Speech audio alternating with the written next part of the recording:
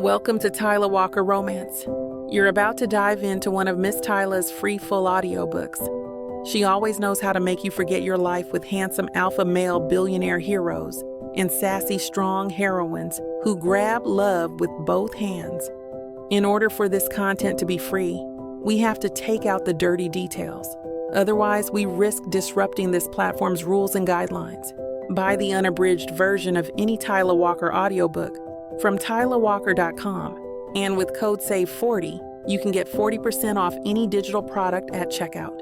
Take this moment to subscribe to the channel, and remember that liking and commenting is what makes these free full audiobooks possible. Thank you for choosing to treat yourself with Miss Tyler.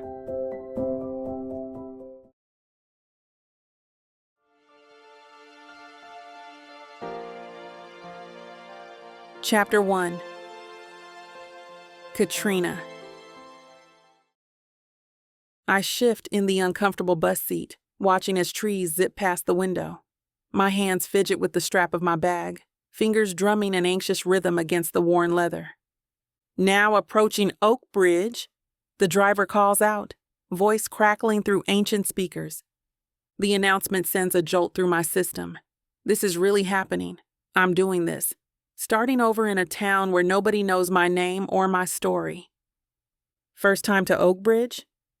The elderly woman beside me smiles, her eyes crinkling at the corners. That obvious, huh? I try to return the smile, but my lips feel stiff, unpracticed. You've got that look, like you're running towards something and away from something all at once. She pats my hand. It's a good place for fresh starts. The bus lurches around a curve, and through the smudged glass, I catch my first glimpse of Oak Bridge. My breath catches.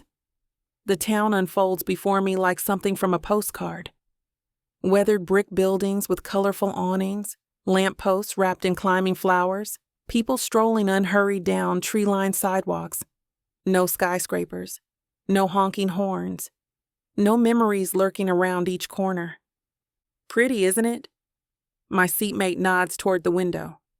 Beautiful, I whisper, meaning it. The bus hisses to a stop at the small depot, a brick building with a wooden bench out front where an old man sits feeding pigeons. He tips his hat as we pull in. I gather my bags. Everything I own now fits in 2 suitcases and a backpack. Pathetic or freeing? I haven't decided yet. Good luck, dear, the woman says as I stand to exit. Thank you for the brief kindness, for not asking questions. Stepping off the bus, the air hits me different here, cleaner, carrying scents of freshly baked bread from somewhere nearby. A family-owned bakery sits across the street, its windows steamed up, a bell jingling as customers come and go. I take my first real breath in Oak Bridge. It doesn't burn going down. My phone buzzes in my pocket. I ignore it.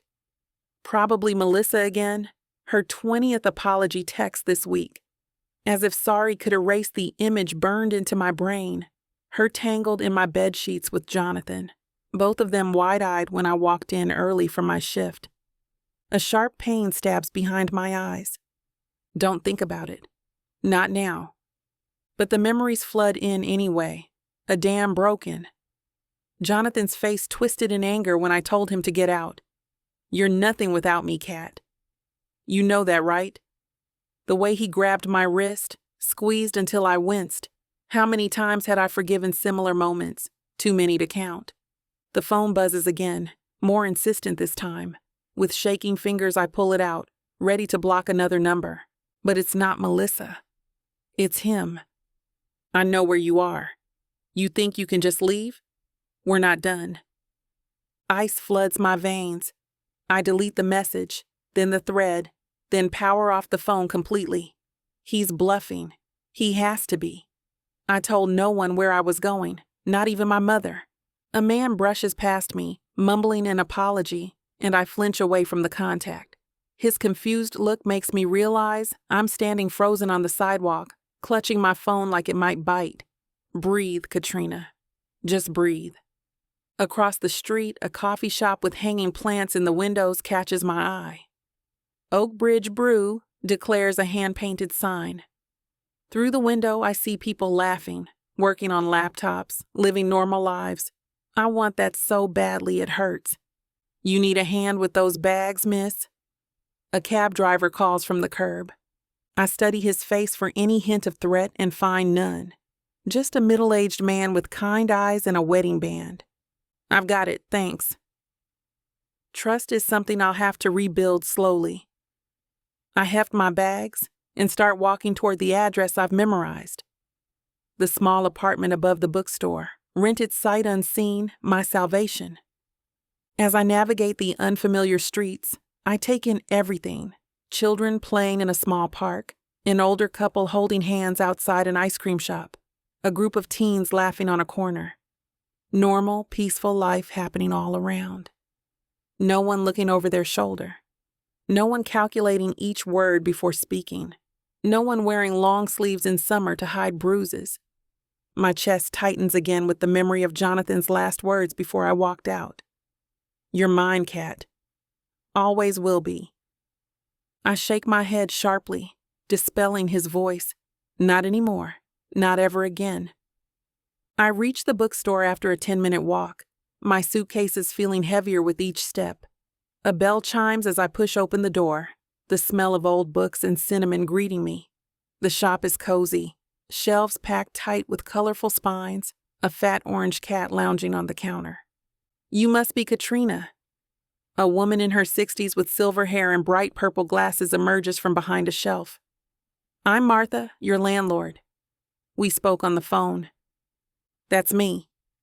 I shift my bags, extending a hand. Thank you for, honey, put those heavy things down before you hurt yourself. Martha guides me to a side door. Apartment's right up these stairs. Let me help you. I can manage. The words come out quicker, sharper than intended, my automatic response to offers of help. Martha raises an eyebrow, but doesn't push. All right then. Doors unlocked, keys on the counter. I've left some essentials in the fridge. Come down if you need anything. Shop's open till 6. I navigate the narrow staircase, bumping my suitcase against each step. By the time I reach the top, my arms are trembling, but the burn feels good. Real. Something I can control. The door swings open to reveal my new home. Sunlight streams through 2 large windows opposite the entrance, illuminating floating dust motes. The floors are worn hardwood, scuffed from years of use. One wall is exposed brick, giving the space a rustic charm. I drop my bags by the door and step fully inside, taking inventory. The main room is open concept, a tiny kitchenette with a breakfast bar, separating it from a living area that contains exactly one piece of furniture. A faded blue couch that's seen better days. A doorway leads to what must be the bedroom, and another smaller door likely hides a bathroom. It's sparse, almost empty. It's perfect. No ghosts here, I whisper, running my hand along the kitchen counter. No memories of screaming matches or shattered dishes. No corners where I cowered, arms raised to protect my face. My phone stays powered off in my pocket. A dead weight. Jonathan's text replays in my mind. I know where you are. He doesn't, I tell the empty apartment, my voice sounding stronger than I feel. He can't. Pittsburgh is hundreds of miles away. I paid cash for my bus ticket. I changed my email, my social media. No one knows I'm here except Martha, and she only knows my first name and that I'm from out of state. I cross to the windows and look out at Main Street below. People stroll past on their lunch breaks, ducking into cafes or browsing shop windows.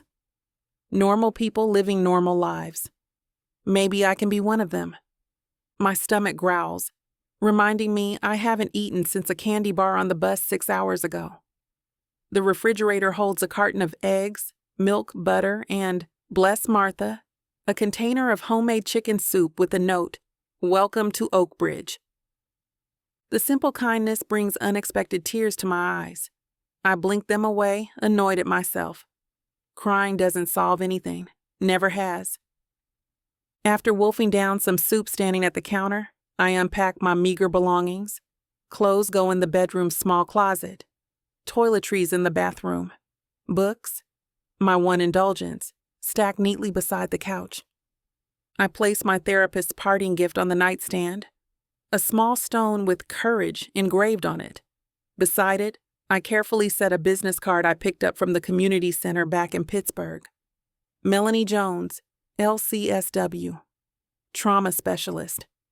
She had come recommended for her work with survivors of abusive relationships here in Oak Ridge. I've been carrying her card in my wallet for 3 months, working up the nerve. My fingers traced the embossed letters of her name, then flipped the card to reveal the handwritten note on the back. When you're ready to talk, I'm ready to listen. Recovery isn't linear. Maybe tomorrow I'll call. Maybe. For now, I need to find work. I spotted at least 5 restaurants within walking distance. Surely one needs a server with 6 years of experience. Tomorrow I'll print resumes at the library, buy some decent interview clothes if I can find a thrift store. Tonight, though, I just need to exist in this space. To prove to myself that I did it. I got away. I draw a bath in the clawfoot tub, watching steam rise from the water. It's the first time in years I won't be looking over my shoulder while I bathe, wondering if the door will burst open, if I'll be criticized for taking too long. I sink into the hot water and close my eyes, trying to focus on the gentle sounds filtering through the open window. Distant conversation, birds, the occasional car passing. The sounds of a town that doesn't know my name or my shame or my past. A town where I can be whoever I want to be.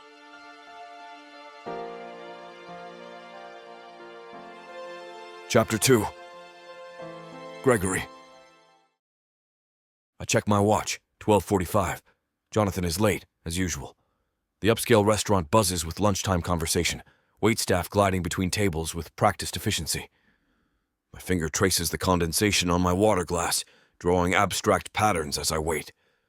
The maitre d' appears with my son in tow, and I stand to greet him. Jonathan's scowl is already firmly in place before he even reaches the table. Traffic was a nightmare. Jonathan drops into his chair without offering a handshake or hug. Good to see you too. I signal the waiter for another round of drinks. I ordered you that bourbon you like. Jonathan grunts, scrolling through his phone. The dark circles under his eyes and his disheveled appearance speak volumes. Something's off. You look like hell, son. Thanks for the update. He sets his phone face down but keeps his hand on it, like it might escape if he lets go. The waiter arrives with our drinks and Jonathan downs half of his in one gulp. We order. Steak for me, barely a glance at the menu for him. So, I lean back, studying him. How's work? Fine. The new condo? Fine.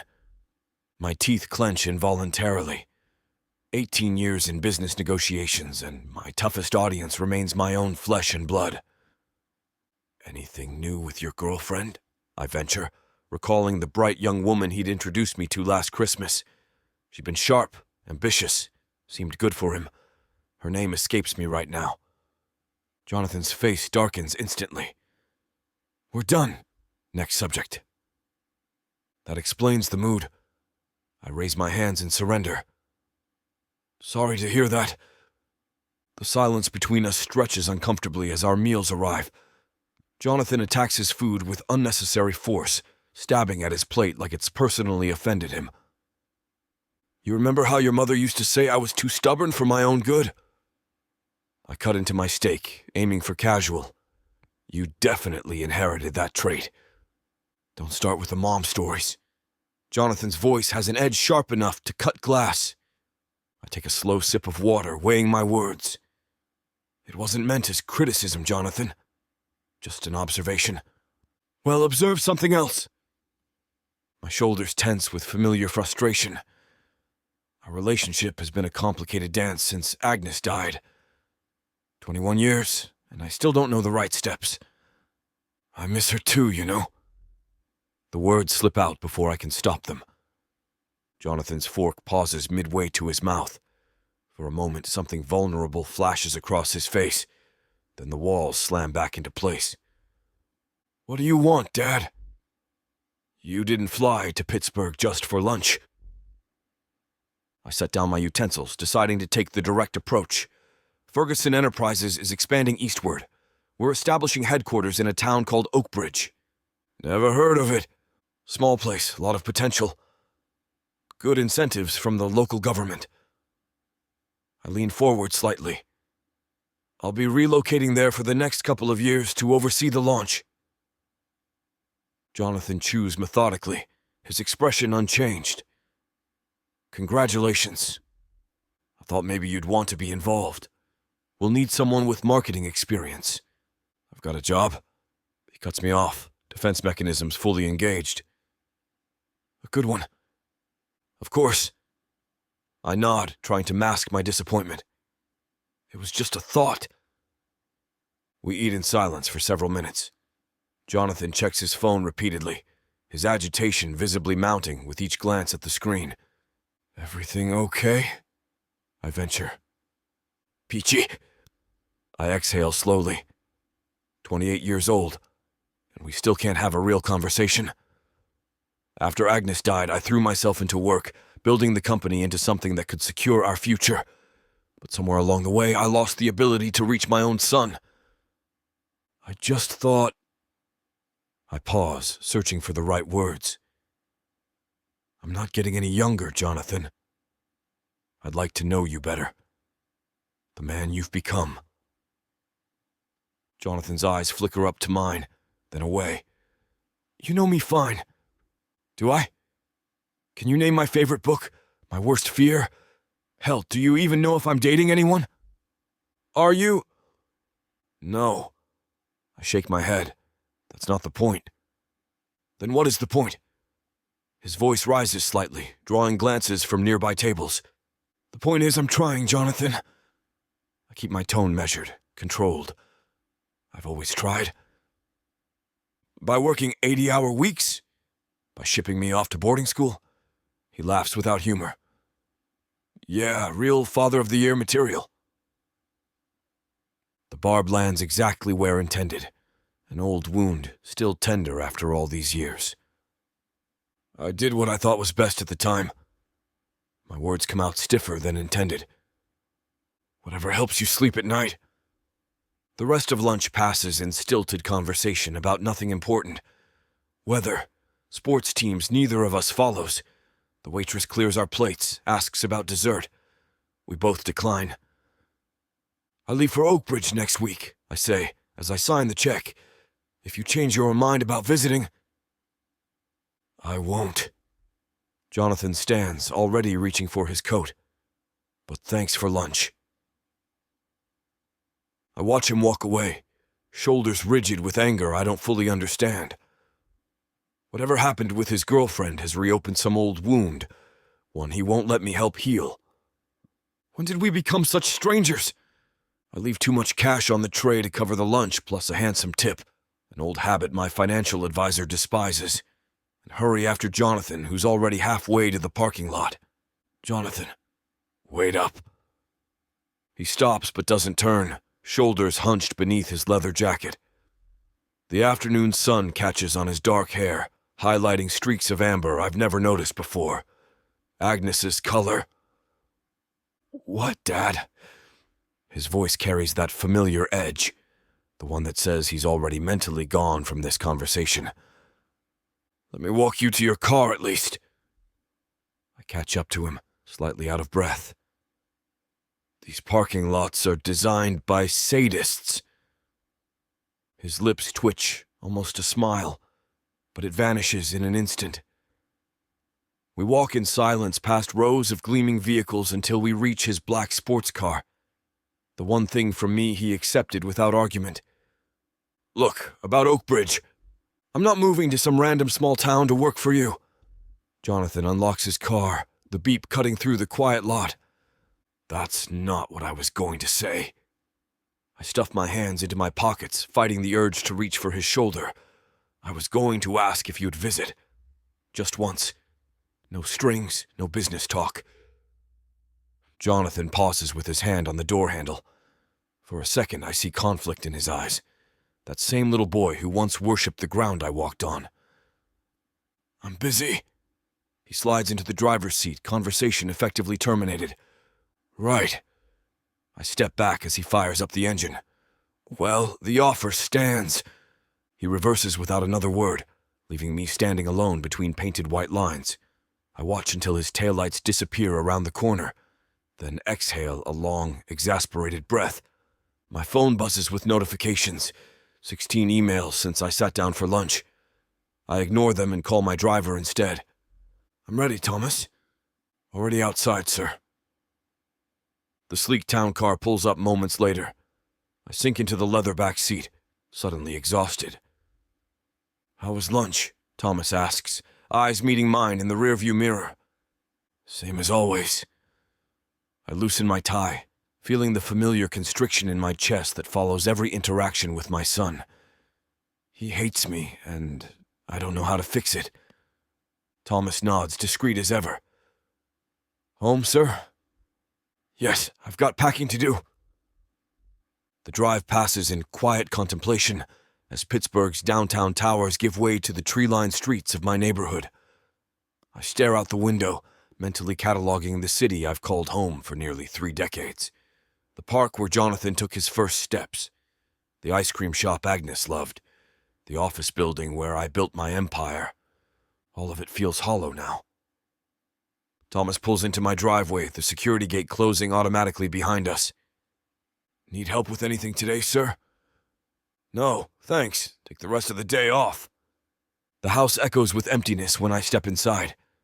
12,000 square feet of meticulously designed space, and not a single corner feels like home anymore. In my study, I pour 2 fingers of scotch and sit heavily in my leather chair. The amber liquid burns pleasantly down my throat as I swivel to face the wall of photos behind me. Agnes smiles from a dozen frames. Our wedding, Jonathan's birth, family vacations. Her eyes still hold that spark that first captivated me 30 years ago. I screwed up, Aggie, I murmur to her image. I was supposed to raise him right. The silence offers no absolution. Upstairs in my bedroom, I pull out suitcases and begin the methodical process of deciding what comes with me to Oakbridge and what stays behind. Suits, shoes, casual wear, books. The task is mind-numbing but necessary. Each item I place in the suitcase feels like cutting another tie to this house, this life I've built. Maybe that's exactly what I need. A clean break from the past that's trapped both Jonathan and me in endless cycles of resentment and regret. New start, I mutter, folding a sweater Agnes gave me years ago. Maybe this will help soothe the ache I feel whenever I think too long about you, Aggie. Chapter 3. Katrina. My hand shakes slightly as I smooth down the crisp blue apron tied around my waist. The neon JJ's Diner sign buzzes overhead, casting a warm glow against the early morning darkness. I take a deep breath, counting to 4 like Melanie taught me. You've got this, I whisper to myself. It's just coffee and pancakes, not brain surgery. The bell jingles as I push open the door, instantly enveloped by the comforting aromas of bacon, coffee, and something sweet I can't quite identify. The diner hums with quiet conversation, silverware clinking against plates, and the sizzle of the grill. My stomach performs an elaborate gymnastics routine. This job isn't just about tips and hourly wages. It's the first real step toward rebuilding my life in Oakbridge. After 3 days of pounding pavement and distributing resumes, JJ's was the only place that called back immediately. There she is. A plump woman with flaming red hair waves from behind the counter. Right on time. I'm May, we spoke on the phone. I weave between the tables toward her, hyper-aware of every customer's eyes following me. Or maybe that's just my paranoia talking. Hi, I'm Katrina. Thanks again for the opportunity. May's smile reaches all the way to her eyes, creating a constellation of laugh lines. Honey, we should be thanking you. Been short-staffed for weeks. Plus, anyone who walks in quoting their waitressing experience down to the minute like you did deserves a shot. I smile wide. I may have oversold my enthusiasm during the phone interview. Let me introduce you to everyone. She guides me toward the kitchen's swinging door. This here's Ricky, our line cook and unofficial morale officer. A lanky guy with tattooed arms and a wide grin flips pancakes with theatrical flair. Fresh meat? Welcome aboard, Katrina. Don't let the morning rush scare you off. And over there is Delia, our senior waitress who knows every regular's order by heart. An older woman with salt and pepper hair tied in a practical bun offers a quick wave while balancing 3 plates along her arm. I'll show you the ropes between rushes, sweetheart. Just stick close and watch. The knot in my chest loosens slightly. These people seem genuinely nice. After my last job at a high-pressure restaurant in the city where backstabbing was practically an Olympic sport, this atmosphere feels almost surreal. And lastly, this is Tommy, our busboy and dishwasher extraordinaire. May points to a teenage boy organizing clean mugs. Don't worry about dropping anything, Tommy calls over. I've seen it all, plates, trays, even Delia's dentures that one time. They were not dentures. They were expensive partials. Delia protests, but she's laughing. See? We're just one dysfunctional little family here. May hands me a notepad and pen.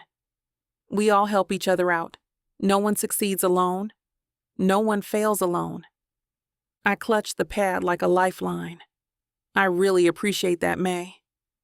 I haven't exactly had the best luck with, well, people lately. Something softens in her expression. Honey, whatever you're running from, you've landed in a good spot to catch your breath. Before I can react to her unexpected insight, she claps her hands. Now, Section 3 is yours today. Coffee pot's always full, and remember, smiles are free, but they increase tips by 30%. I nod, grateful for the pivot away from my personal baggage. Got it. Coffee and smiles. 10 minutes into my shift, I'm already struggling to maintain the smile part of that equation. The coffee pot feels impossibly heavy as I make my rounds, and I've already confused 2 orders. Regular for you, sir? I approach a middle-aged man in a business suit buried behind his newspaper. He looks up, irritation flashing across his face. I ordered decaf 10 minutes ago. I'm so sorry. I fumble with the pots. First day jitters. Clearly. He returns to his newspaper without another word. My ears burn with shame as I retreat to get the correct coffee. Delia intercepts me with practiced ease. Don't take it personally. That's Harrison Miller. Owns half the real estate in town and thinks it entitles him to instant service. She winks. Just wait till you see me accidentally spill water on his newspaper. This startles a genuine laugh out of me. You wouldn't. 15 years serving here, honey. I've developed very convincing accidents for the difficult ones. Armed with decaf and renewed determination, I return to Harrison's table with my brightest smile.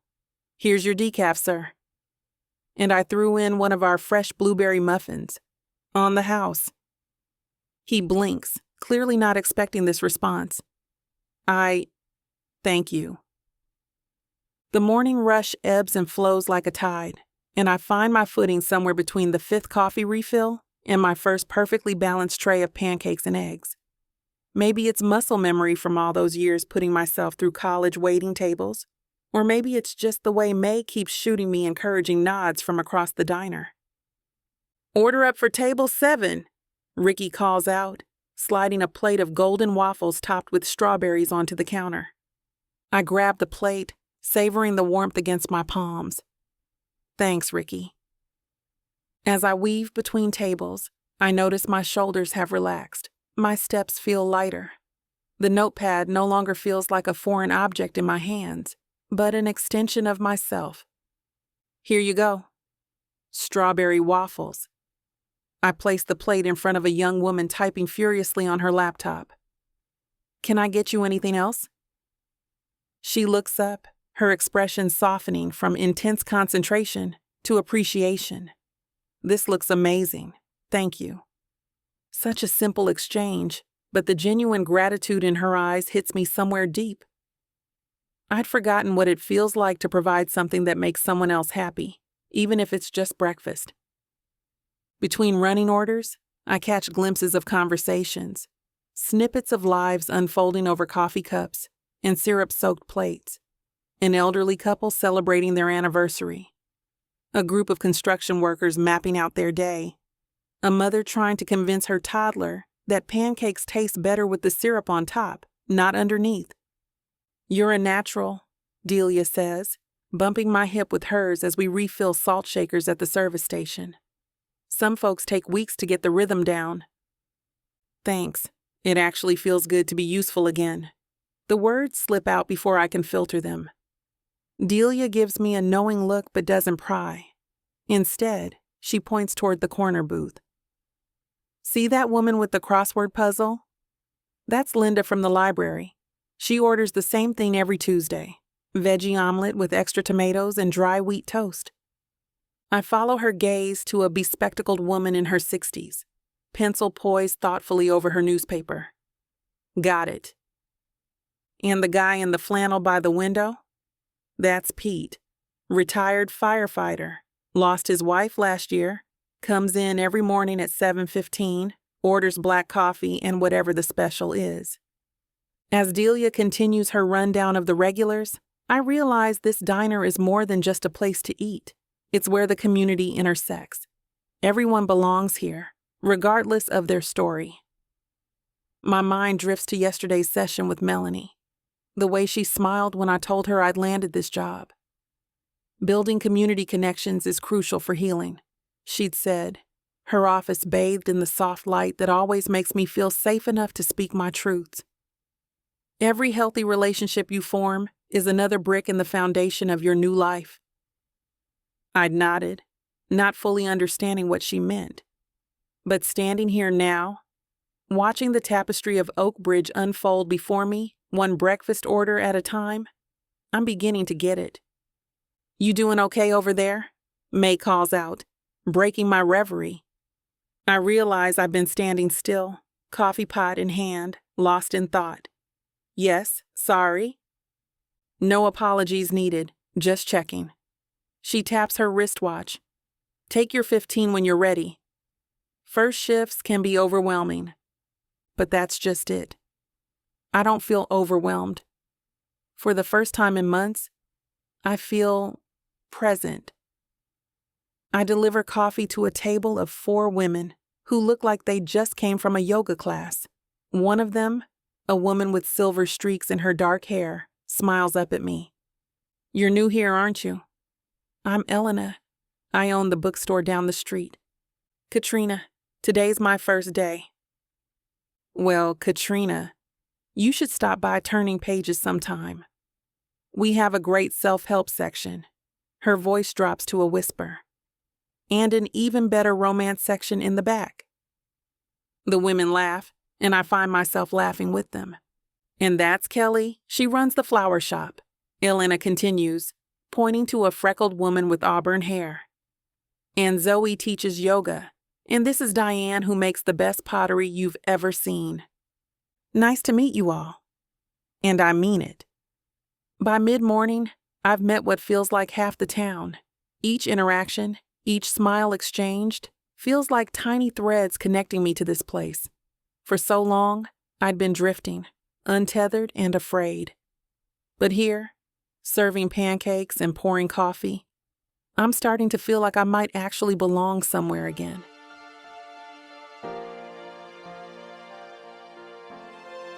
Chapter 4. Gregory. I check my Rolex as I pull into Oak Bridge, surprised to find it's just past 10 in the morning. The drive from the city took less time than expected, a welcome change from bumper-to-bumper traffic. My stomach growls, reminding me I skipped breakfast in my rush to get on the road for this final property inspection. A quaint neon sign catches my eye. JJ's Diner. Exactly what I need. Somewhere authentic to grab a bite before meeting with the real estate agent. These small-town establishments always have better coffee than those overpriced chains. I ease my Aston Martin into a spot near the entrance, garnering a few appreciative glances from passers-by.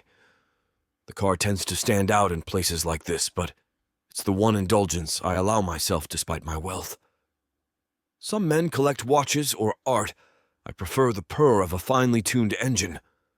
A bell jingles cheerfully as I push through the door. The diner buzzes with mid-morning activity, locals chatting over coffee, the sizzle of bacon on the grill, and the comforting aroma of fresh pastries. I slide into an empty booth by the window and scan the laminated menu. Coffee to start? A woman's voice breaks through my thoughts. I look up, ready to flash my standard charming smile, when recognition hits me like a punch to the gut. Those eyes, I've seen them before in photographs Jonathan showed me. My son's voice echoes in my head. Dad, this is the one. I'm telling you. Her name tag confirms it. Katrina. She freezes mid-pour, coffee pot suspended in air. Recognition dawns in her eyes, too, quickly followed by something that looks disturbingly like fear. Mr. Ferguson? The coffee pot trembles slightly in her hand. Please, call me Gregory. I clear my throat, suddenly uncomfortable. I recognize you from Jonathan's photos. Her posture stiffens. The warm, professional smile she'd been wearing transforms into something tight and guarded. Black coffee, please, I add quickly, trying to diffuse the tension. She pours silently, careful not to meet my eyes again. The coffee sloshes dangerously close to the rim. I'm sorry, I say, the words tumbling out before I can stop them. Jonathan mentioned you two broke up, and judging by your expression, it wasn't an amicable split. Her hand tightens around the coffee pot. Tell me about it. The bitterness in her voice catches me off guard. My son can be difficult. God knows I've experienced his temper firsthand, but something in her tone suggests more than a typical breakup. For what it's worth, I didn't come here looking for you. Pure coincidence. My company is expanding to the area. She sighs, her shoulders dropping slightly. Of course you weren't. Why would you be? It's not like Jonathan would send his father to do his dirty work. Dirty work? Never mind. She glances over her shoulder at a red-headed woman watching us from behind the counter. Can I get you something to eat, Mr. Ferguson? The blueberry pancakes are our specialty. Gregory, I correct her again, gentler this time. And yes, pancakes sound perfect. She nods curtly and turns to leave. Katrina, wait. I don't know what possesses me to stop her. I don't know what happened between you and my son, but you seem rattled seeing me here. I assure you. She hesitates, chewing her lower lip. Does he know I'm here? The question carries weight I don't fully understand. No, I didn't even know you were here myself until just now. Relief washes over her face. Good. That's good. May I ask why you're concerned about him knowing your whereabouts? She glances around the diner and slides into the seat across from me. The move surprises me. Look, I don't mean any disrespect, but your son and I... It ended badly. Very badly. Something cold settles in my stomach. Define badly. The kind of badly where I left the city without telling anyone where I was going. Her voice drops to nearly a whisper. The kind where I changed my number and deleted all my social media. The implications hit me like ice water. Jonathan hadn't mentioned anything about that. Looking at the barely concealed panic in this young woman's eyes, I realize my son has concealed something important from me. Again. Did he hurt you? I ask, my voice low and serious. She fidgets with her apron. Not physically, if that's what you're asking. But there are other ways to hurt someone. I lean back, processing this. Jonathan has always had issues with anger management, even as a child. His mother's death when he was 7 didn't help matters, but I thought he'd outgrown the worst of it. I'm sorry, I say finally, meaning it more than she could possibly know. Whatever he did, you didn't deserve it. She looks at me skeptically. You believe me? Just like that? Most parents automatically defend their kids. I love my son, Katrina. But I'm not blind to his faults. I take a sip of coffee. And I've seen enough in business to recognize when someone is genuinely afraid versus just bitter about a breakup. I watch Katrina retreat to the kitchen, my thoughts churning faster than the whirlpool in my coffee as I absently stir it. What the hell did Jonathan do to make this woman so skittish? I've spent years cleaning up my son's messes, business mistakes, social faux pas, even that incident at Harvard that nearly got him expelled. But something about Katrina's demeanor suggests this goes beyond typical Jonathan drama. 10 minutes later, she returns balancing a plate stacked with blueberry pancakes, steam rising in appetizing tendrils. She sets it down with practiced ease, her dark brown fingers contrasting elegantly against the white ceramic. Up close, I notice the rich undertones in her skin, like burnished mahogany in the morning light streaming through the diner windows. These look delicious. I pick up my fork, oddly hesitant to let her walk away again. You know, it's strange meeting you like this. Jonathan talked about you a lot. Her eyebrows lift slightly. Did he now? All good things, I clarify quickly, cutting into the stack of pancakes. Well, until I went crazy and dumped him for no reason. She crosses her arms, bracelets jingling softly against her wrist. I pause mid-bite. Something like that, though I'm guessing there's another side to that story. Katrina looks over her shoulder at the redhead again, who's now busy with another customer. When she turns back to me, determination has replaced the fear in her eyes. Look, I don't make a habit of bad-mouthing people to their parents. She leans in slightly, her voice dropping. But there are things you should probably know about your son. I'm all ears. I set my fork down, giving her my full attention. She glances at her watch, then at the growing lunch crowd. I can't talk now. My shift ends at 3. I understand. I try to hide my disappointment, already mentally rescheduling my afternoon appointments. Katrina pulls a napkin from her apron pocket and a pen from behind her ear. Her natural curls bounce as she scribbles something down, the tight coils catching the sunlight and revealing hints of auburn. There's an elegance to her movements, a quiet dignity that contrasts sharply with the defensive posture she'd adopted when she first recognized me. Here, she slides the napkin across the table. If you really want to know what happened, meet me at Bennett Park after my shift. It's just a block down from here, the one with the big gazebo. I take the napkin, noticing her phone number written in neat, decisive handwriting. I'll be there. She hesitates, nervously adjusting one of the gold hoop earrings framing her face. Don't tell Jonathan you saw me, okay? Please. You have my word. She nods, seeming to accept my promise at face value. For some reason, her trust in me, a complete stranger connected to someone who clearly hurt her, feels significant. As Katrina moves to other tables, I find myself tracking her movements through the diner. She switches easily between professional courtesy and genuine warmth with the regular customers who clearly know her by name. Her laugh, rich and melodic, carries across the room when an elderly couple says something amusing. I catch myself smiling in response. What draws me to her isn't just curiosity about what happened with Jonathan.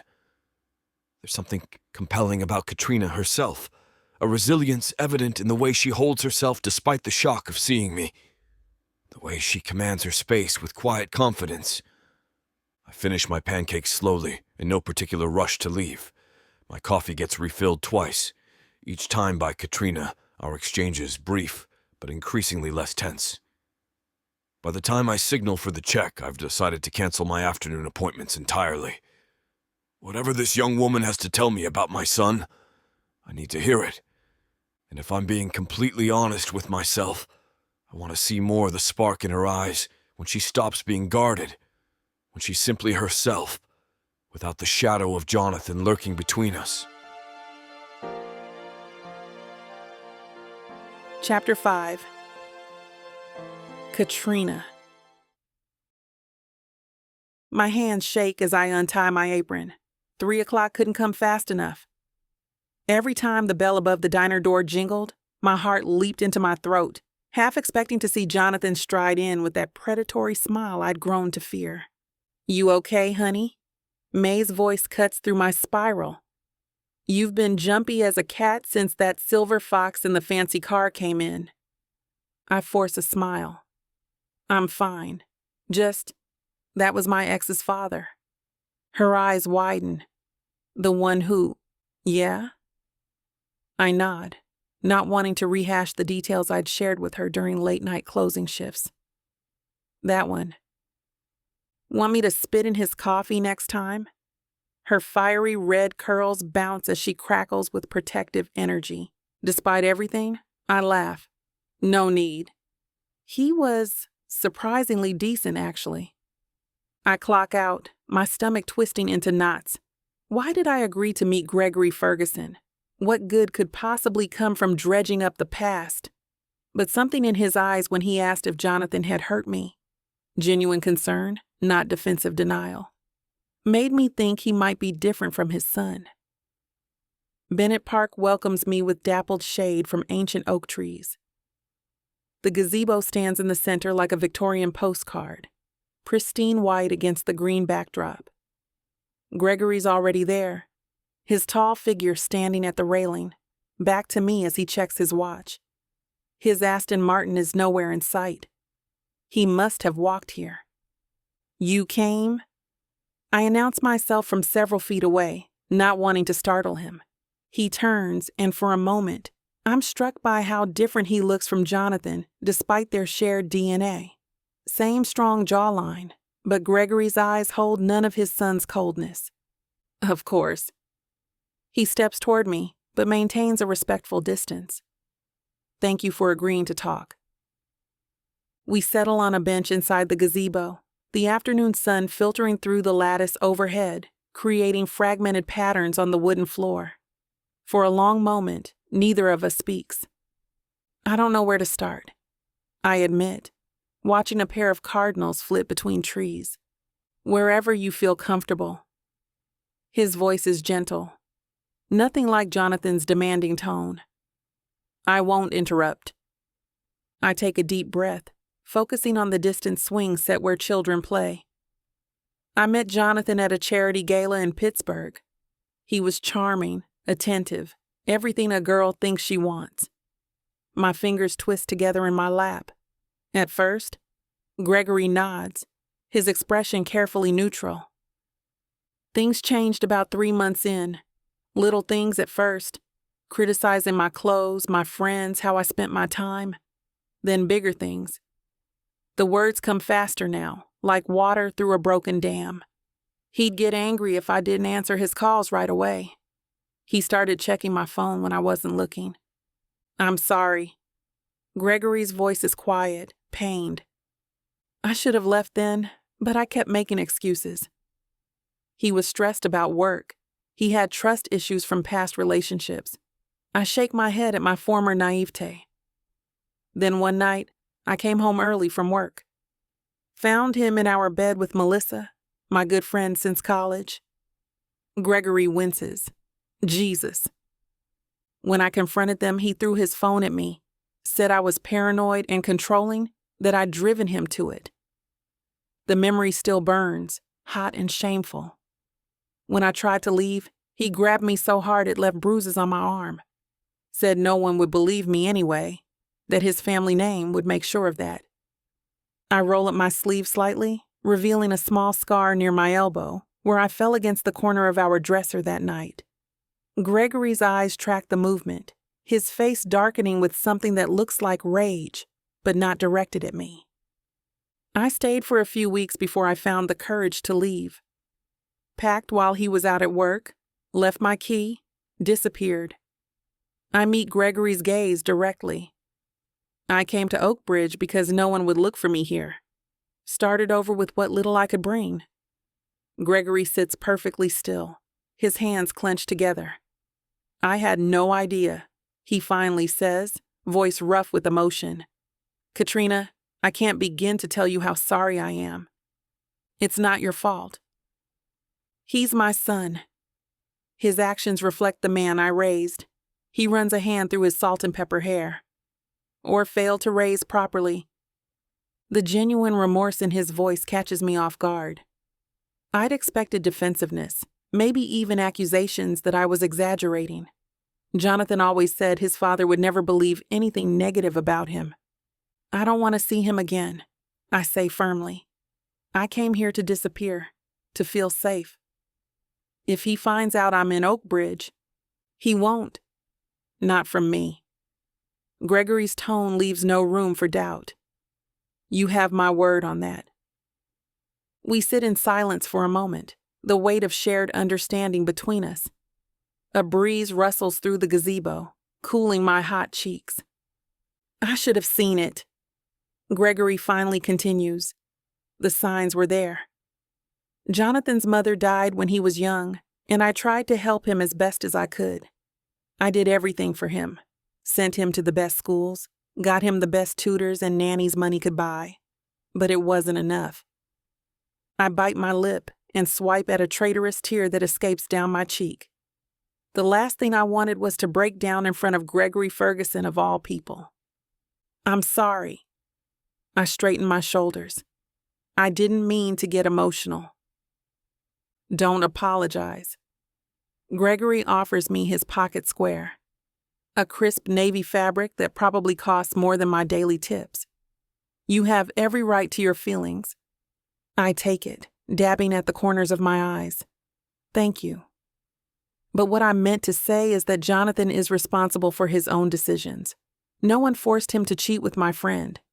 No one made him grab me or throw things. I hand the pocket square back, my voice growing stronger. Those were his choices, not yours. Gregory's eyes widen slightly as if surprised by my absolution. He folds the square, tucking it away with deliberate movements. That's remarkably generous of you. It's not generosity. It's truth. The park around us buzzes with afternoon life. Kids squealing on swings, couples walking hand in hand, a man throwing a frisbee for his golden retriever. Normal, peaceful scenes that feel incongruous with our heavy conversation. We can't take responsibility for other adults' behavior. Trust me, I tried that with Jonathan for months. It doesn't work. A soft breeze rustles through the gazebo, bringing with it the scent of freshly cut grass and honeysuckle. Gregory looks at me with an expression I can't quite decipher. You're wise beyond your years, Katrina. He shifts on the bench, turning his body more toward mine. I have to say, I'm impressed by your resilience. Heat crawls down my body at the unexpected compliment. Just trying to survive? You're doing more than surviving. His tone is warm, encouraging. You're rebuilding. That takes courage. I shrug, uncomfortable with his praise. My therapist would tell me to accept the compliment, but old habits die hard. Gregory clears his throat. I know this might seem odd, considering the circumstances, but I'd like to stay in touch. Perhaps get coffee or lunch sometime. When you're free, of course. My first instinct is to refuse. Getting coffee with my ex's father? It sounds like the setup for a bad joke or the beginning of an advice column letter. Dear Abby, I've been meeting with my abusive ex's father for lattes. Red flag. I don't know if that's a good idea. I fidget with the hem of my shirt. Jonathan, we'll never know. Gregory interrupts gently. As I promised. This isn't about him. Then what is it about? He considers this for a moment. Honestly, I find your perspective refreshing, and after hearing what you've been through, I'd like to make sure you're okay. A self-deprecating smile crosses his face. Or perhaps I'm just a lonely old man who enjoys talking to someone who doesn't want anything from him. That pulls a reluctant laugh from me. You're hardly old. Compared to you, I'm ancient. I study him. The lines around his eyes that deepen when he smiles. The confident set of his shoulders that speaks of experience rather than arrogance. He's right about one thing. He couldn't be more different from Jonathan. Where Jonathan was all flash and superficial charm, Gregory seems genuine. Where Jonathan demanded attention, Gregory offers space. The contrast is stark and surprisingly comforting. Okay, I find myself saying. Coffee. As friends. Relief washes over his face. As friends. Absolutely. But not at the diner, I add quickly. I can't have the rumor mill going into overdrive. I just passed by a bookstore cafe on Maple Street, he suggests. Great espresso, quiet corners. We could meet there next week? I nod, surprising myself with how easily this decision comes. That works. A child's laughter rings out across the park, bright and carefree. It reminds me that not all connections are toxic, that trust, while difficult, isn't impossible. Just to be clear, I say, needing to establish boundaries, this isn't me looking for anything complicated. Crystal clear. Gregory's smile is understanding, without a hint of Jonathan's condescension. Just coffee between two people who could use a friend. Something loosens in my chest. A knot of tension I didn't realize I was carrying. Maybe this is strange. Maybe it's unconventional. But after months of looking over my shoulder, there's something quietly revolutionary about making a choice based on what feels right rather than what feels safe. You won't know what hit you, baby. I'm going to take you, break you, and make you mine. And when I'm done, you're... Now hold on just a minute. What? I got something to say. What's the meaning of this? Now you may be some fine-looking white boy. Got that right, baby. It takes hard work. And you might got the money. Fat stacks, baby, to spoil you with. But that doesn't mean I'm going to give it up to you without a fight. A fight? You want some limp wilting flowers? Go to historical romance, baby. But you want sassy and spicy strong black queens that tame their alpha male bad boys? I think our listeners do. Then you go on and look at Miss Tyla's Bougie Brides and Billionaires audio bundle. 50 hours of me whispering the most romantic things in your ears. Fake marriages, alpha male billionaires, strong black women, steamy scenes that will make your eyes roll back. And everything wrapped up in a happily ever after that will put you in an afterglow. Use code SAVE40 to get 40% off this bundle and any other digital product in Miss Tyla's store. Unabridged and uncut. Just like you? You're gonna have to find out. Tyla Walker Romances. Escape your life with sassy romance.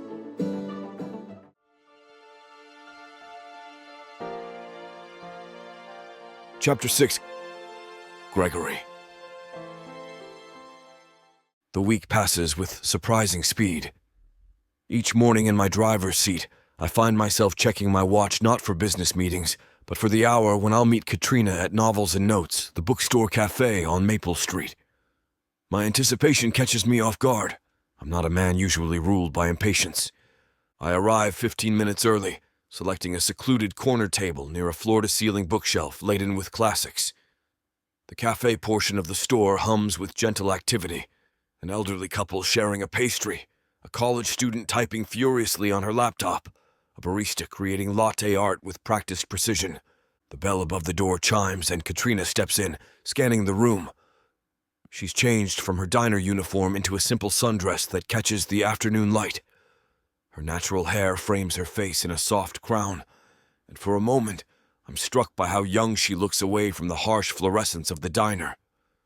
I stand when she spots me, an old-fashioned courtesy my mother drilled into me decades ago. Katrina's smile widens as she approaches, and I'm suddenly conscious of the 21 years stretching between us. You found it. She slips into the chair across from mine, setting her purse beside her. Hard to miss. It's quite charming. I gesture toward the menu. What can I get you? I can get my own coffee, Gregory. I'm sure you can. But indulge me. Being raised by a Southern mother means I physically cannot sit here while you purchase your own drink. Her laugh relaxes something in my chest. Fine. Vanilla latte, then. With oat milk, if they have it. When I return with our drinks, her latte and my black coffee, Katrina has found a book on the shelf behind us and is flipping through it with interest. Barbara Kingsolver? I set her drink down carefully. One of my favorites. She closes the book, running her finger over the embossed title. I had to leave most of my books behind when I left Pittsburgh, building my collection back up slowly. The unspoken mention of Jonathan hangs between us. I clear my throat, determined to steer us toward brighter topics. What else do you like to read? Her eyes light up at the question, and we fall into an easy conversation about literature.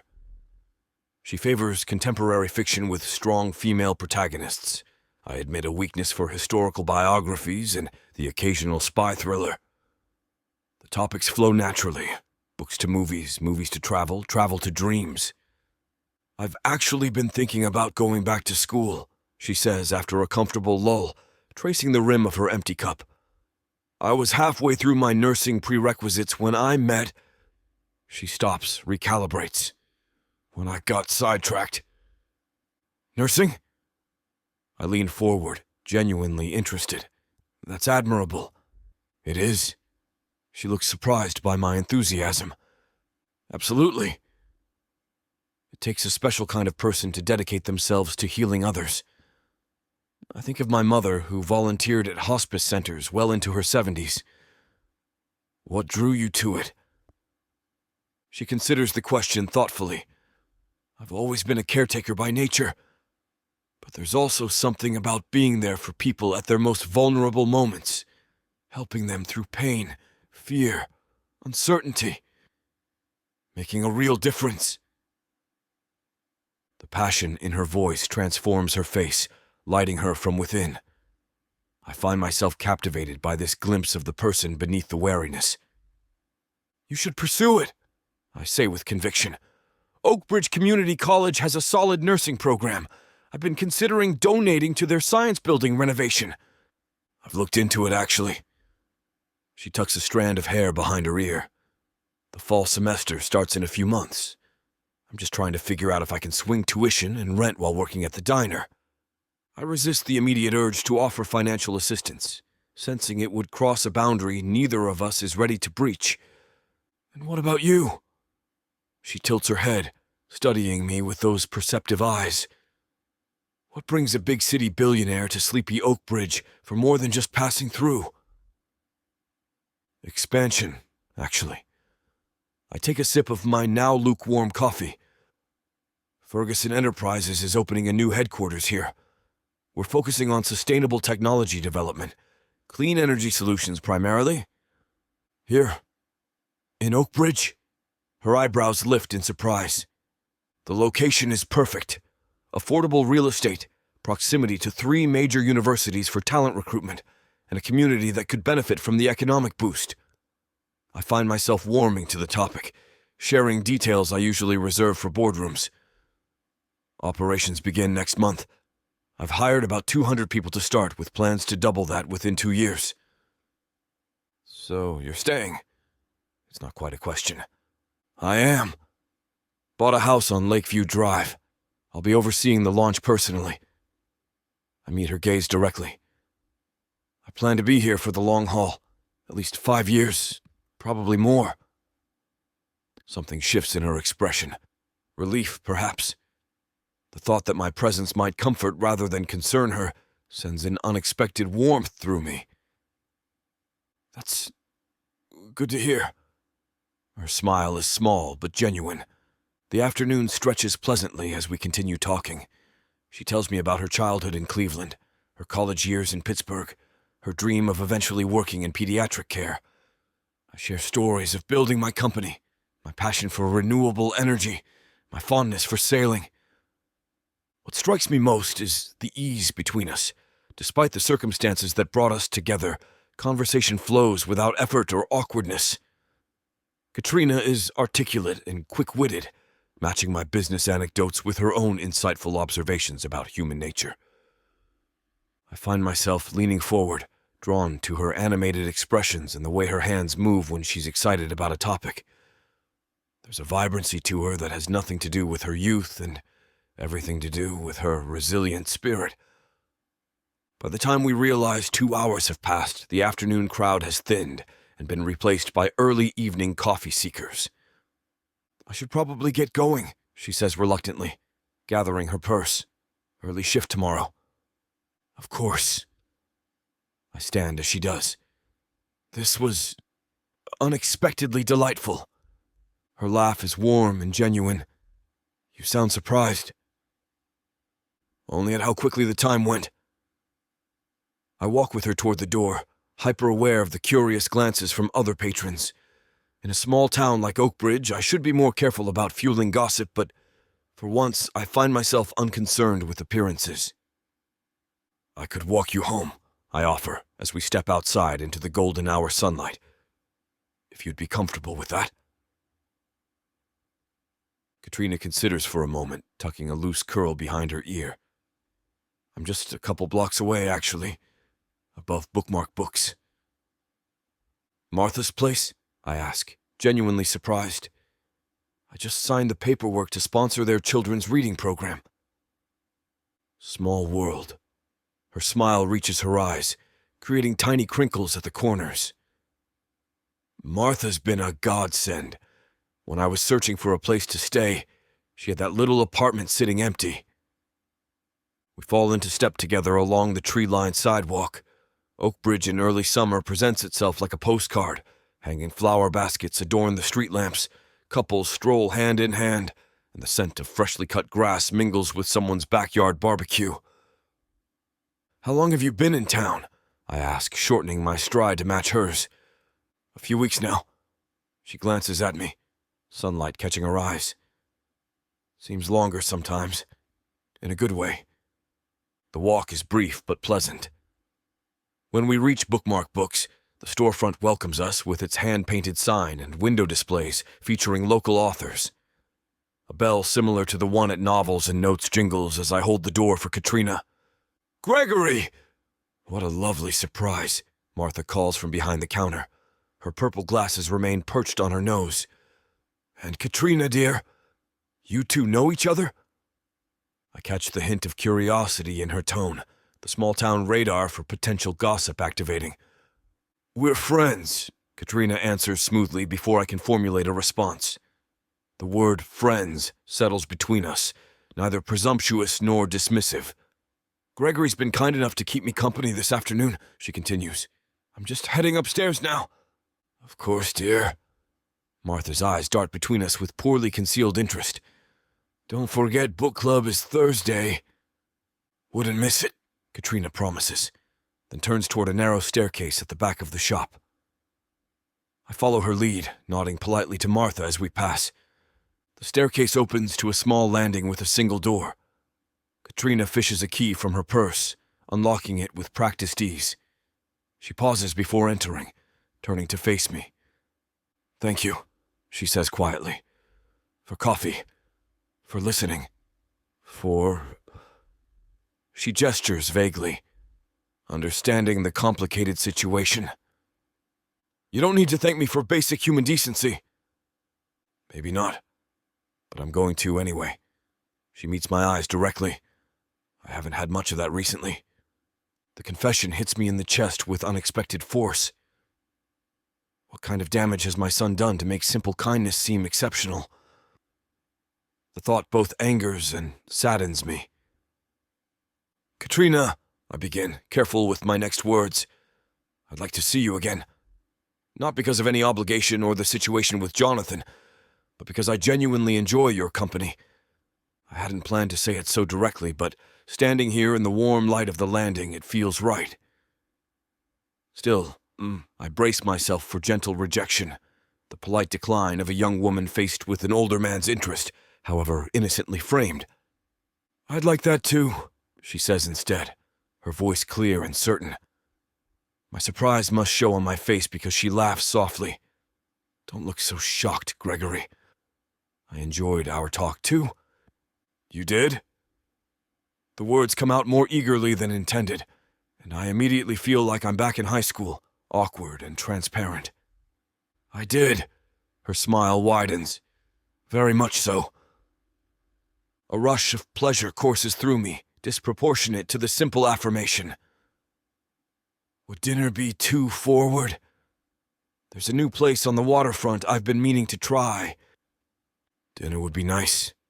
She adjusts the strap of her purse, a small tell of nervousness that endears her to me further. Maybe Friday? I'm off at 6. Friday it is.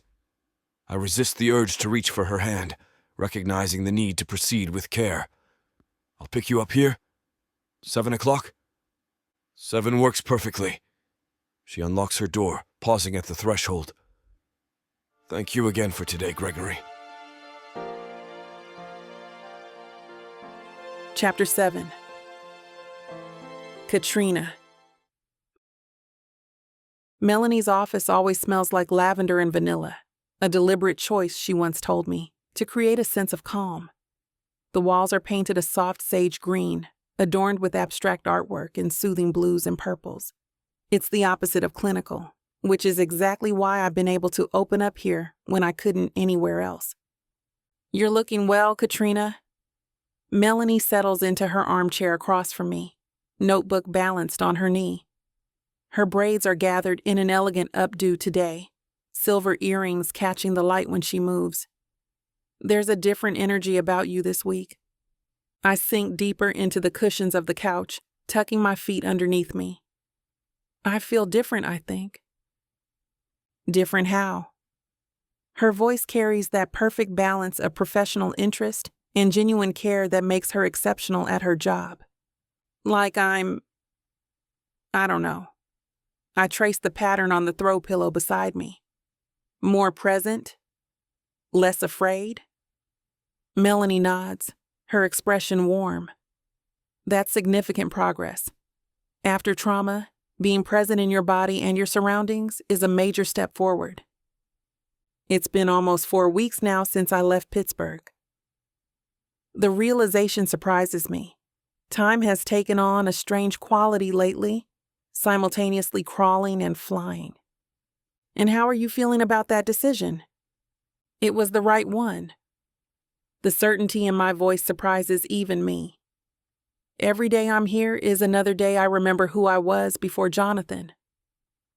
Melanie watches me with those perceptive eyes, the ones that seem to see straight through any defensive walls. And who is that person? The pre-Jonathan Katrina? Someone who had dreams beyond just surviving the day. I pull the throw pillow onto my lap, hugging it against my chest. Someone who believed she deserved good things. Do you believe that now? The question hangs between us. 6 weeks ago, I couldn't have answered. 3 weeks ago, I'd have lied. Today, I find myself pausing, genuinely considering. I'm working on it. The honesty feels right. Some days are better than others. Melanie smiles, making a small note. That's human. Recovery isn't linear. I inhale deeply, gathering courage for what I need to discuss next. Something's happened. Something unexpected. Her eyebrows lift slightly, but her expression remains open, non-judgmental. Tell me about it. I've been spending time with someone. The words come out in a rush. Gregory Ferguson.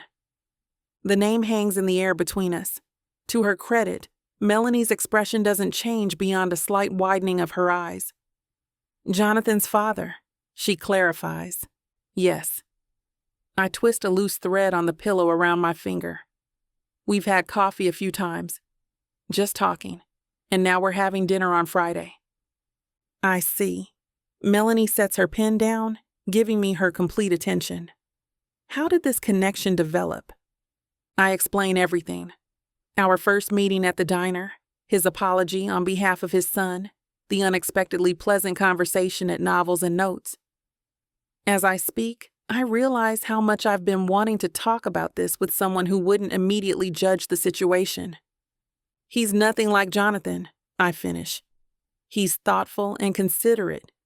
He listens, actually listens, when I talk. Melanie considers this information, her face carefully neutral. Katrina, you know I'm not here to tell you what to do with your life. My role is to help you process your experiences and make choices that support your healing.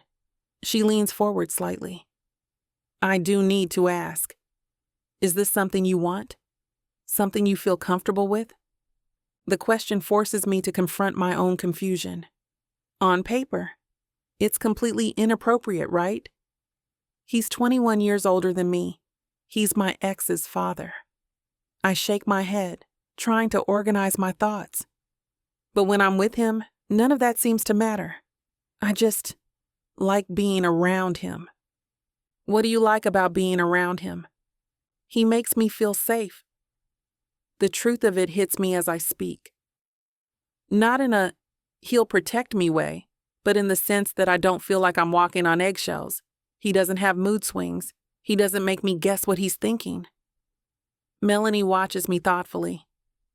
Those are significant qualities, especially given your recent experiences. I know it's unconventional. I meet her eyes directly.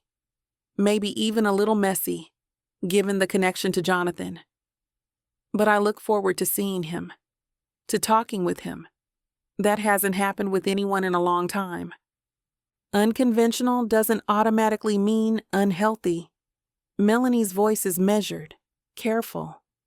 When you're with Gregory, how does that make you feel? It's hard to explain, I say, uncurling my legs and leaning forward. Gregory has this way of making me feel seen, really seen, you know? Melanie nods, encouraging me to continue. When we talk, he gives me his full attention. Not the pretend kind where someone's just waiting for their turn to speak. I gesture with my hands, trying to capture what I mean. His eyes stay on mine. He asks questions about what I'm saying, not to challenge me, but because he's genuinely interested. That's meaningful to you. It is. With Jonathan, I always felt like I was competing for attention against his phone, his friends, whatever was more exciting at the moment. The memory stings less than it used to. Gregory makes me feel like I'm the most interesting person in the world when we're together, like what I have to say matters. I trace the pattern on the throw pillow, remembering our last conversation at the coffee shop. How Gregory had asked about my favorite books, then actually remembered the titles when I mentioned them again later. The way he listens, it's not just polite, you know? He remembers details. He follows up on things I mentioned days before. A small smile tugs at my lips. Yesterday he texted me just to tell me about an art exhibit coming to town because I'd mentioned liking that artist. Melanie tilts her head. You sound happy when you talk about him. I am. The realization settles warm in my chest. I find myself looking forward to our conversations, checking my phone for texts from him. I catch myself thinking about things I want to tell him when we next meet. It sounds like he's become important to you rather quickly.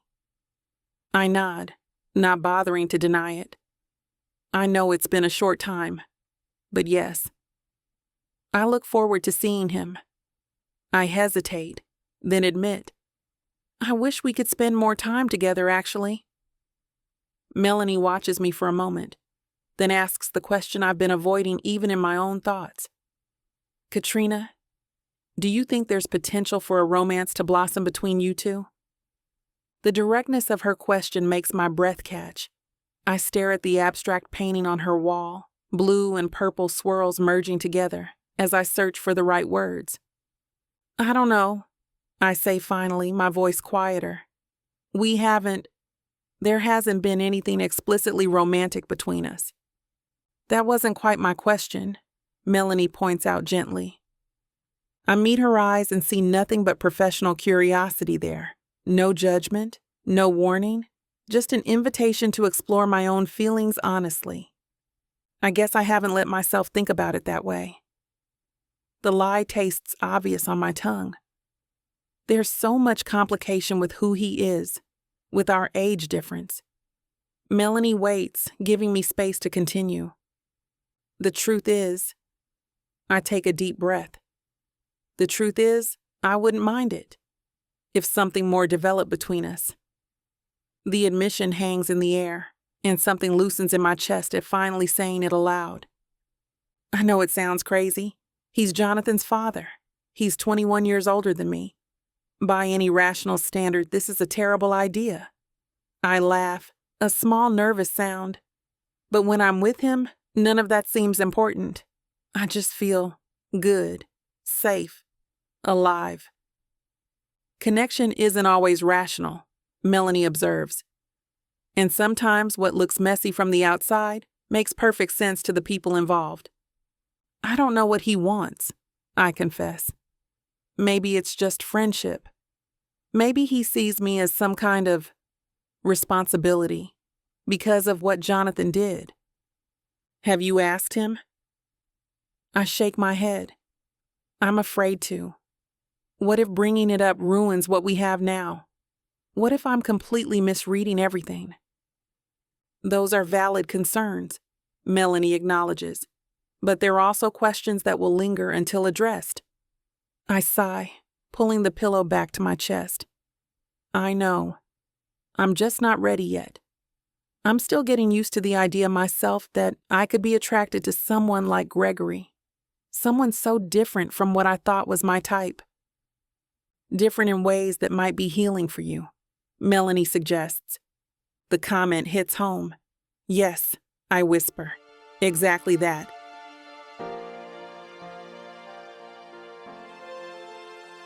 Chapter 8.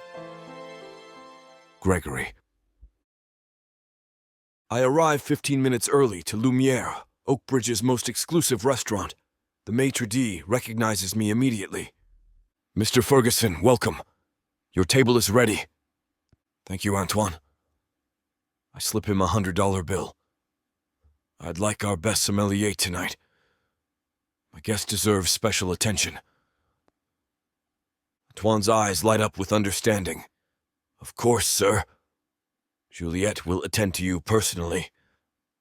I check my watch as I'm led to the corner table that offers privacy while still providing a view of the restaurant's elegant interior. The vaulted ceilings with their hand-painted frescoes always impress first-time visitors. Crystal chandeliers cast a warm glow over the space, and the white tablecloths practically glow in the gentle lighting. My thoughts drift to Katrina. Something shifts in my chest whenever I think about her, a lightness I haven't felt in years. Our coffee meetings have quickly become the highlight of my week, but tonight feels different, more significant. When she appears at the entrance, my breath catches. She's wearing a simple dark blue dress that hugs her curves in a way that's both elegant and understated. Her natural hair frames her face in soft curls, and she's added small gold earrings that catch the light. She looks nervous but determined as Antoine guides her to our table. I stand immediately. You look absolutely stunning. Her face brightens with a smile that transforms her entire expression. Thank you. This place is incredible. I feel underdressed. You're perfect. I pull out her chair. You outshine everyone else here. She averts her gaze as she sits down, but she can't hide that smile. You don't have to flatter me, Gregory. It's not flattery if it's true. I settle into my chair across from her, close enough that our conversation can be intimate without straining to hear each other. Juliet, a slender woman with an impressive knowledge of wine pairings, approaches our table. Mr. Ferguson, wonderful to see you again. Would you like to start with champagne this evening? I glance at Katrina. What do you think? Something to celebrate our first proper dinner together? I'd love that. Her eyes hold mine for a moment longer than necessary. I turn to Juliet. We'll start with the Dom Perignon Rosé. Excellent choice, sir. As Juliet departs, Katrina leans forward. You didn't have to choose something so expensive. I want to. I reach across the table to touch her hand briefly. Tonight is special to me. Her fingers twitch slightly under mine, but she doesn't pull away. Why is that? Because you're here. Because after everything you've been through, you still chose to spend this evening with me. I pull back, giving her space. That means something. The champagne arrives, and Juliet makes a small ceremony of opening it. The cork releases with a subtle pop, and she pours 2 flutes with practiced precision. The pale pink liquid fizzes delicately. I raise my glass. To new beginnings and unexpected connections. Katrina's eyes hold mine as she lifts her flute. To seeing people for who they really are. We toast, and she takes a sip, her eyes widening slightly. Wow, that's incredible. The bubbles feel like silk, don't they? I watch her take another appreciative sip, enjoying her discovery. Now tell me what you think of the menu. Everything here is exceptional, but I have my favorites. She opens the leather-bound menu and her eyebrows rise. There are no prices. Don't worry about that. Order whatever appeals to you. Her eyes flick up to mine, a hint of challenge there. That's a dangerous offer. What if I order the most expensive thing on principle? I laugh, delighted by her spirit. Then I'd say you have excellent taste, and I'd encourage you to pair it with equally excellent wine. The tension in her shoulders eases, and she smiles, a real smile that reaches her eyes. What do you recommend? Their duck confit is transcendent, and the scallops are flown in fresh this morning. I set my menu aside, but I want to hear about your day first. How was your meeting with Melanie? Katrina takes another sip of champagne before answering. It was good. Clarifying. We talked about... She pauses, her eyes meeting mine. We talked about you, actually. My interest peaks. Did you? I'm flattered to be a topic of conversation. She asked how I feel about spending time with you. Katrina traces the rim of her champagne flute with one finger. Given the complexity of our situation. And what did you tell her? I keep my voice neutral despite the sudden acceleration of my pulse. I told her that when I'm with you, the complications don't seem to matter. Her eyes hold mine, unflinching now. I told her you make me feel safe and seen. Something expands in my chest, a warmth that spreads through me. That might be the finest compliment I've ever received. The waiter arrives to take our order, and I select the chef's tasting menu with wine pairings for both of us. Katrina raises an eyebrow but doesn't object to my taking the lead. Now they'll bring us small courses of their finest offerings, I explain after the waiter leaves, each with a perfectly paired wine. It's the best way to experience what Lumiere has to offer. You really want me to have the full experience, don't you? There's a new warmth in her voice. I want to give you beautiful things, Katrina. The words come out more intensely than I intended. Beautiful experiences. Beautiful moments. You deserve them. Her expression softens. Why do you care so much about what I deserve? The question hangs between us, weighted with unspoken implications. I consider deflecting, making a light comment, but something in her eyes demands honesty. Because I see your strength, your resilience, your kindness despite everything. I lean forward, lowering my voice. And because when I'm with you, I feel more alive than I have in years. Her lips part in surprise at my honesty. She takes a moment, sipping her champagne while holding my gaze. Jonathan never treated me like this, Katrina says softly. Not to bash your son or anything, but She sets down her glass with careful precision. He was more of a selfish guy. Everything was always about him. His schedule, his preferences, his needs. Something protective stirs in me. I want to know more, but hesitate to push. You don't have to talk about it if you'd rather not, I offer. No, it's okay. Katrina straightens her shoulders. There was this one night that really showed me who he was. We were supposed to meet his colleagues for dinner at some upscale place downtown. I spent hours getting ready because I knew how important appearances were to him. The first course arrives, a delicate scallop crudo with citrus and microgreens. Katrina pauses as the server explains the dish and pours a crisp Sancerre to pair with it. Once we're alone again, she continues. I wore this red dress he'd once mentioned he liked. But when I came downstairs, he looked me up and down and said, Really? That's what you're wearing? Her voice takes on an edge, in front of his doorman and everything. I clench my jaw, imagining the scene. But we went to dinner anyway, she continues. Throughout the night, he kept making these little comments about me not understanding their industry talk, correcting me when I spoke, just constantly undermining me. My appetite wanes despite the exquisite food before me. Katrina, She holds up her hand. It gets worse. After dinner, I went to the restroom, and when I came back, everyone was gone. Jonathan had paid the bill and left with his colleagues to go to some club. Her eyes meet mine, hurt still visible despite the time passed. He texted me that I was bringing down the vibe and I should find my own way home. He just left you there.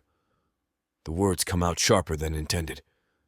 Yep, no car, 40 minutes from home, in heels and a cocktail dress. She takes a bite of the scallop, her eyes widening momentarily at the flavor before continuing. I ended up calling a rideshare. The driver was this older woman who took one look at me and knew exactly what happened. She bought me ice cream on the way home. The shame I feel on behalf of my son sits like lead in my stomach. Katrina, I'm so deeply sorry. I raised him better than that, or I thought I did. She shakes her head. You don't need to apologize for him. I'm not telling you this to make you feel bad or to bash him. Still, as his father... Gregory. She reaches across the table and briefly touches my hand. Your world's different from Jonathan, the way you listen, how you notice things. You've remembered every preference I've mentioned since we met. You make me feel valued, not like an accessory. Her words warm me even as they intensify my disappointment in my son. The reason I brought it up isn't to dwell on the past, Katrina continues, but to tell you that I see the difference. I recognize how exceptional this is, how you are. I turn my hand palm up, an invitation she accepts by placing her fingers against mine. Thank you for trusting me with that story. Thank you for being someone I can trust with it. Our second course arrives, a truffle risotto that steams gently. The sommelier pours a velvety Montrachat that catches the light like liquid gold. This is incredible, Katrina says after her first taste, momentarily distracted from our conversation. The chef uses a specific rice from the Po Valley, I explain, grateful for the shift in atmosphere. They toast it in butter before slowly adding the stock. She looks at me with newfound curiosity. You know a lot about food. I find that understanding the process helps me appreciate what I'm experiencing. I take a sip of wine, and I want to understand everything that brings me joy. Chapter 9. Katrina. The rest of dinner passes in a blur of exquisite flavors and easy conversation. By the time Greg signals for the check, I feel pleasantly warm from the wine pairings and the undivided attention he's shown me all evening. Each time he leaned in to explain a dish or share a story, the air between us seemed to crackle with something electric and undeniable. Would you like to see my place? Greg asks as we step outside into the cool evening air. My house on Lakeview Drive is brand new. Nothing's really decorated yet, but the view alone is worth seeing, especially at night. My heart flutters. Lakeview Drive is Oak Bridge's most prestigious address, a row of sprawling estates overlooking the town's pristine lake. I'd love to. The words slip out before my brain can overthink it. His hand rests gently on the small of my back as he guides me to his car, a sleek black Aston Martin that practically purrs when he starts the engine. The leather seats are buttery soft against my bare legs, and his cologne fills the intimate space. We turn onto Lakeview Drive, and I stare out the window as we pass mansion after mansion, each more impressive than the last. When Greg slows down and turns into a gated driveway, my jaw nearly drops. The gates slide open automatically, revealing a winding drive flanked by perfectly manicured trees. "This is yours?" I whisper as the house comes into view, a modern architectural masterpiece of glass and stone that somehow manages to look both imposing and inviting. Home sweet home. He glances over, enjoying my reaction. I fell in love with it the moment I saw it. The house is illuminated with subtle landscape lighting, highlighting its clean lines and dramatic angles. As we pull up to the front entrance, I can see straight through glass walls to the shimmering lake beyond. "Greg, this is too much." He parks and turns to face me, suddenly looking uncertain. I shake my head. Breathtaking. His smile returns, relief evident in his eyes. "Wait until you see the inside." He comes around to open my door, taking my hand to help me out. The night air carries the scent of water and pine from the surrounding woods. Greg places his hand on the small of my back again as we approach the massive front door, which opens with the press of his thumb on a sleek panel. "Most of the furniture was just delivered this week," he explains as we step into a soaring entry hall with a floating staircase and a chandelier that looks like a constellation frozen in time.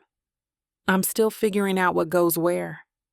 I spin slowly, taking in the double-height ceilings and the panoramic view of the moonlit lake through the back wall of windows. I think I'm in shock. This place is unreal. "Come on," he says, gently taking my hand. "Let me give you the tour." His fingers intertwine with mine naturally, as if we've been holding hands for years instead of seconds. He leads me through spaces that make my apartment look like a closet. A chef's kitchen with marble countertops that stretch for days, a dining room that could seat 20 people easily, a living room with a fireplace big enough to walk into. "And this," he says, pressing a button that causes a wall panel to slide away, "is my favorite room." He guides me into what can only be described as a library from a dream. Floor-to-ceiling bookshelves, leather chairs that look sinfully comfortable, and another wall of windows overlooking the lake. "You're a reader," I murmur, running my fingers along the spines of classics mixed with contemporary fiction. "Books have been my companion since childhood." He stands close behind me, close enough that I can feel his warmth. When I turn around to face him, his gaze drops to my lips for a split second. "I have an extensive collection of poetry upstairs." "Is that your subtle way of getting me to your bedroom?" The words spill out before I can stop them, bolder than I'd normally be. He laughs softly, the sound rumbling in his chest. "Nothing about the way I want you feels subtle, Katrina." The air between us thickens. We're standing so close now that the slightest movement would bring us together. His hand rises to my face, fingertips ghosting along my jawline. "You don't have to stay," he whispers, giving me an out even as his body leans imperceptibly closer. "We can go back to town if you'd prefer." Instead of answering, I close the distance between us, my hands finding his chest as his mouth meets mine. The kiss is gentle at first, a question, but when my lips part beneath his, it transforms into something hungry and certain. His arms wrap around me, drawing me closer until I'm pressed fully against him. The hard planes of his body a delicious contrast to mine. I hate to put a stop to a good time, but it looks like we've hit this platform's limit for spiciness. This platform's got some rules we have to play by if we want to keep giving you these stories for free. And trust me, this scene isn't something you want to miss. While we can't get into all the details here, you can still dive into the full, uncut version at TylerWalker.com. Miss Tyler has an entire collection of unabridged audiobooks and ebooks waiting for you. And the best part? You can treat yourself with 40% off when you use the code SAVE40. That's right. You'll save on any digital product, even bundles that are already discounted. Miss Tyler would never let anyone feel the kind of disappointment you must be feeling right now. So why wait? Treat yourself with Miss Tyler.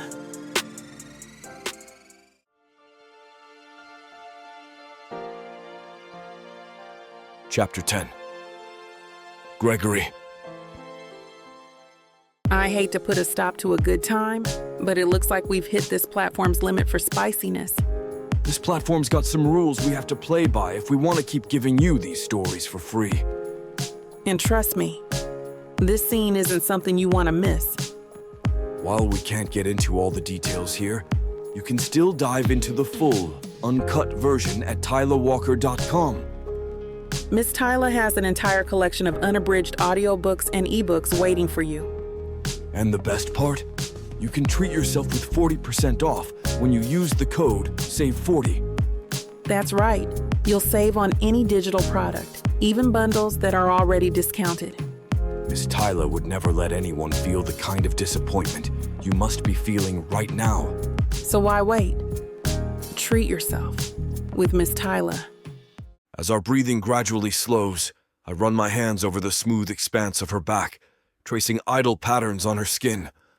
I can feel her heart beating against my chest, gradually returning to a normal rhythm. My fingers drift up to stroke through her hair, still damp with perspiration at the temples.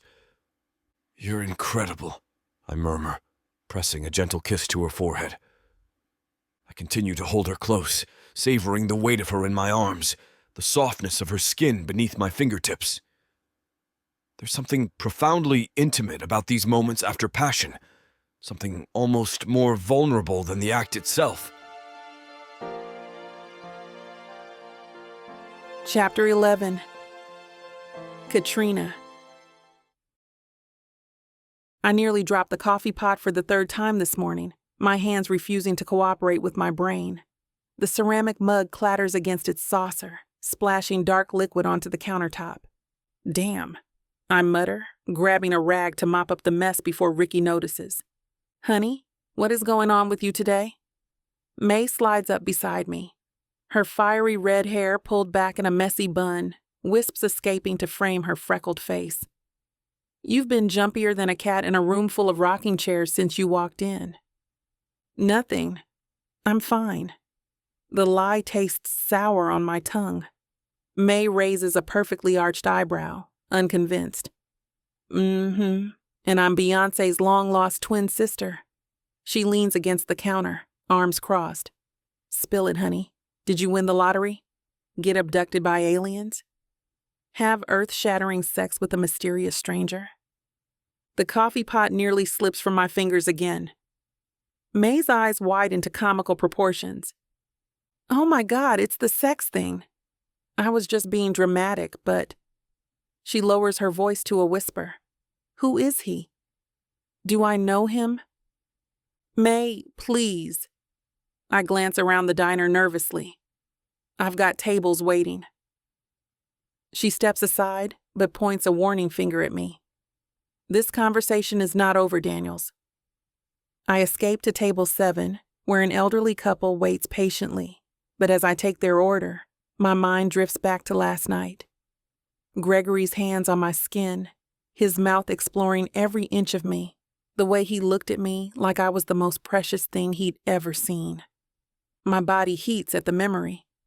What is wrong with me? I screwed my ex's father.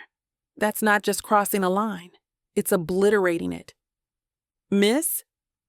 The elderly man's voice snaps me back to reality. I asked for extra gravy on the side. Right, sorry. Extra gravy. I scribble it down, my handwriting barely legible. As I pass their order to the kitchen, May ambushes me again, pulling me into a quiet corner by the supply closet. Okay, level with me. Are you on something? Because if you need help... What? No. I shake my head vigorously. I just had a late night. A slow, knowing smile spreads across her face. With who? Wait, is it that guy who left you his number last week? The accountant with the cute butt? If only it were that simple. No, it's complicated. Complicated is my middle name. Well, actually, it's Louise. But you get what I mean.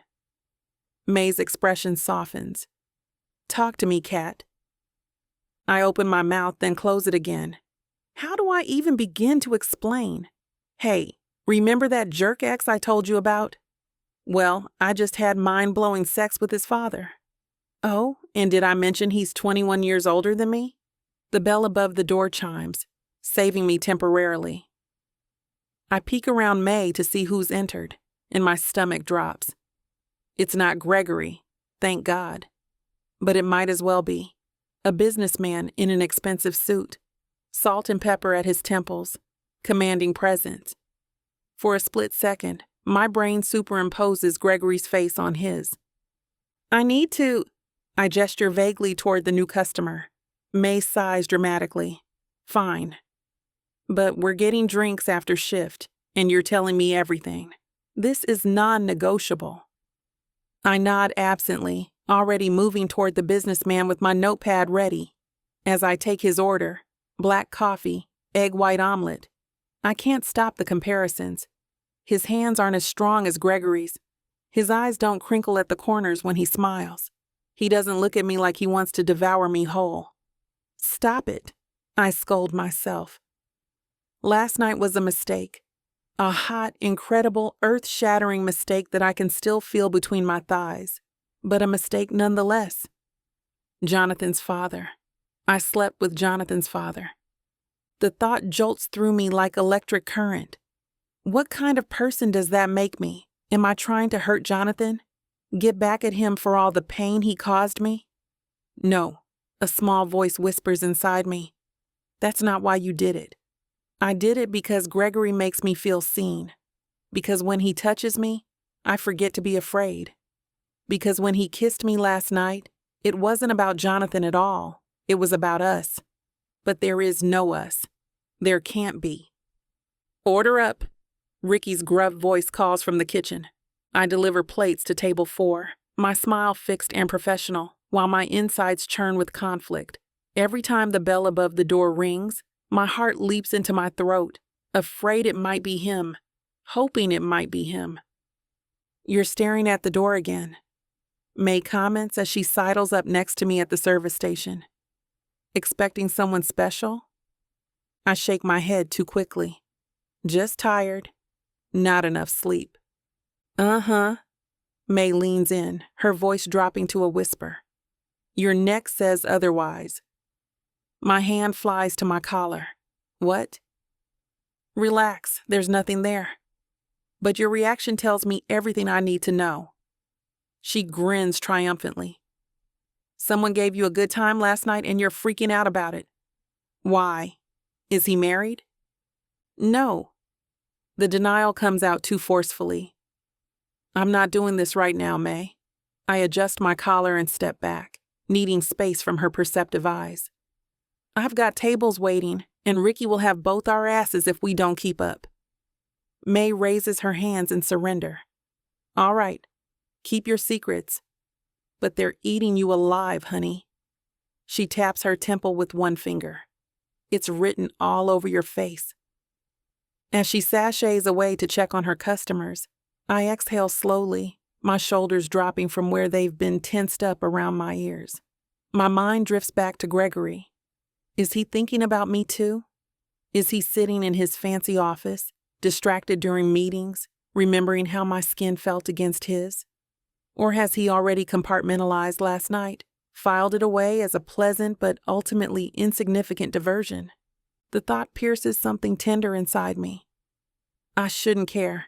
It shouldn't matter. but it does. Katrina? Ricky's gruff voice cuts through my spiraling thoughts. Your sandwich for table 3 is getting cold. On it.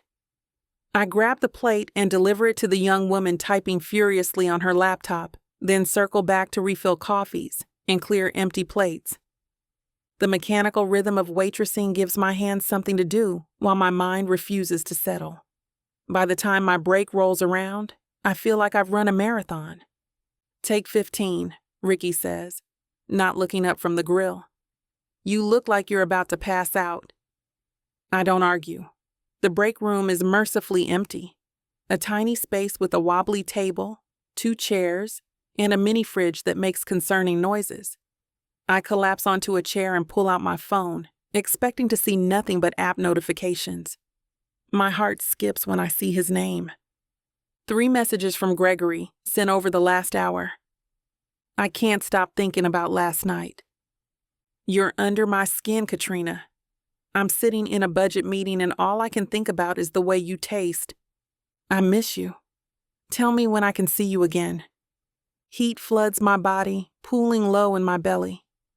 My fingers hover over the screen, trembling slightly. This is wrong. This is complicated. This is exactly what I want. I type quickly before I can change my mind. I want to see you. Soon. The 3 dots appear immediately. He's responding right now.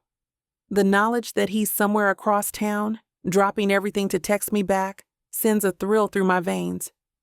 I'll make something work. Dinner tonight? My thumbs fly across the keyboard. I work until 8. I'll pick you up at 8:15 from JJ's. I shouldn't. I really shouldn't. Park around back. I don't want... I stop, unsure how to finish that sentence. I don't want people to see us. I don't want to explain who you are. I don't want to admit that I'm falling for my ex's father. I delete the last line, only sending the first sentence. His response comes quickly. I understand. Around back at 8:15. I can't wait to see you. I press my phone against my chest, feeling my heartbeat hammering against it. What am I doing? This isn't just playing with fire. It's dousing myself in gasoline and striking a match. But the way he makes me feel, it's like waking up after a long, dark sleep. Like someone turned the color back on in a world that's been grayscale for too long. Maybe it's worth getting burned. The break room door swings open and I jump, shoving my phone in my pocket like it's contraband. May sticks her head in. There you are. Table 9 needs... She stops, studying my face. Well. Looks like someone got a message that perked them right up. Your face is practically glowing. It's just hot in here. I stand up quickly, smoothing down my uniform. May steps aside to let me pass. Whatever you say, sunshine, whatever you say.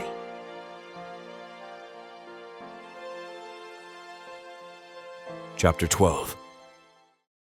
Gregory. The silk sheets whisper beneath us, cool against our heated skin. My bedroom is bathed in shadows, broken only by the soft glow from the moonlight filtering through windows. I trace my fingers down Katrina's spine, mesmerized by the delicate curve, the smoothness interrupted only by the occasional beauty mark, each one a constellation point I've committed to memory. Her hair spills across the pillow in wild curls, and I can't resist burying my face in it, inhaling the intoxicating scent of jasmine. My lips follow the path my fingers blazed, pressing soft kisses down her vertebrae one by one. What are you doing back there? Katrina's voice is drowsy, content. Worshipping. I smile against her skin. Every inch of you. Each word punctuated with a kiss moving lower. She hums with pleasure, stretching like a satisfied cat beneath my touch. I slide my hand beneath her, palm flat against her stomach, drawing her closer to me. What's going on in that beautiful mind of yours? My question vibrates against the small of her back. You've been quiet. The subtle tensing of her muscles doesn't escape my notice. She shifts slightly, not turning to face me, but I sense her withdrawal isn't physical. Nothing. Katrina. I move beside her, propping myself up on one elbow. Look at me. She turns her head on the pillow, those expressive eyes meeting mine. A shadow crosses her face, and my chest tightens in response. Talk to me. She takes a deep breath, rolling onto her side to face me properly. This feels incredible, being here with you. But then reality crashes in, and I remember who we are to each other. Or, rather, who you are to someone else. The unspoken name hangs between us. Jonathan. He's your son. Her voice drops lower, fingers absently tracing patterns on the sheet between us. The man who broke me is your flesh and blood. I resist the urge to flinch at the reminder, though the knife twists deeper knowing what Jonathan put her through. Sometimes I wonder if this is some twisted way of getting back at him. Her confession comes out barely audible. But then I look at you. That thought vanishes because what I feel with you it's real. I complete her sentence, capturing her restless hand in mine. What's between us has nothing to do with him. Doesn't it, though? Her eyes challenge me, vulnerable yet defiant. One day we'll have to tell him about us. Your son, the man who emotionally tormented me, who made me question my worth, will learn that I'm sleeping with his father. The stark reality of her words settles over us like a physical weight. I've compartmentalized this aspect, pushed it to the periphery of my consciousness, where it can't taint what we're building. Jonathan and I aren't close. My thumb caresses her knuckles. He made his choices long before you and I connected. But he's still your son. Her voice fractures slightly. I've been in therapy, trying to rebuild myself after what he did. The gaslighting, the constant criticism making me feel like I was never enough. She swallows hard. And now here I am, naked in his father's bed. The moonlight catches the moisture gathering in her eyes. I reach out to touch her face, heart aching at the conflict I see there. Do you regret this? Us? The question escapes before I can consider whether I'm ready for her answer. That's what scares me. Katrina's gaze holds mine, unflinching. I don't. Not for a second. And what does that say about me? I pull her closer, pressing my forehead against hers. It says you're brave enough to follow your heart despite complications. It says you refuse to let his actions dictate your happiness forever. Her hand rises to my chest, palm flat against my heartbeat. He'll use this to hurt me again. To hurt us both. Let him try. The protective growl in my voice surprises even me. I failed to step in before when I saw what kind of man he was becoming. I won't make that mistake again. Katrina's eyes search mine, looking for reassurance or perhaps weakness. You'd stand against your own son? For me? For us, I correct her. And for what's right. Jonathan needs to face consequences for his actions. Has needed to for a long time. She nestles closer, tucking her head beneath my chin. I wrap my arms around her, struck by how perfectly she fits against me, how right this feels despite everything stacked against us. We'll face him together when the time comes. I kiss the top of her head, breathing her in. But tonight, he doesn't exist. There's only you and me. Her arms tighten around my waist, and I feel her relax incrementally, the tension gradually seeping from her muscles. You and me, she repeats softly against my skin. The weight of her admission, of what we mean to each other despite the complications, settles over us like a warm blanket. Her breath tickles my chest as we lie tangled in each other, the world outside this bedroom ceasing to exist. Each heartbeat feels precious, measured in the synchronicity we found against all odds. Greg? Her voice drifts up to me, tentative yet determined. I trace lazy circles on her shoulder, reveling in the smoothness beneath my fingertips. She shifts, propping herself up on an elbow to look at me directly. The moonlight catches her eyes, turning them into pools of midnight curiosity. Do you see a future with me? Like, beyond this moment? The question doesn't catch me off guard. If anything, it's been living in the back of my mind since our first kiss. There's a vulnerability in her expression that makes my chest tighten. She's offering me a glimpse of her hope, her fear. Yes, I answer without hesitation. My hand moves to cup her cheek, thumb tracing the elegant line of her jaw. I absolutely do. Her eyebrows lift slightly, inviting elaboration. I could see us going all the way, Katrina. The words flow naturally, truthfully. Building something real, something lasting. All the way? A mix of wonder and caution colors her voice. Wow, we've only just connected romantically? She shakes her head softly against my palm. Most people don't talk about forevers this early. Most people haven't had their worlds rearranged the way mine has been since you walked into it. I meet her gaze steadily, unwilling to downplay what I feel to conform to some arbitrary timeline. I've lived enough years to recognize when something extraordinary comes along. The moonlight dances across her features as she processes my words. Her lower lip catches between her teeth momentarily, a habit I've noticed when she's contemplating something significant. You're a gem, Katrina Daniels. My voice drops lower, more intimate. A rare, brilliant one. I'm not willing to lose you for anything in this world. I pause, addressing the elephant in the room that always lurks between us. Not even if Jonathan pops back in the picture? At the mention of his name, a visible shudder runs through her. The momentary shadow that crosses her face reminds me of all she's endured, all she's still healing from. Hey, I tilt her chin up gently. Look at me. Her eyes meet mine, vulnerability and strength coexisting in their depths. I mean it. Whatever comes our way, whatever he might try to do, we'll face it together. You're not alone in this anymore. The tension in her shoulders eases slightly, and she nods, a small gesture weighted with trust that I vow silently never to break. I want to believe that, she whispers. That we could have something real, something that lasts beyond all this. Her hand gestures vaguely at our current circumstances, the secrecy, the complications, the shadow of my son's presence in our story. Then believe it. I lean closer, our foreheads touching. Because I'm not going anywhere.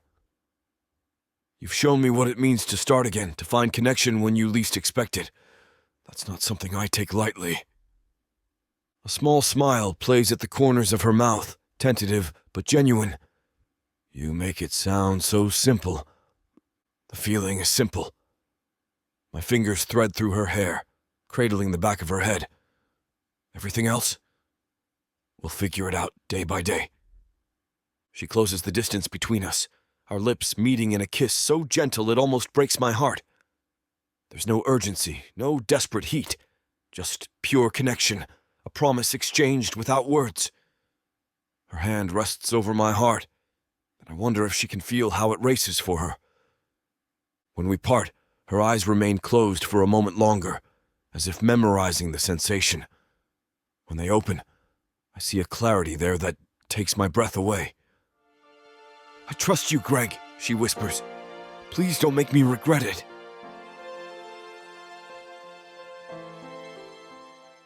He's the mysterious man I had a fling with last night, and it turns out he's my dad's new boss. I was getting IVF, but the donor came in and wanted his stuff back. It was too late. Now we're stuck together and I'm having his baby. Ready to dive into a world where passion meets intrigue, where love knows no bounds. If I don't find a woman to marry in the next 24 hours, then my entire company is going to be taken from me. There's only one woman I can ask, but she hates me because I ruined her father. Introducing the Escape Your Life with Romance Book Bundle by Amazon bestselling author Tyler Walker, a collection of 100 standalone romances that promise to sweep you off your feet. And the best part? Get 90% off on the whole bundle, baby. For $99.99, you'll get over 800 hours of pure romance with strong alpha males and sassy women who don't back down. They can pass all the tariffs they want, ladies. But you won't find this deal for 100 audiobooks for less than $1 each anywhere else. 90 cents per book for all the dirty fun I can handle? How could I say no to that? Visit TylerWalker.com to grab this bundle today. Get ready to escape your life. With Miss Tyler. Chapter 13. Katrina. I hit the snooze button twice before finally dragging myself out of bed, the ghost of Greg's touch still lingering on my skin. 3 days since our moonlit conversation, and I'm still floating, still replaying his words. I could see us going all the way, like a favorite song on repeat. The morning air bites at my cheeks as I lock my apartment door, pulling my jacket tighter across my chest as I slip out of the bookstore into the cold air. The walk to JJ's Diner is only 15 minutes, but in the pre-dawn chill of Oak Bridge, it feels longer. Not that I mind. These quiet moments let me sort through my thoughts, prepare for the day ahead, and lately daydream about a certain silver-haired man with hands that know exactly how to unravel me. A delivery truck rumbles past, its headlights cutting through the darkness. Early risers. Just like me, though not by choice. The 6 a.m. breakfast shift at JJ's isn't glamorous, but it pays the bills while I figure out my next career move. After Jonathan, after everything, starting over meant accepting that sometimes you take a step back to leap forward. My phone vibrates in my pocket, screen lighting up with unknown number. My stomach drops, heart suddenly hammering against my ribs. Unknown numbers never bring good news at 5:30 in the morning. I let it ring 4 times, debating whether to ignore it. But what if it's important? What if it's work? What if it's... I answer with a tentative, "Hello? Katrina?" Oh my God, you actually picked up. That voice. The one I'd hoped never to hear again. The one that belongs to the face I found hovering over my boyfriend, both of them naked in my bed. Melissa. I say her name like it's something rotten. My feet stop moving, planted firmly on the sidewalk. "Please don't hang up," she rushes out. "I've been trying to reach you for weeks." Trying to reach me? A bitter laugh escapes me, surprising even myself with its harshness. 4 years. 4 years when we were supposed to be best friends. Instead, you screwed my boyfriend behind my back. I know, and I'm so sorry. You're sorry? The words taste like acid. Sorry you slept with him or sorry I caught you? Both. Either. I don't know. Her voice cracks. It was a horrible mistake. I was drunk, and he said you guys were on a break. We were never on a break, I spit out. That's a lie he told you to get in your pants, and you were too eager to question it. A jogger passes, giving me a wide berth. I must look unhinged, standing on the sidewalk at dawn, face contorted with rage. I don't expect you to forgive me, Melissa continues, but I need to tell you, save it. I start walking again, faster now as if I can physically outpace this conversation. We're done here. You and me? We cease to exist the moment I open that bedroom door.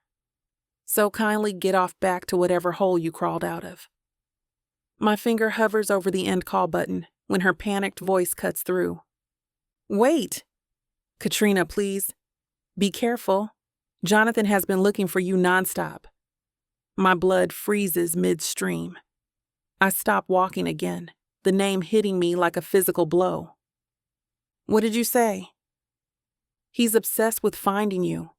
Melissa's voice drops lower. Ever since you disappeared, he's been different. Scary different. He keeps showing up at my place, asking questions, digging through my phone. He's convinced I know where you are. My free hand clutches at the strap of my purse, knuckles turning white. And do you? Know where I am? No, I swear this is the first time I've managed to reach you. I had to get a burner phone because he monitors my calls. There's a tremor in her voice I've never heard before. Katrina, I'm not exaggerating. He's unhinged. Keeps saying you belong to him, that you'll pay for leaving. My chest constricts, each breath becoming more difficult than the last. I glance around the empty street, suddenly aware of how vulnerable I am in the pre-dawn darkness. Why are you telling me this? I manage to ask, though part of me already knows. Because I may have been a terrible friend, but I'm not so far gone that I'd let him hurt you.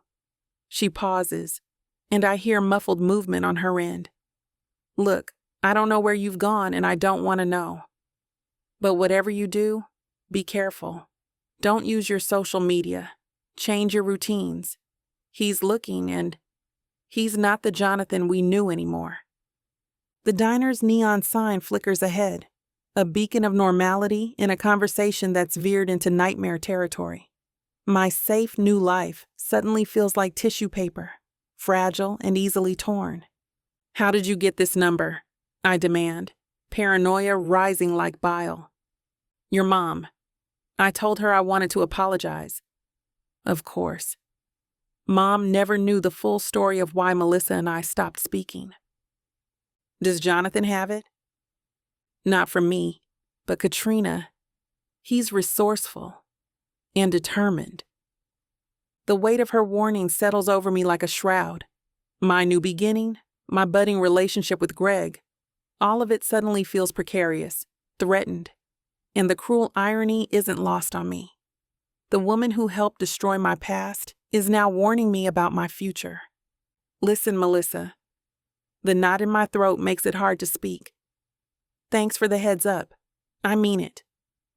I know you'll never forgive me and I don't deserve it. Just be safe, okay? Yeah. I end the call before nostalgia or shared history can muddy the waters. My fingers tremble as I shove my phone deep into my pocket. Jonathan is looking for me. Jonathan, with his explosive temper and possessive streak, is actively trying to track me down. The warm glow of JJ's diner beckons ahead, its windows fogged from the heat inside, silhouettes of early morning regulars already claiming their usual spots. My sanctuary, my fresh start, suddenly feels like a target on my back. A bell jingles overhead as I push through the door. The familiar smell of coffee and bacon grease should be comforting, but my stomach churns with anxiety. There she is, Ricky calls from behind the counter. Thought you might have skipped town on us. I force a smile, hanging my coat on the rack. And miss your pancakes? Never. My words come out hollow. I'm operating on autopilot, tying my apron around my waist while my mind races with worst-case scenarios. How long until Jonathan finds me? What will he do when he does? The questions pile up like a tower of precariously stacked plates. You look like you've seen a ghost. May slides up beside me. Her red hair is perfectly coiffed despite the ungodly hour. Everything okay, honey? Just tired. The lie slides out easily. And cold. Winter's really settling in. I grab a coffee pot and make my way to the first table. Pour, smile, take order, repeat. The routine should ground me, but each time the bell over the door jingles, my heart leaps into my throat. Each male voice sends ice through my veins until I confirm it's not him. Why can't he just move on? Our relationship had been dead long before I walked in on him with Melissa. The screaming matches, the passive-aggressive jabs, the way he'd systematically isolated me from friends and family. We were toxic, rotting from the inside out. Yet here he is, hunting me down like I'm property that's been stolen rather than a person who chose to leave. Between refilling coffee cups and dropping off plates of eggs over easy, my mind keeps circling back to Greg. Strong, steady Greg with his gentle hands and fierce protectiveness. Greg, who happens to be Jonathan's father. Should I tell him? The question twists in my mind as I mechanically wipe down a table. Greg might be able to reason with Jonathan, father to son. Or maybe knowing would put Greg in an impossible position, torn between the woman he's falling for and the son he raised. Order up. Ricky's voice cuts through my spiral. I collect the plates, delivering them to a table of truckers, while my thoughts continue their frantic dance. What if Jonathan shows up here? What if he confronts Greg? What if he hurts either of us? More coffee, hun? I ask a regular Mr. Peterson, who nods without looking up from his newspaper. As I pour, I steal a glance at the headline on his paper. Billionaire business owner expands operations in Oakbridge. There's a photo of Greg, looking commanding and self-assured in a tailored suit. My Greg, though I guess that's presumptuous after just a few nights together. He's something else, that Ferguson, Mr. Peterson comments, catching me staring. Built that company from nothing, got a bit of a reputation as a shark, but always fair, they say. I nod, not trusting my voice. If only Mr. Peterson knew I was sleeping with that shark while running from his son. The morning rush picks up, a blessing in disguise. The constant movement, the orders to remember, the small talk with customers. It all requires just enough focus to keep me from completely unraveling. But underneath it all, fear percolates like the coffee in the industrial brewer. Jonathan doesn't give up easily. He never has. When we were together, he'd pursue arguments until I broke down in tears, advocated for promotions until his superiors caved, chased business deals long after others would have walked away. Now he's chasing me. By 10, my shift half over, I've made up my mind. I need to tell Greg, not just because he might be able to intervene with Jonathan, but because I can't build something real with him while hiding such a massive secret. If Jonathan is as unhinged as Melissa suggests, Greg deserves to know who might show up on his doorstep. Katrina, May's voice snaps me back to reality. Table 7's been waiting for their check. Right, sorry. I scramble to print their receipt, painfully aware that my distraction is affecting my work. Focus, Katrina. One moment at a time. Deal with Jonathan and Greg later. Right now, there are hungry people waiting for their breakfast.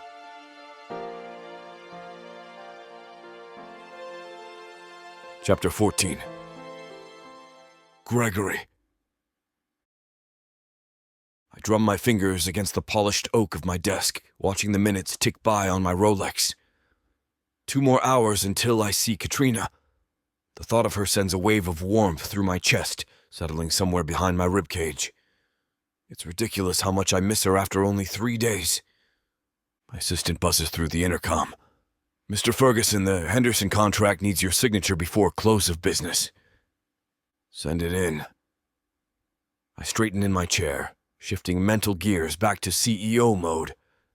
The documents demand my attention, but my mind keeps wandering to Katrina. The way her curls bounce when she laughs, how her eyes light up when she talks about books. Christ, I've got it bad. 46 years old and mooning over a woman like a teenager, a woman who used to date my son. The thought drops like lead in my stomach. Not that it changes how I feel about her. If anything, my feelings have only intensified since our moonlit conversation, but it complicates things. Jonathan isn't exactly known for handling rejection well. Never has been, even as a child. My phone lights up with a text from Katrina. Still on for coffee at 3. Need to talk to you about something. I frown at the screen. There's a tension in those simple words that sets off warning bells. Absolutely. Everything okay? I type back, hesitating before adding, I can come earlier if you need me. The 3 dots appear, disappear, then appear again. 3 is perfect. Just have some things on my mind. By the time I arrive at Brood Awakening, I've run through at least a dozen worst-case scenarios. Is she having second thoughts about us? Did something happen at her apartment? Did Jonathan... No, I shut down that train of thought. Jonathan might be difficult, but he wouldn't...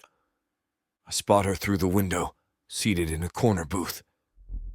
Even from here, the tension in her shoulders is visible, her usual vibrant energy dimmed. Something's wrong. The bell above the door jingles as I enter, and Katrina's head snaps up. The relief in her eyes when she sees me is palpable but short-lived. She attempts a smile that doesn't quite reach her eyes. Hey. I slide into the seat across from her, resisting the urge to move beside her and pull her into my arms. Something in her posture tells me she needs space. I already ordered your usual. I reach across the table, taking her hand in mine. Talk to me, sweetheart. What's going on? Her fingers tremble slightly in my grasp. I got a call this morning from Melissa. The name means nothing to me, but the way Katrina says it, like it's something bitter, tells me everything I need to know about their relationship.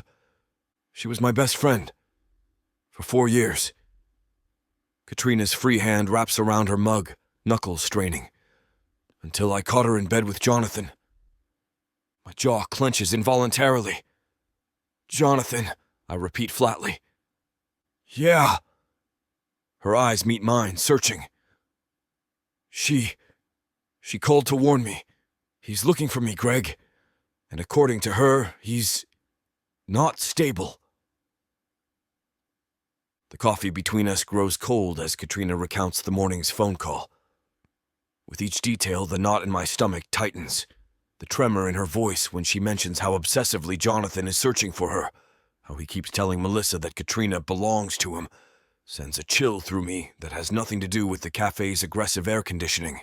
She had to get a burner phone because he monitors her calls, Katrina continues, voice barely above a whisper. Said he's different now, scary different. My son, my flesh and blood, the little boy who used to climb into my lap during thunderstorms, now apparently terrorizing women who dare to leave him. Shame and anger war within me. He won't hurt you, Katrina. I squeeze her hand tighter, my voice dropping to that authoritative tone I typically reserve for boardroom battles. I won't let him near you. That's a promise. Her eyes glisten with unshed tears. The vulnerability there tears at something primal inside me. The need to protect, to shield her from harm, especially when that harm wears my last name. But he's your son, Greg. She pulls her hand away, wrapping both arms around herself. I never wanted to come between you two. This is exactly why I was hesitant about us. Listen to me. I lean forward, closing the space between us across the table. You aren't coming between anything. Jonathan drove that wedge in himself with his behavior long before you came into the picture. The cafe hums around us, the whir of coffee grinders, muted conversations, indie music floating from hidden speakers. But it all fades to background noise as I watch emotions flicker across Katrina's face. Fear, guilt, uncertainty. I've enabled him for too long, I admit, the words bitter on my tongue. After his mother died, I compensated by giving him whatever he wanted. I thought I was being supportive, but I was just teaching him that consequences don't apply to him.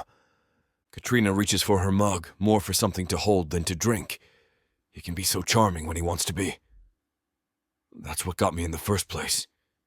By the time I saw the real him, the mask slipped, I finish for her. I know, I've seen it happen before. She looks up, surprised. With other women? With business partners? Friends, anyone who challenges him. I scrub a hand down my face. But this time it's different. Because I'm with you now. It's not a question. Yes, I confirm. And because I have feelings for you that I can't ignore, even if I wanted to. Which I don't. The hint of a genuine smile touches her lips, though worry still shadows her eyes. What are we going to do? I consider this, mentally scrolling through options. First, I'm going to call him, talk some sense into him. Do you think that will work? Doubt colors her voice. Honestly, I don't know. I stare into the dark surface of my coffee. There's a part of me that wants to believe the boy I raised is still in there somewhere. That good kid who helped rescue stray dogs and volunteered at the children's hospital during holidays. The memory slices through me. Jonathan at 14, handing out toys to kids in the oncology ward, his smile so bright it could light the whole hospital. When did that boy disappear? Was it gradual? Or did I just miss the warning signs all along? Was I just a blind fool all this time? I used to see such goodness in him, I continue, more to myself than to Katrina.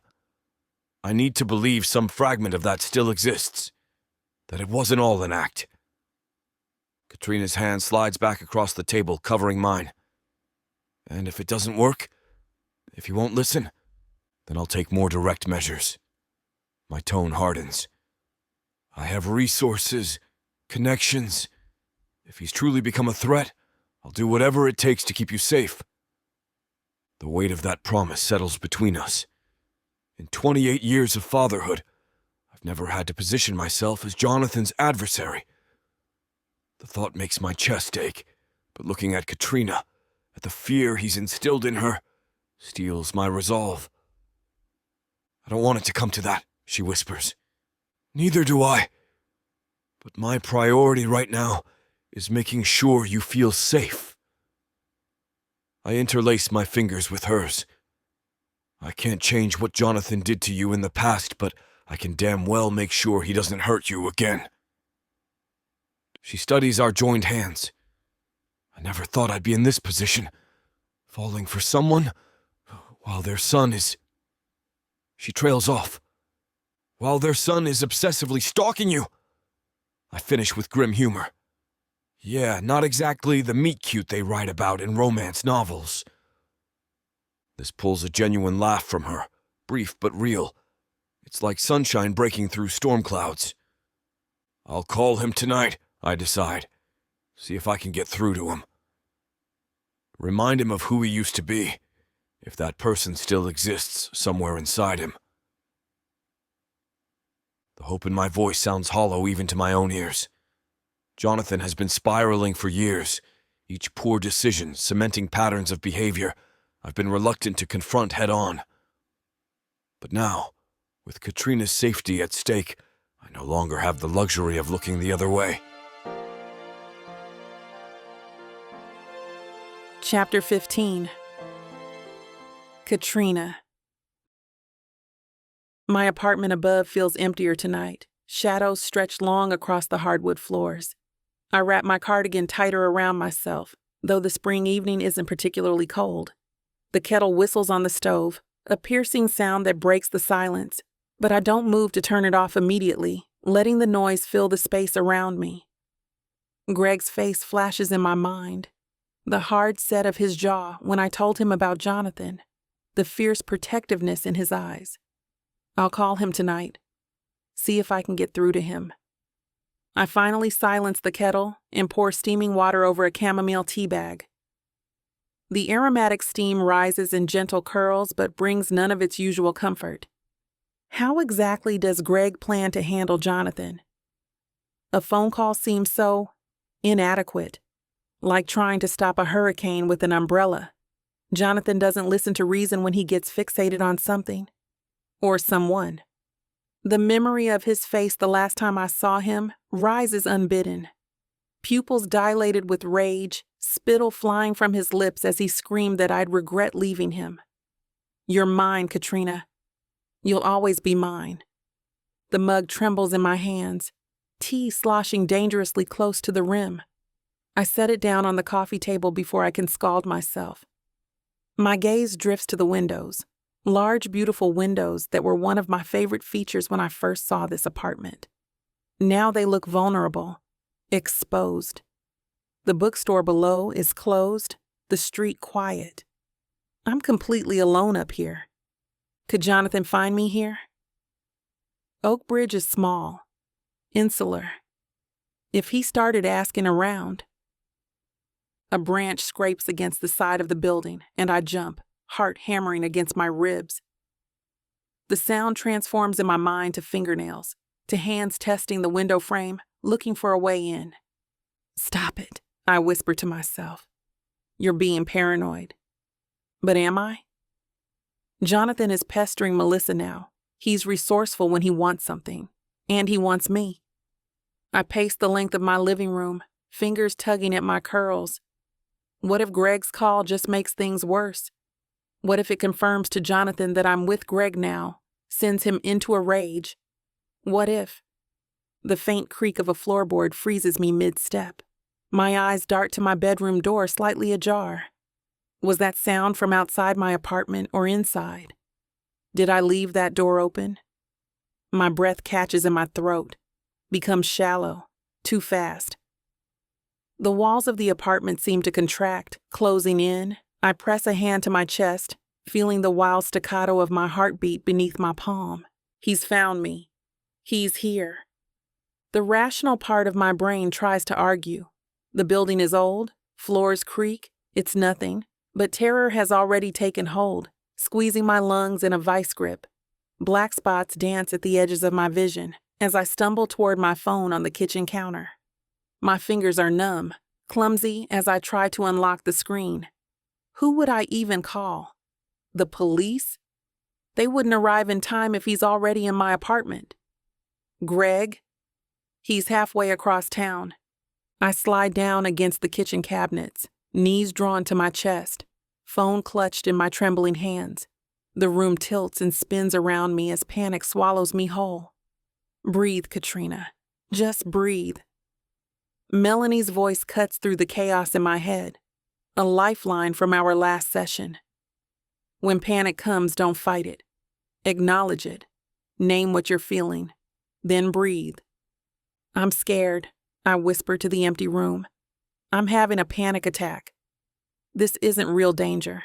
Jonathan isn't here. I force myself to take one deep breath, then another. I place one hand on my stomach, feeling it rise and fall. The tight band around my chest loosens, just slightly. 5 things I can see, I murmur. Another technique Melanie taught me. The blue mug on the coffee table. The bookshelf against the wall. My cardigan sleeve. The moon through the window. The pattern on the rug. My breathing steadies, bit by bit. The room stops spinning. 4 things I can touch. The cool hardwood beneath me. The phone in my hand. My hair against my neck. The smooth cabinet door behind my back. 3 things I can hear. The hum of the refrigerator. A car passing on the street below. My own increasingly steady breaths. 2 things I can smell. Chamomile tea, growing cold on the table. The lavender sachet tucked into my sweater drawer. 1 thing I can taste. The salt of tears I hadn't realized were falling. The panic recedes like a wave pulling back from shore, leaving me exhausted in its wake. I'm still on the kitchen floor, phone clutched to my chest, but the immediate terror has subsided. Jonathan isn't here. I'm safe for now. But for how long? Greg promised to protect me, but what can he really do against someone so determined? Someone with no boundaries, no limits? Someone who shares his blood? I pull myself up from the floor on shaky legs, abandoning my tea in favor of checking all the locks again. Door, windows, even the fire escape. Each click and turn of a lock brings a small measure of relief, though I know it's temporary. The truth settles around me like dust. No amount of locks can keep out the fear Jonathan has planted in me. I slide down onto the couch, wrapping my arms around my knees. The panic attack has left me drained, hollowed out, like someone scooped everything inside me with a sharp spoon. My phone sits heavy in my palm. Should I text Greg? Tell him what just happened? No. What would I even say?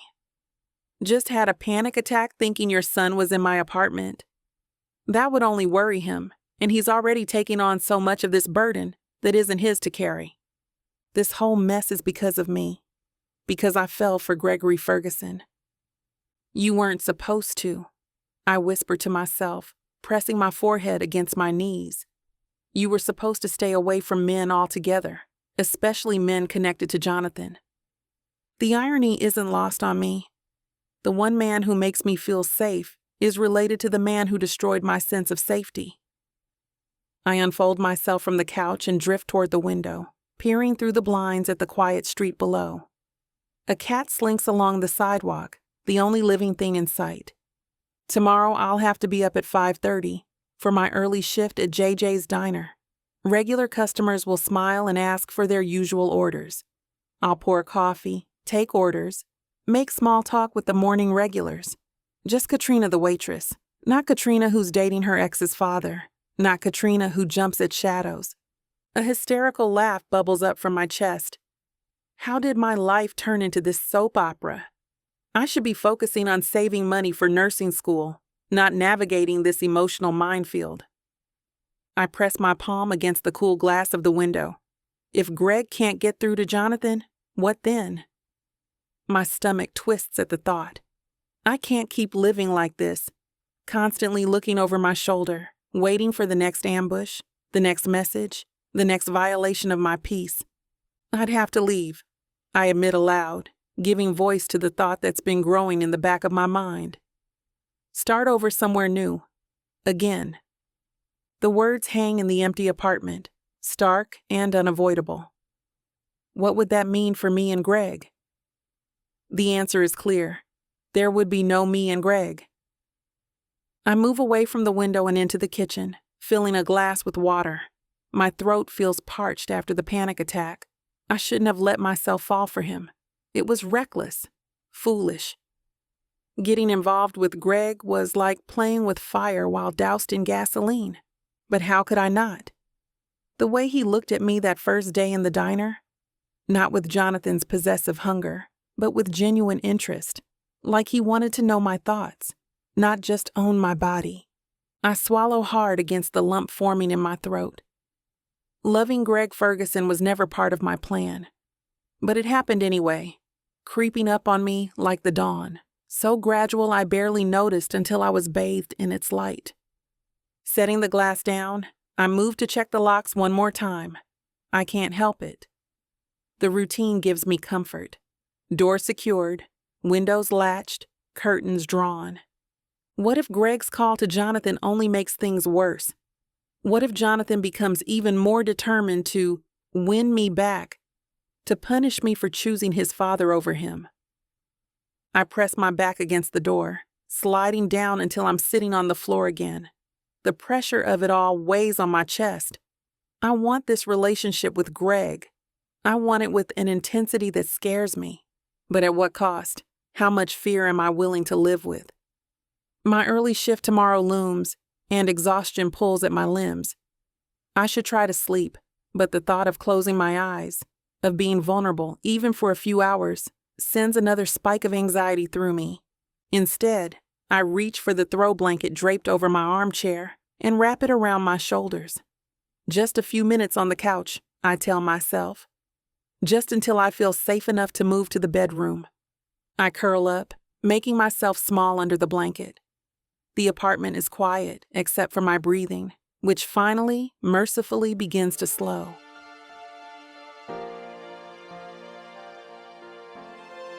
Chapter 16. Gregory. I pace across my study, phone in hand, thumb hovering over Jonathan's contact. The room feels too small suddenly, constricting around me despite the high ceilings and expansive windows. My reflection catches in the darkened glass. A man with the weight of too many responsibilities pressing down on his shoulders. Katrina's face flashes through my mind, the way it crumpled when she talked about Jonathan, the fear in her eyes. That alone steals my resolve. I hit dial before I can talk myself out of it. The phone rings once, twice, 3 times. For a moment, I think he won't pick up. Then... Dad? Jonathan's voice comes through, equal parts surprise and wariness. Jonathan! I keep my tone neutral, casual. Like this is just a normal call between father and son. Like I don't know what he's been doing. How have you been? Fine. The word is clipped. What do you want? It's late. My free hand curls into a fist at my side. I release it slowly, flexing my fingers. Stay calm. Approach this carefully. Can a father call his son without an agenda? A scoff comes through the line. Not you. The barb stings, but I push past it. I've been hearing things. From mutual acquaintances. I move to the liquor cabinet, pouring myself 2 fingers of scotch. They say you haven't been yourself lately. Silence stretches between us, taut as a wire. What mutual acquaintances? The edge in his voice could cut glass. I take a measured sip from my glass. People talk, son. I'm concerned about you. Nonsense. The word is sharp, angry. You haven't been concerned about me in years. Who've you been talking to? I settle into my leather chair, leaning forward with my elbows on my knees. That's not true, and you know it. I've always saved the Father of the Year speech. Jonathan's breathing is audible through the phone, quick and agitated. You didn't call to check on me. What's the real reason? The scotch burns a path down my throat, warming my chest. I set the glass down carefully on the mahogany side table. Fine. I'll be direct. I've heard you've been acting erratically, following people, sending messages. That's not like you, Jonathan. Following people? His voice rises. Who exactly am I supposedly following? I pinch the bridge of my nose. This isn't going how I'd planned. Look, it doesn't matter who. It absolutely matters. The anger in his voice is palpable now. Who's been feeding you this crap? Nobody's feeding me anything. I'm just concerned that you're not in a good place right now. A harsh laugh crackles through the speaker. Wow, just wow. You haven't given a damn about my place in years, and now suddenly you're concerned? What changed? The question hangs in the air like a guillotine blade. I need to be careful here. Very careful. Nothing's changed! I'm your father. I care about you. Always have. Right. The word drips sarcasm. So this sudden interest in my life has nothing to do with anyone specific? You just randomly decided to start caring again? My eyes drift to a framed photo on my desk. Jonathan at his college graduation, arms slung around my shoulders. We were smiling. When did things get so broken between us? John, I know we've had our differences, but... Cut the crap, Dad. Who have you been talking to? His voice hardens. Because the only person who would say I've been following anybody would be... Katrina seemed genuinely frightened, John. The words slip out before I can stop them. Silence falls, heavy and absolute. Katrina! He says her name slowly, like he's testing the weight of it. You talked to Katrina! My heart pounds against my ribs. Stupid mistake. Catastrophic mistake. I ran into her, I say, aiming for casual and missing by a mile. She mentioned... What do you know about Katrina? Jonathan's voice rises to a near shout. Since when do you two talk? Since when do you even know each other? I stand abruptly, needing to move. The room feels even smaller now, the walls closing in. Keep your voice down, this isn't... Answer the question. Each word is ice. How do you know Katrina Daniels? My mind races, searching for an explanation that won't make things worse. There isn't one. I met her at JJ's diner. A half-truth. She's mentioned feeling uncomfortable lately. Said you've been contacting her, despite her asking you not to. So you just happened to meet my ex-girlfriend, and she just happened to pour her heart out to you about me. The disbelief in his voice is cutting. Do you think I'm an idiot? John, no, seriously, do you think I'm stupid? Because that's the only way I'd believe this nonsense story about you randomly meeting Katrina and her confiding in you, a total stranger. I press my fingers against my temple where a headache is building. I'm not lying to you. Oh, I believe you met her. What I don't believe is that it was random or that you're just some concerned bystander. His voice drops, becomes dangerous. What's going on between you two? I grip the phone tighter, knuckles going white. Nothing is happening between us, Jonathan. The lie sticks in my throat like a fishbone. Memories flash through my mind. Katrina's lips on mine, her body pressed against me. The way she laughs when I say something unexpected. All the little moments we've carved out together in our hidden corner of the world. Nonsense. Jonathan's voice drops to a dangerous rumble. I know when you're lying, Dad. Always have. Your voice gets all controlled and formal, like you're in a board meeting. I pace to the window, staring out at the night sky. Stars glitter coldly back at me, distant witnesses to this train wreck of a conversation. Think what you want. I keep my tone even, fighting to maintain control. The point is, she doesn't want contact with you. You need to respect that. A long silence stretches between us, then so casually it sends a chill up my spine. So, she's in Oakbridge, huh? My stomach drops like I've hit an air pocket at 30,000 feet. I never mentioned Oakbridge. Not once. What makes you say that? I try to sound unaffected, but panic floods my system. You just confirmed it by saying you met her in some random diner. You're living in Oakbridge now. Smug satisfaction colors his voice. Your poker face might work in business, but your tells are obvious as hell to me. Interesting that you know exactly where she is. Stupid mistake. Stay away from Oakbridge. The words burst from me, sharp and commanding. I abandon any pretense of calm. If you're half as unstable as people are making you seem, you need to keep your distance. People? His laugh is brittle. You mean Katrina, my ex-girlfriend who's apparently pouring her heart out to my father. That's not weird at all. I press my forehead against the cool glass of the window.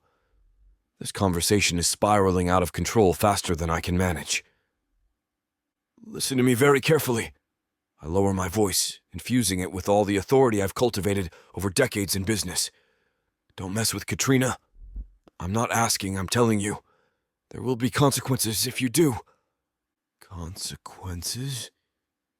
Jonathan's voice rises with incredulous anger. Are you threatening me over her? Over my ex-girlfriend? The silence stretches between us, taut as a wire about to snap. Oh, wow. His voice shifts, understanding dawning. Damn, I get it now. My heart hammers against my ribs like it's trying to break free. There's nothing to get. You're screwing her, aren't you? The words land like blows. You're actually sleeping with my ex. That's why you're so protective.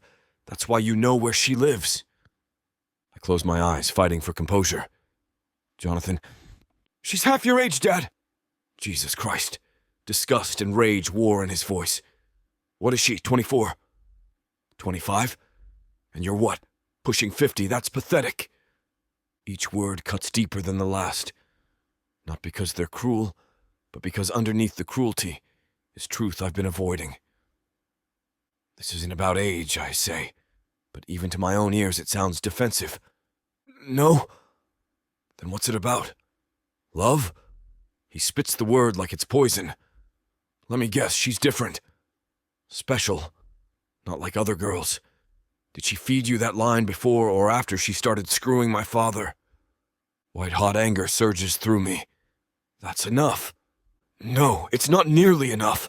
His voice trembles with fury. You know what? You two deserve each other. The gold digger and the midlife crisis case. A perfect match. My fingers tighten around the phone until I hear the plastic creak. Don't you dare talk about her like that. Why not? It's true. She's using you, old man. This conversation is over. I fight to keep my voice level, professional. The businessman taking control. You're right about that. Jonathan's laugh is empty, hollow. But this situation, this is just getting started. What's that supposed to mean? Alarm bells ring in my head. It means I finally understand why you called. Not out of concern for me. You're marking your territory. His voice hardens.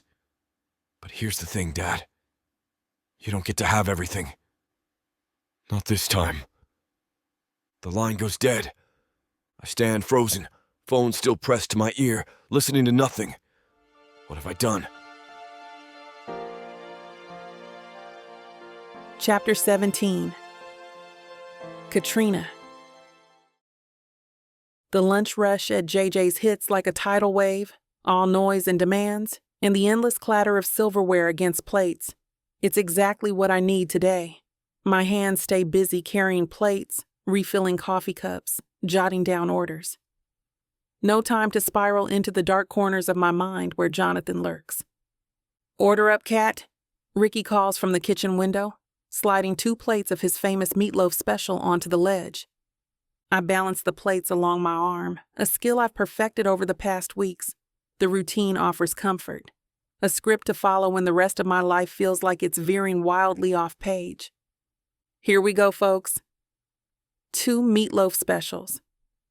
I place the steaming plates in front of the elderly couple at table 6. "Can I get you anything else?" The bell above the door chimes, and something in the atmosphere shifts. I don't need to look up to know it's Gregory.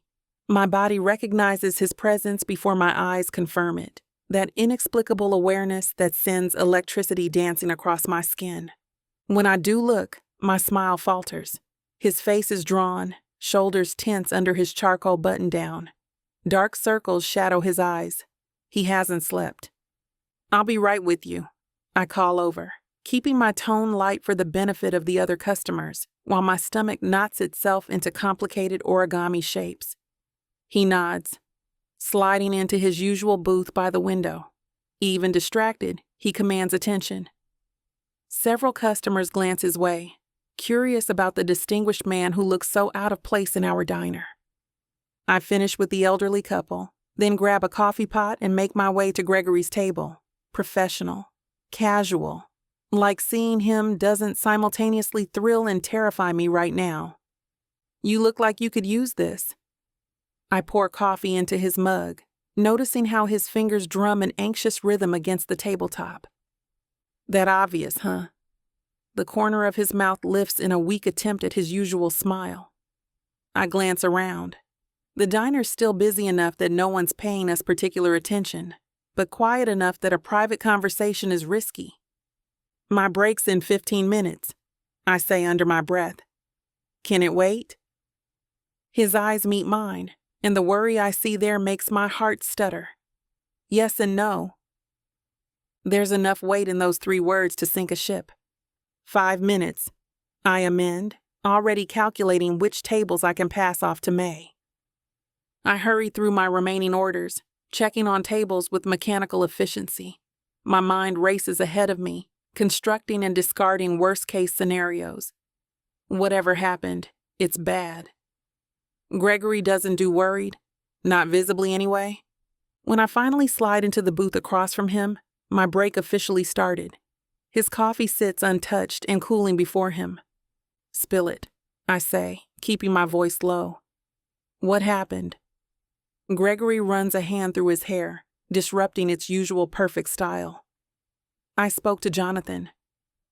I thought I could reason with him, get him to back off. It didn't go as planned." I press my fingertips against the cool tabletop, anchoring myself. Define "didn't go as planned." He knows, Katrina. His voice is barely above a whisper. "About us. About you being in Oak Bridge." The world tilts sideways for a moment. The diner noises, clattering plates, murmured conversations, the hiss of the grill, fade to a distant hum. "How?" My lips feel numb forming the word. I slipped up. "Mention JJ's. His expression is a portrait of self-recrimination. He put it together. I'm so sorry, Katrina. I never meant. You told him where I work? My voice rises before I can catch it. A couple at the next table glances over. I force a smile, leaning closer to Gregory and dropping my voice. Sorry, I can't believe you'd do that. I didn't mean to. The anguish in his eyes is genuine. It was a stupid mistake. I was trying to get him to see reason and What exactly did he say? I cut him off, needing facts more than apologies. Gregory stares into his coffee. He figured out we're together. Called you. Names I won't repeat. Implied things. The air in the booth thickens with each passing second, making it harder to breathe. My fingers tremble against the tabletop, and I curl them into tight fists to stop the shaking. The diner suddenly feels too small, too exposed. A fishbowl where anyone could look in and see me falling apart. Katrina? Gregory reaches across the table, but I pull my hands back into my lap. I left the city because I never wanted to see him again. My voice comes out steadier than I feel. That was the whole point of coming to Oakbridge, to get away from him. A server drops a plate in the kitchen and I flinch at the crash. My heart hammers against my ribs like it's trying to escape. I know, Gregory says, his eyes pleading. And I'm so sorry. It was thoughtless. I was trying to reason with him, man to man, but I should have known better. The diner warps around me, the familiar comfort of JJ's transforming into something threatening. Every stranger at every table becomes a potential spy for Jonathan. The windows that let in cheerful afternoon sunlight now feel like vulnerabilities, points of entry. Does he know where I live? The question comes out as barely more than a whisper. Gregory shakes his head. No, at least I didn't tell him that. But he knows I'm in Oakbridge. He knows about JJ's. I press my palms against my eyes, fighting back the sting of tears. It's not exactly hard to find someone in a town this size. Gregory shifts in his seat, leaning closer. I'll handle this, Katrina. I promise you, I won't let him. Handle it? A bitter laugh escapes me. Like you handled telling him where to find me? The hurt flashes across his face, and immediately guilt twists in my stomach. It's not fair to lash out at Gregory, but fear has never played fair. I'm sorry, I say, dropping my voice. That wasn't fair. I can't have him here. You don't understand what it was like at the end. Then help me understand. Gregory's voice is gentle, patient despite my outburst. I glance around the diner, hyper-aware of ears that might be listening. Not here. The trembling has spread from my hands to my entire body now. A fine vibration like I'm standing too close to a bass speaker. Jonathan in Oakbridge. Jonathan knowing about Gregory and me. The carefully constructed walls of my new life crumbling before they've even had a chance to set. What if he comes here? The question spills out before I can stop it. What if he shows up at JJ's? I won't let him near you. You can't be with me every second. The reality of our situation crashes over me like ice water. I have shifts here. I go to the grocery store. I take walks. I can't live locked away because he might be around every corner. Gregory's jaw tightens. Listen to me. This is on me, and I will fix it. If he tries anything at all, he'll regret it. There's something in his voice I haven't heard before. Steel beneath the velvet. It should be reassuring, but instead it sends a new ripple of anxiety through me. The last thing I need is the two of them facing off. I don't know what to do, I admit, staring down at the table. I thought I was done looking over my shoulder. My break is almost over. Soon I'll have to stand up, paste on a smile, and pretend my world isn't collapsing. Again. What's he going to do now? I ask, fear making my voice small. Knowing I'm with you, his father, that's going to push him over the edge. The silence between us stretches, heavy with unspoken possibilities.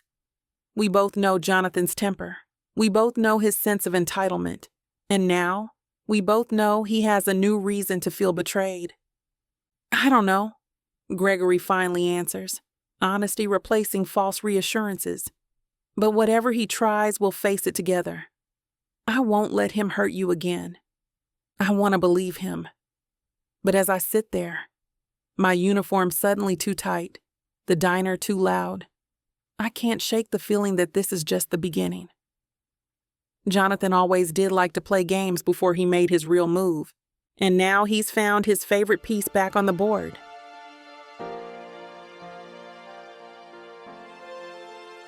Chapter 18. Gregory. Back at Ferguson Enterprises, I retreat to my office, my mind still replaying the hurt in Katrina's eyes at JJ's. The weight of my mistake presses down on my shoulders as I sink into my leather chair. The quiet hum of the office beyond my door provides little comfort today. My fingers hover over the keyboard, doing my best to answer emails and execute approvals. Focus has abandoned me. All I can think about is how to protect Katrina from the storm I've inadvertently unleashed. I scrub a hand across my face, feeling the stubble I'd neglected in my rush this morning. Sleep eluded me last night after that disastrous conversation with Jonathan. His voice echoes in my memory, cold, mocking, dangerous. The memory of those words makes my jaw clench. I'd wanted to reach through the phone and... A gentle knock interrupts my spiraling thoughts.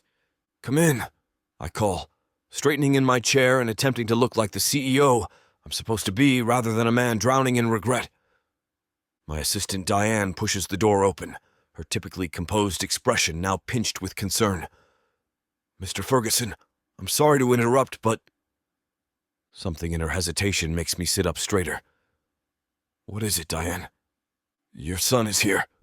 She says the words carefully, as if delivering news of an unexploded bomb in the lobby. Ice floods my veins. "Jonathan? Here?" "Yes, sir, he's quite insistent on seeing you." "Jonathan, in Oakbridge." My mind races through the timeline. Our call was just yesterday night. He must have gotten on a plane immediately after, or driven straight here from Pittsburgh. "How does he look?" The question comes out before I can stop it. Diane's lips press into a thin line. "Determined, sir." Translation: angry, volatile, ready for a fight. "Did he say why he's here?" Though I already know the answer. Just that it's a family matter that can't wait. I stand, buttoning my suit jacket in a reflexive gesture. "Send him in." Diane nods, her concern evident. "Should I stay nearby? In case you need assistance?" The fact that she's asking tells me exactly how Jonathan must have presented himself at reception. "No, but thank you. This is something I need to handle personally." She hesitates at the door. "I'll be just outside if you need me." The moment she disappears, I move to the window, looking out at the Oakbridge skyline, such as it is. Small buildings, tree-lined streets, the quaint charm that Katrina had sought as sanctuary. And now Jonathan has invaded that sanctuary. Because of me. Heavy footsteps approach, intentionally loud. My son's always had a flair for the dramatic entrance. The door swings open without a knock. Jonathan stands there, travel-rumpled but vibrating with contained fury. His eyes, so like his mother's, scan the office before locking onto mine. "Nice place you've got here, Dad." His voice drips with sarcasm. Quite the downgrade from the Pittsburgh headquarters. But I guess the scenery makes up for it, doesn't it? I keep my expression neutral, my stance relaxed, though every muscle in my body is coiled tight. "Jonathan, this is unexpected." He barks out a laugh, stepping into my office and closing the door with deliberate control. "Is it?" Seemed pretty inevitable to me after our little chat. You came all the way from Pittsburgh. I state the obvious, buying time as I assess his state of mind. The bags under his eyes match my own. He hasn't slept either. What, did you think I'd just let this go? He stalks further into the room, glancing around at the family photos on my credenza, old ones from before everything fell apart. Finding out my father is screwing my ex-girlfriend? Not exactly something you process over the phone. The crudeness of his words stings like a slap. Watch your language, and that's not what this is. No? He turns to face me fully, and I see it now. Beneath the anger, the raw hurt. It doesn't excuse his behavior, but it explains it. Tell me then, Dad. What exactly is going on between you and Katrina? I meet his gaze steadily. I care about her. Deeply. You care about her? He repeats my words like they're a foreign language he's trying to decipher. She's half your age. She was my girlfriend. Was being the operative word. My voice hardens. A relationship you ended when you cheated on her. Repeatedly. His face darkens. So what? This is your twisted way of teaching me a lesson? Dating my ex to show me the error of my ways? Not everything is about you, Jonathan. The words come out sharper than I intended. Katrina and I, it happened unexpectedly, but it's real. Real! He laughs again, a harsh sound devoid of humor. Do you even hear yourself? You sound like a middle-aged cliché. Midlife crisis with a side of daddy issues. Hers, not yours. I take a measured breath, refusing to rise to the bait. You need to leave Oakbridge, now. Go back to Pittsburgh. Or what? He steps closer, challenge written in every line of his body. You'll have security escort me out. Make a scene. I wonder what the board would think about your little May-December romance, or your clients. The threat hangs in the air between us. Implicit, but clear. This isn't about Ferguson Enterprises. My voice remains steady despite the anger building in my chest. This is about Katrina's right to peace. To build a new life away from the pain you caused her. With you, he sneers. How noble. Taking in my damaged goods. My control slips, just for a moment. Don't you dare speak about her that way. Something flickers across his face. Surprise at my vehemence, perhaps. Or satisfaction at having provoked a reaction. You really think you know her? It's not a question, but a taunt. Did she tell you everything about us? About her? I don't need to know her history, I say, holding my ground as Jonathan's eyes narrow. I know who she is now, and that's what matters. I like her exactly as she is. My son scoffs, shaking his head like I've said something laughably naive. You think you know her? After what? A few weeks? A couple of months. I was with her for 2 years. And you threw that away, I remind him, keeping my voice level despite the anger simmering beneath the surface. Katrina has become very important to me, Jonathan. Whatever connection she had with you in the past doesn't change that. His face contorts, a flush creeping up his neck. Important to you? She's mine. She's not yours. She never was. The words come out gentle but firm. People aren't possessions. Jonathan's breathing quickens, his hands curling into fists at his sides. So that's it? You're choosing some girl over your own son? This isn't about choosing. It's about respecting Katrina's right to move on with her life. With my father. He spits the words, taking a step closer. His eyes have that dangerous glint I've seen before, the one that preceded broken furniture in his teenage years. That's messed up and you know it. I stand my ground, refusing to be intimidated in my own office. What's messed up is you tracking her down after she clearly wanted nothing more to do with you. Something snaps behind his eyes. You sanctimonious piece of... He lunges forward suddenly, hands outstretched toward my throat.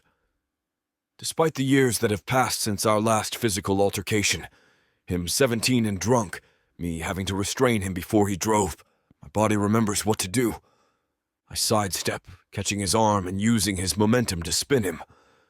In one fluid motion, I have his arm behind his back, my other hand steadying his shoulder as I press him against the wall next to my bookcase. Not hard enough to hurt, just enough to neutralize. "Jonathan, stop," I say into his ear, my voice quiet but commanding. "This isn't going to solve anything." He struggles against my hold, breath coming in angry pants. "Let go of me." "When you calm down." I maintain the pressure, feeling the rapid rise and fall of his breathing. "I don't want to hurt you." Too late for that. His voice cracks slightly, revealing the hurt beneath the fury. I ease my grip slightly, but don't release him completely. I never intended any of this to happen, but it did, and now we all have to deal with it like adults. He stops struggling suddenly, going still in my grasp. For a moment, I think he's finally seeing reason. Then he speaks, his voice so low and venomous I barely recognize it as my son's. "You'll regret ever laying eyes on her. Both of you will." The cold calculation in his tone sends a chill through me that has nothing to do with the air conditioning. This isn't just anger speaking. It's a promise. I release him and step back, giving him space. Jonathan straightens his rumpled shirt, not looking at me as he rolls his shoulder where I held him. "Are you threatening her?" I ask, my voice dangerously quiet. He turns to face me, a smile playing at the corners of his mouth that doesn't reach his eyes. "I'm promising you consequences. That's what you always taught me, wasn't it, Dad? Actions have consequences." My jaw tightens as I look at this stranger wearing my son's face. Where's the boy who used to run into my office with drawings he'd made? The teenager who, for all his rebellion, still had a fundamental decency at his core? If you go near Katrina, if you so much as speak her name, you will regret it. My words come out measured and precise. That's not a threat. It's a promise from a father who still loves his son, but won't allow him to hurt an innocent woman. Jonathan's eyes meet mine, searching for something. Whatever he finds, or doesn't find, seems to harden his resolve. "This isn't over," he says, moving toward the door. "Not by a long shot." I thought I was getting a fake marriage, but I didn't know my story was being told by Miss Tyler. This isn't just any fake marriage now, is it? No. You introduced me to the devil. Come on, girl. Jacob isn't that bad. Oh, I love Jacob. His family, on the other hand? Beggars can't be choosers, Nyla. You should be grateful I even let Jacob Stone look your way. I just wanted to save my granddaddy. Is that so bad? Why couldn't you let this be a normal fake marriage? Instead, you put me in a twisty story filled with money, betrayal, power, and lies. Let's not forget love. That's what keeps me going. But not gonna lie, Miss Tyler. This story you got me in ain't the simple fake marriage happy ending I thought it would be. It's not. Where would be the fun in that? Treat yourself to Say Less, I Love You. New releases every Thursday, now with longer episodes. Or skip the wait and grab the full series bundle from TylerWalker.com for up to 85% off. Treat yourself with Miss Tyler.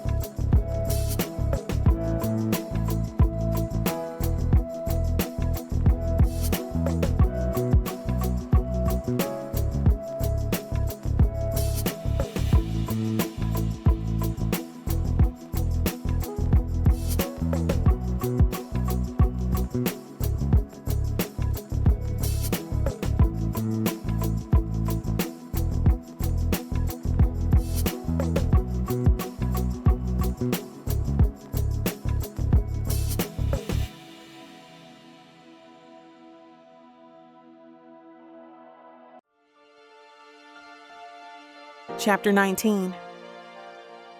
Katrina. I sit on the worn leather couch in Melanie's office, fingers twisting in my lap as afternoon sunlight streams through the slatted blinds. The room feels safe, it always has, with its soft blue walls, gentle lighting, and the ever-present scent of Melanie's jasmine tea.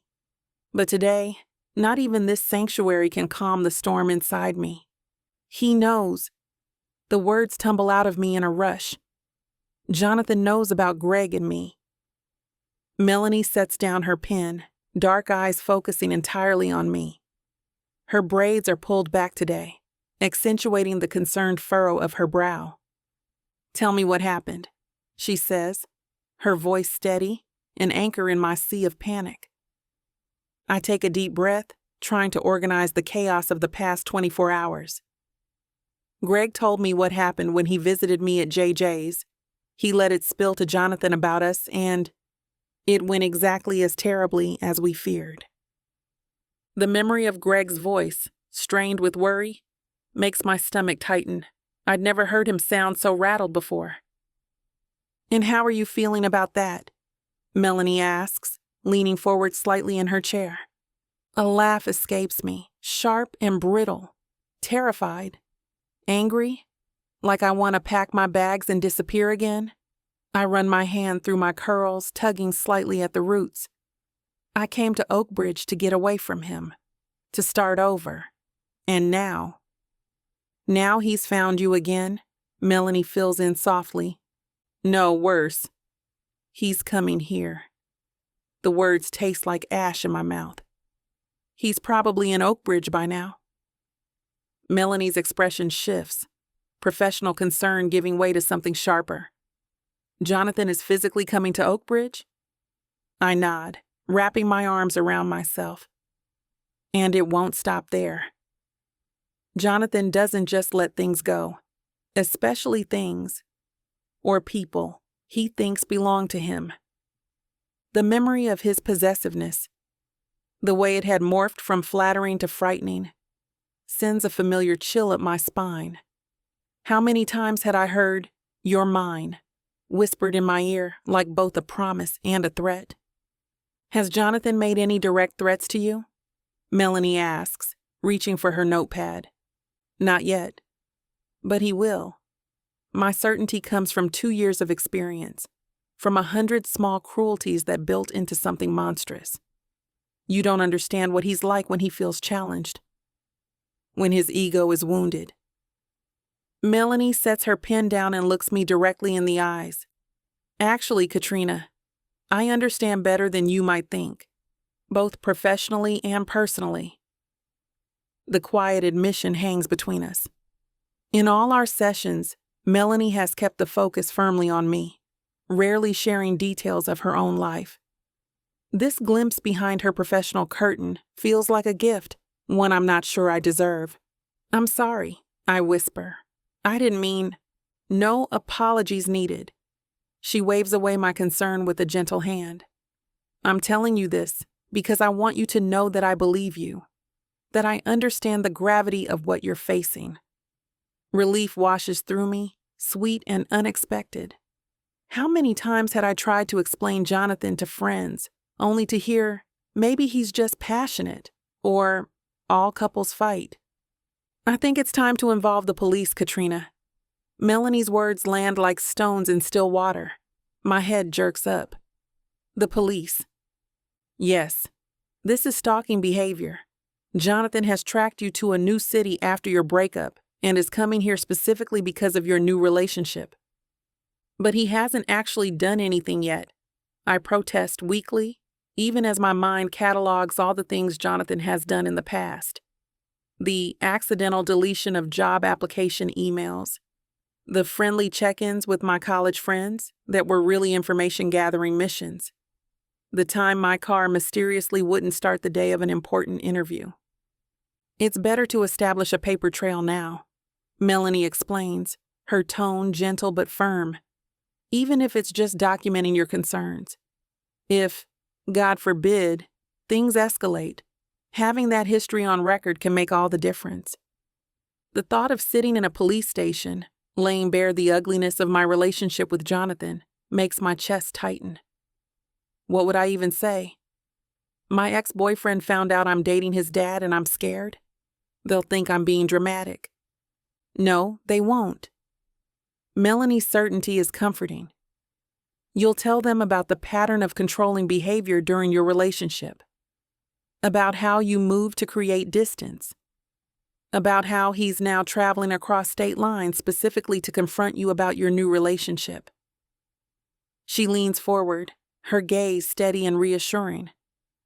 Katrina, what you're experiencing isn't unusual, and it isn't your fault, and you don't have to do this alone. You mean you'd come with me? Hope flutters tentatively in my chest. Absolutely. Melanie nods firmly. I can accompany you to file a report, help explain the psychological aspects of what you've experienced, provide professional context. For the first time since Greg's call, I feel the knot in my chest loosen slightly. Not gone, not by a long shot, but no longer threatening to choke me. You don't think I'm overreacting? The question slips out before I can stop it. Jonathan's voice in my head, mocking my paranoia. Trust yourself, Katrina. Melanie's voice is warm but firm. Your body is sending you these signals for a reason. The fear you're feeling isn't irrational. It's your survival instinct recognizing a genuine threat. I nod slowly, letting Melanie's words sink in. Trust yourself. How long has it been since I've done that? Jonathan had a way of making me second-guess everything, my perceptions, my feelings, my reality. You're right. My voice comes out stronger than I expect. I need to do this before he gets here and turns everything upside down again. Melanie's smile is warm with approval. The Oak Bridge police station is actually not far from here. We could go this afternoon if you're up for it. Today, my heart kicks against my ribs, but not entirely from fear this time. There's something else there too. Determination, maybe. You know what? Sure, I think that's best. Good. Melanie stands, moving to her desk to check her calendar. I have one more client at 3, but I can meet you at the station by 4:30.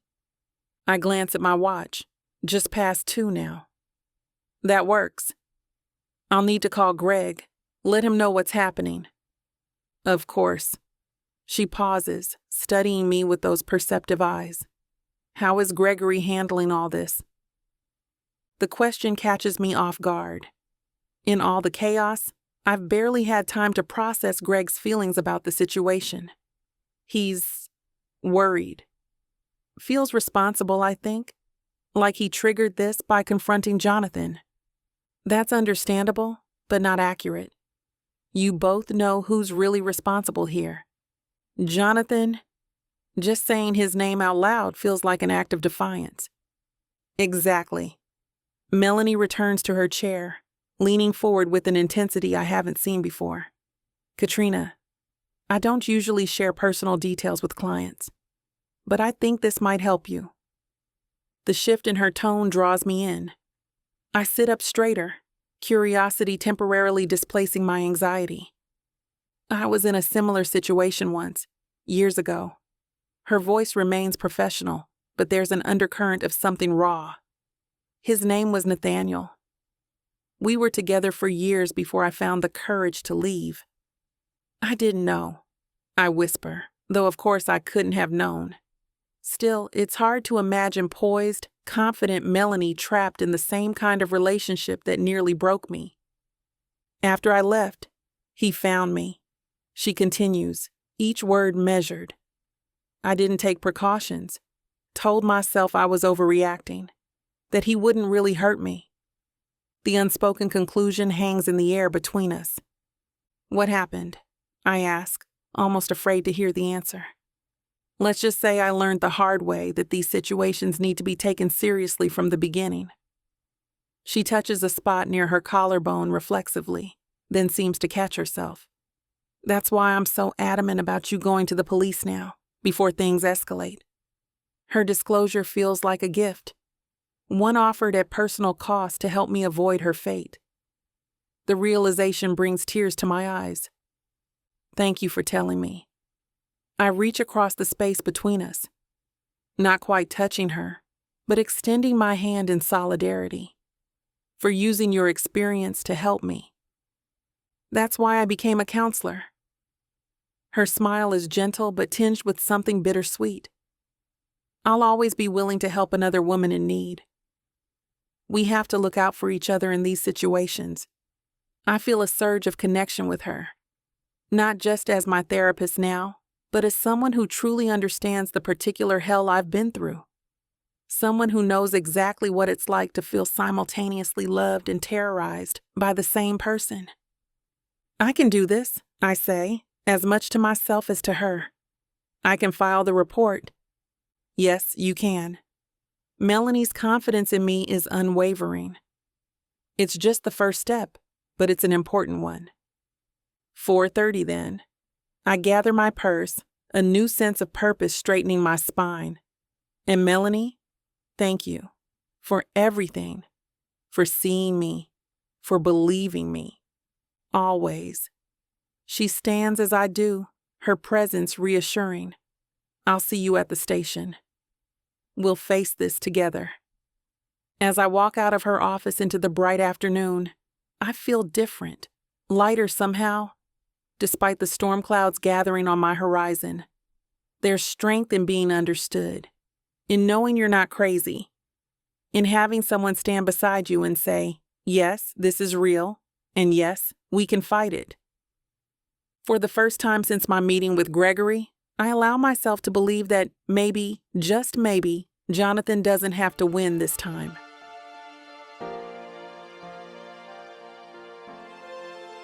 Chapter 20. Gregory. I park my Audi at the edge of Oakbridge's town square, killing the engine with a twist of my wrist. The afternoon sun bathes the quaint downtown in golden light, making the flower baskets hanging from old-fashioned lampposts look like something from a nostalgic postcard. It's the kind of charming small town that usually brings me peace, but not today. Today I'm hunting my son. My phone buzzes with a text from Katrina. Meeting Melanie at the police station at 4:30. We'll call you after. My jaw clenches.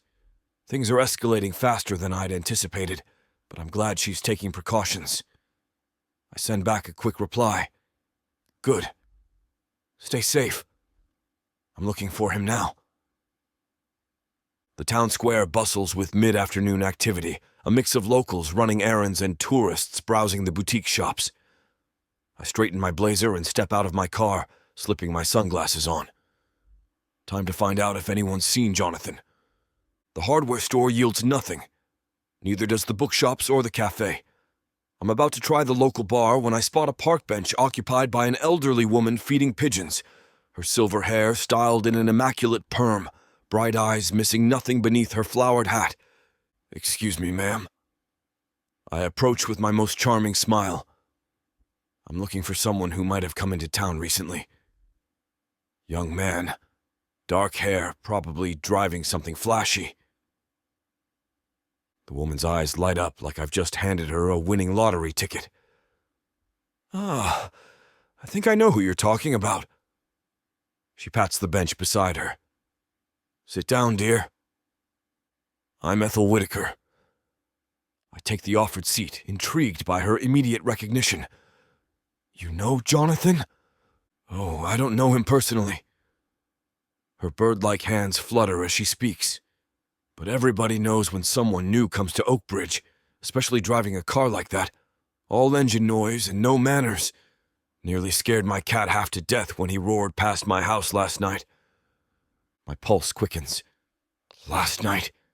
You're sure it was him? Handsome boy, but with a mean look about the eyes. Mrs. Whitaker nods decisively. That's him. Checked into the Pinewood Motel on Route 16. Doris at the front desk is my second cousin, you know? Says he paid for 3 nights up front. Cash. 3 nights. My stomach tightens. Jonathan isn't planning a quick visit. He's settling in for a campaign. You seem awful concerned, dear. Mrs. Whitaker studies me with shrewd eyes. You're not with the police, are you? Because that boy did look like trouble. Mark my words. Something in the way he carried himself. No, ma'am. Family matter. I rise from the bench, reaching for my wallet. I appreciate your help more than you know. Oh, put that away. She waves off my attempt to offer money. Information's free in Oakbridge, but do be careful. That young man didn't come here for anything good. I've been around long enough to recognize that particular kind of restlessness. I will. I give her a respectful nod. Thank you, Mrs. Whitaker. Gregory Ferguson, isn't it? She calls after me, making me turn in surprise. A knowing smile crosses her weathered face. Oh, don't look so shocked. I may be old, but I do read the business section. And you look just like your pictures. She winks. Besides, the resemblance between you and that boy is rather striking, wouldn't you say? The Pinewood Motel sits just outside town limits, a single-story relic from the 1960s with peeling blue paint and a flickering neon sign. The gravel lot contains only a handful of vehicles, making Jonathan's metallic red Corvette embarrassingly easy to spot. Parked crooked across two spaces, naturally. Some things never change. I pull my Audi to the far side of the lot where it won't be immediately visible from the motel rooms. The tracking device weighs heavy in my pocket. A small black disc no bigger than a quarter.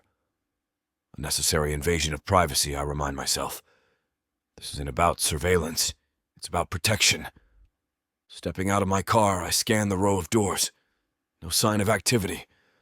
The office window shows the clerk engrossed in a television mounted behind the counter. Perfect. I approach the Corvette casually, as if admiring it, which under different circumstances I might.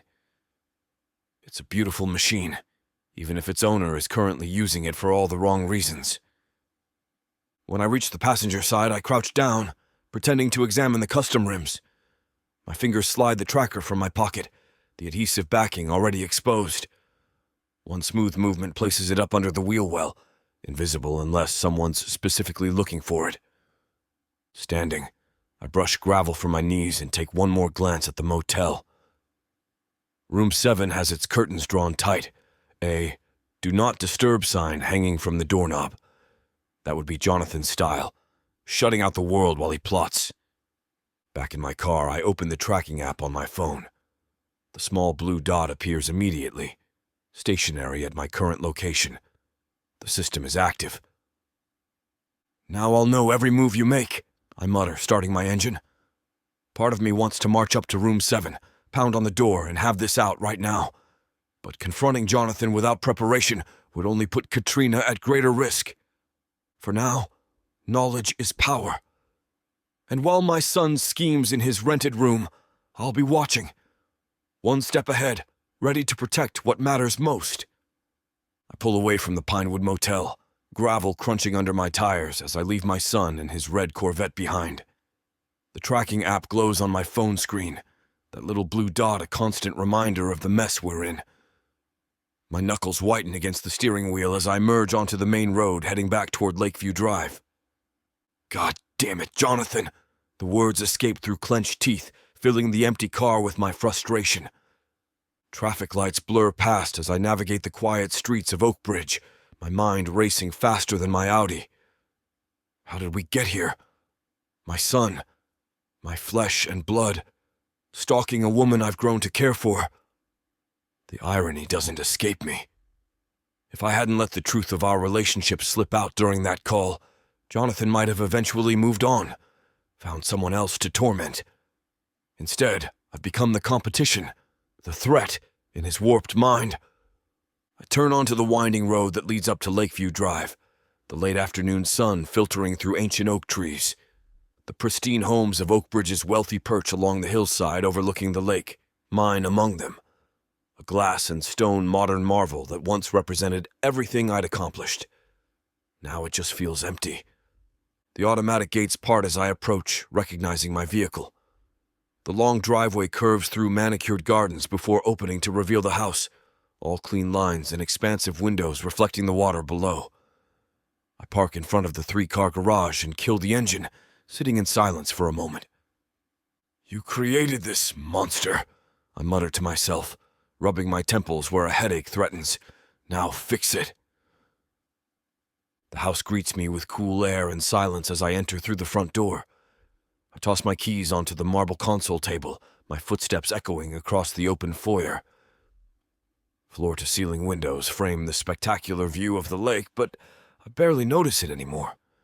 Pouring myself 2 fingers of Macallan, I carry the crystal tumbler to my office and sink into the leather chair behind my desk. The amber liquid burns pleasantly down my throat as I stare at the wall of books opposite me, not really seeing them. How many times did I miss Jonathan's baseball games for board meetings? How many birthdays were celebrated a day late because I was closing deals overseas? I gave him everything money could buy, but withheld the one thing he truly needed: my time, my guidance. And now Katrina pays the price. I take another swallow of scotch, letting the warmth spread through my chest. I set down my glass and open my desk drawer, fingers closing around the small velvet box I've been carrying for a few days now. The diamond catches the fading light as I open it. A 3-carat emerald cut set in platinum, elegant without being ostentatious. Perfect for Katrina, who values substance over show. "After," I promise myself, snapping the box closed. "After this is fixed. Because I will fix this. I'll handle Jonathan. My responsibility, my burden to bear. Katrina deserves peace, deserves a life free of fear and harassment. And when it's over, when she's safe, I'll ask her to be my wife. The thought of her wearing my ring, sharing my name, fills me with a warmth the scotch can't match. But first things first. Jonathan needs to be dealt with, and not just for Katrina's sake. He's spiraling, becoming someone I don't recognize, someone dangerous. As his father, I owe him intervention as much as I owe Katrina protection. I down the rest of my drink and reach for my laptop. Time to outline a plan of action. Security details, legal options, contingencies. The tracking app remains open on my phone beside me, that blue dot still stationed at the Pinewood Motel. For now. Outside my windows, the lake darkens as sunset approaches, casting long shadows across my office. This mansion, with all its luxury and space, suddenly feels like a fortress, a place where I will make my stand, protecting what matters most while confronting the consequences of my past failures. My fingers hover over the keyboard, determination hardening within me. I created this situation through years of neglect and misplaced priorities. Now I'll do whatever it takes to make it right. For Katrina, for Jonathan, and for the future I hope we can all still have. Chapter 21. Katrina. The afternoon rush at JJ's Diner has finally slowed to a trickle, giving me a moment to catch my breath. I wipe down the counter with circular motions, the familiar scent of grease and coffee filling my nostrils. 2 days have passed since my meeting with Melanie at the police station, where she helped me file a restraining order against Jonathan. The paperwork is still processing, but knowing it's in the works gives me a small sense of security. "Order up, Kat," Ricky calls from the kitchen window, sliding a plate of chili cheese fries across the stainless steel counter. "Thanks, Ricky." I deliver the food to table 7 with a practiced smile. "Anything else I can get for you?" The teenage couple shakes their heads, already reaching for their phones to document their food for social media. I turn back toward the counter, my comfortable sneakers squeaking against the checkered linoleum floor. The afternoon sunlight streams through the large windows, casting golden rectangles across the worn booths. May approaches from the register, her kind face twitching with concern. "You doing okay, honey? You seem a little distracted today." "I'm fine, May. Just tired." The lie comes easily, though I suspect she doesn't believe it. "Mind if I take my break soon?" "Go ahead now." We're slow. She pats my shoulder with her hand. "Take 15. I can cover. I untie my apron and hang it on the hook by the staff room, then grab my phone from my locker. No messages from Gregory. He's been giving me space since our last conversation, though he checks in daily. A courtesy text, nothing more. I appreciate his restraint. The back door of the diner leads to a small employee parking lot. The late afternoon air feels fresh against my face after hours in the kitchen's steam and heat. I lean against the brick wall, tilting my head back and closing my eyes, soaking in the moment of peace. When I open them again, I freeze. Jonathan stands at the edge of the lot, a massive bouquet of red roses clutched in his hands. His dark hair is styled perfectly, his designer jeans and button-up shirt crisp and expensive. The smile on his face doesn't reach his eyes. There's my girl. He steps forward, extending the flowers like an offering. Surprise. My throat constricts as I glance around the empty parking lot. No witnesses except for the lone security camera installed last year after a break-in. What are you doing here, Jonathan? I came to see you, of course. Another step closer. His cologne, the same sandalwood scent he's worn for years, drifting toward me. These are for you. 50 roses. One for each day I've missed you. I cross my arms over my chest, creating a barrier between us. You need to leave. Now. Katrina, baby, don't be like that. His voice drops to that familiar cajoling tone, the one he'd use after our fights. I know I messed up. I know that. But everyone deserves a second chance, right? I've changed. You haven't changed. The words come out stronger than I expect. And I'm not interested in anything you have to say. His smile falters, then reassembles itself with visible effort. Look, I get it. You're upset. You have every right to be. But we had something special, Kat. 2 years together. That doesn't just disappear. It disappeared the moment you decided to screw Melissa in our bed. The memory hits me fresh, coming home early from work, finding them tangled in our sheets, her lipstick smeared across his chest. He winces, lowering the flowers. I was drunk. It was stupid. A mistake. A mistake is forgetting to pay a bill. What you did was a choice. My heart pounds, but I stand my ground. Our relationship ended that day, Jonathan. There's no going back. His expression darkens, the facade of contrition slipping. So what? You just moved on? Found my dad to screw for revenge? The accusation lands like a slap. Don't you dare. Oh, come on. He tosses the roses aside, petals scattering across the asphalt. You think I don't know what's going on? Dad's always taking what's mine, and you... His gaze rakes over me with contempt. You saw dollar signs, didn't you? Trading up for the older model with the bigger bank account? You don't know anything about Gregory or what we have. What you have is disgusting. His voice rises, echoing off the surrounding buildings. He's using you to get back at me. And you're letting him. I shake my head, disgust rising in my throat. This has nothing to do with you, Jonathan. The world doesn't revolve around you and your fragile ego. Look. He steps closer, hands outstretched in what he probably thinks is a reasonable gesture. I'm willing to forget about that betrayal if you can just get over the past. We can start fresh. Go anywhere you want. I'll take you to Paris, Tokyo, wherever. Just give us another chance. No. The word is simple. Final. I shake my head for emphasis. There is no us anymore. There hasn't been for a long time. His face contorts, the handsome features I once loved transforming into something ugly with rage. You don't get to say no to me. I take a step back, every muscle in my body tensing as Jonathan's face transforms. The pleasant mask slips completely now, revealing the ugliness beneath. The side of him I came to fear in our final months together. You don't get to say no to me, he repeats, voice dropping to a dangerous whisper. What we had, what we still have, is special. You think you can just throw it away? His fingers flex at his sides, and I remember the way he used to punch walls when he was angry, the drywall crumbling under his fist. Never me. He never hit me.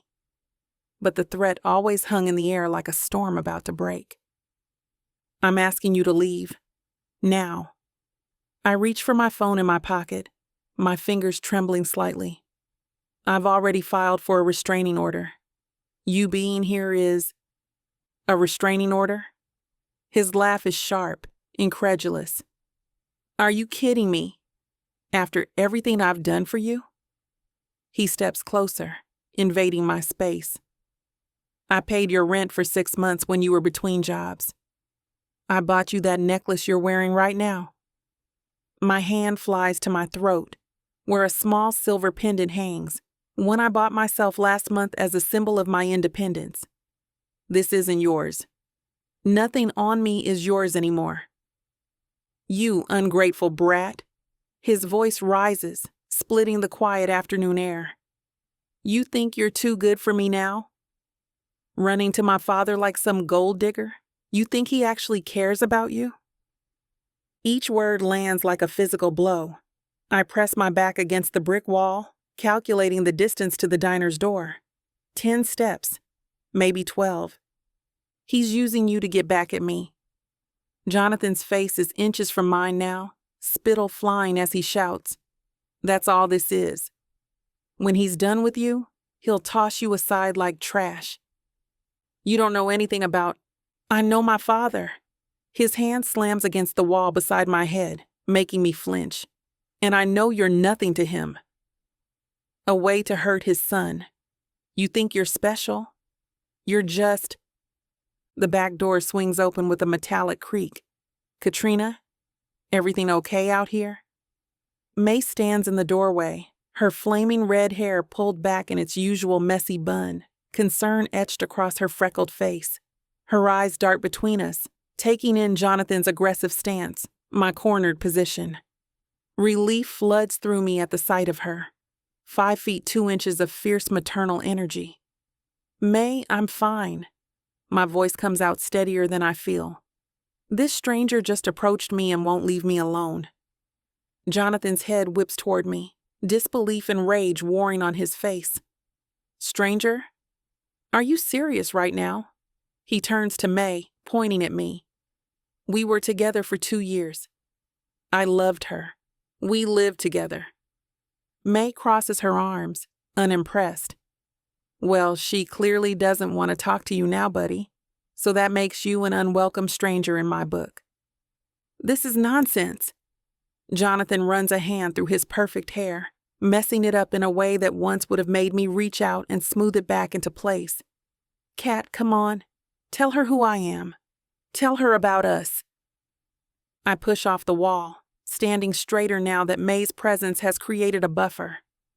There is no us, Jonathan. There's just a delusional man who can't accept reality. Delusional? His voice cracks with indignation. We were going to get married. We talked about kids. That was before I knew who you really were. I moved toward May, toward safety. Before I realized I deserved better than someone who cheated, who lied, who made me feel small. You don't mean that. His voice turns pleading now, another tactic I recognize all too well. Baby, please. I came all this way to see you, to make things right. I shake my head, already backing through the doorway May holds open. The only thing you can do to make things right is leave me alone. For good. This isn't over, he calls as the door begins to close between us. We're not over. May lets the heavy metal door swing shut with a definitive thud. The sound of it, a barrier between me and Jonathan, brings a wave of relief so intense, my knees nearly buckle.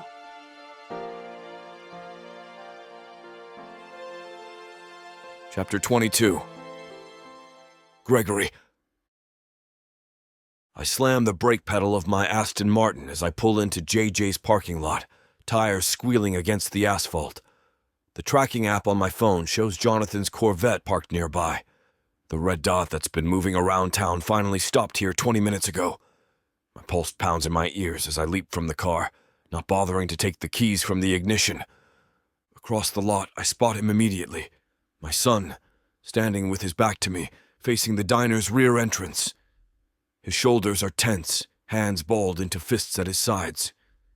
A scattered mess of red roses litters the ground around his feet. The sight confirms my worst fears. "Jonathan!" My voice cuts through the air like a whip. He spins around, momentarily startled before his expression hardens into something ugly and familiar.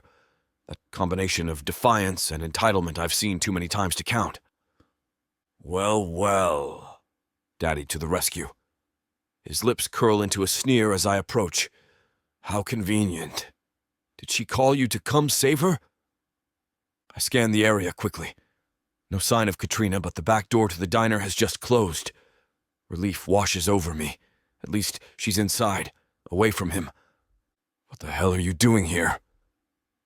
I close the distance between us, stopping a few feet away. The scent of alcohol hits me even at this distance. "You know you have no business being anywhere near her." He laughs, the sound harsh and bitter. "No business? She was my girlfriend for 2 years before you decided to stick your wiener in her." My jaw tightens. "Watch your mouth." "Or what?" He steps closer, chest puffed out. "You'll ground me. Take away my allowance." Newsflash, Dad. I'm not a kid anymore. And Katrina isn't yours to protect. She's not a possession, Jonathan. She's a person who's made it clear she wants nothing to do with you. His eyes narrow, bloodshot, and dangerous. She doesn't know what she wants. She's confused. And you... He jabs a finger toward my chest. You took advantage of that.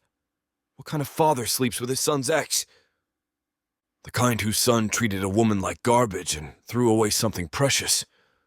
I keep my voice level despite the anger coursing through me. What did you expect would happen after you cheated on her? That she'd just forgive and forget? That was a mistake. One mistake. Spittle flies from his mouth as his voice rises. Everyone deserves a second chance, but no, you had to swoop in like some middle-aged superhero and poison her against me. I shake my head, disgust settling in my gut. Katrina made her own choices. If you can't respect that, it only proves she made the right one by leaving you. This is rich, coming from you. Jonathan's laugh is caustic. The great Gregory Ferguson, lecturing me on how to treat women.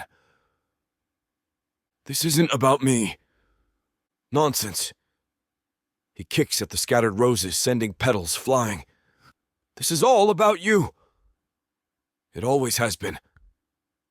You couldn't stand that I finally had something good, something that wasn't handed to me by the almighty Gregory Ferguson. The accusation stings, but I push past it. You had something good, Jonathan. You had a woman who loved you, who stood by you, who saw the best in you, and instead of cherishing her, you threw her away for a one-night stand. Don't you dare. No, you'll listen to me for once. I step closer, lowering my voice. Katrina is extraordinary. She's kind, resilient, and stronger than you or I will ever be. She deserved better than what you gave her. And I suppose you think you're better? His voice drips with contempt. The rich old man swooping in to save the damsel. How noble of you. This isn't about me being better than you. The truth of it settles in my chest. It's about you not being good enough for her. Not because you couldn't be, but because you chose not to be. Something flashes in his eyes, hurt, perhaps, beneath the anger.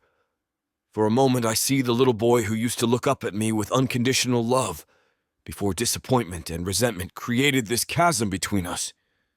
You've never believed in me. His voice cracks slightly. Not once. You've always been waiting for me to fail. That's not true. I run a hand through my hair, frustration mounting. I've always wanted you to succeed, to be happy. But not like this. Not by bullying and intimidating a woman who's clearly moved on. Moved on to you, he spits. How convenient. What happened between Katrina and me has nothing to do with you.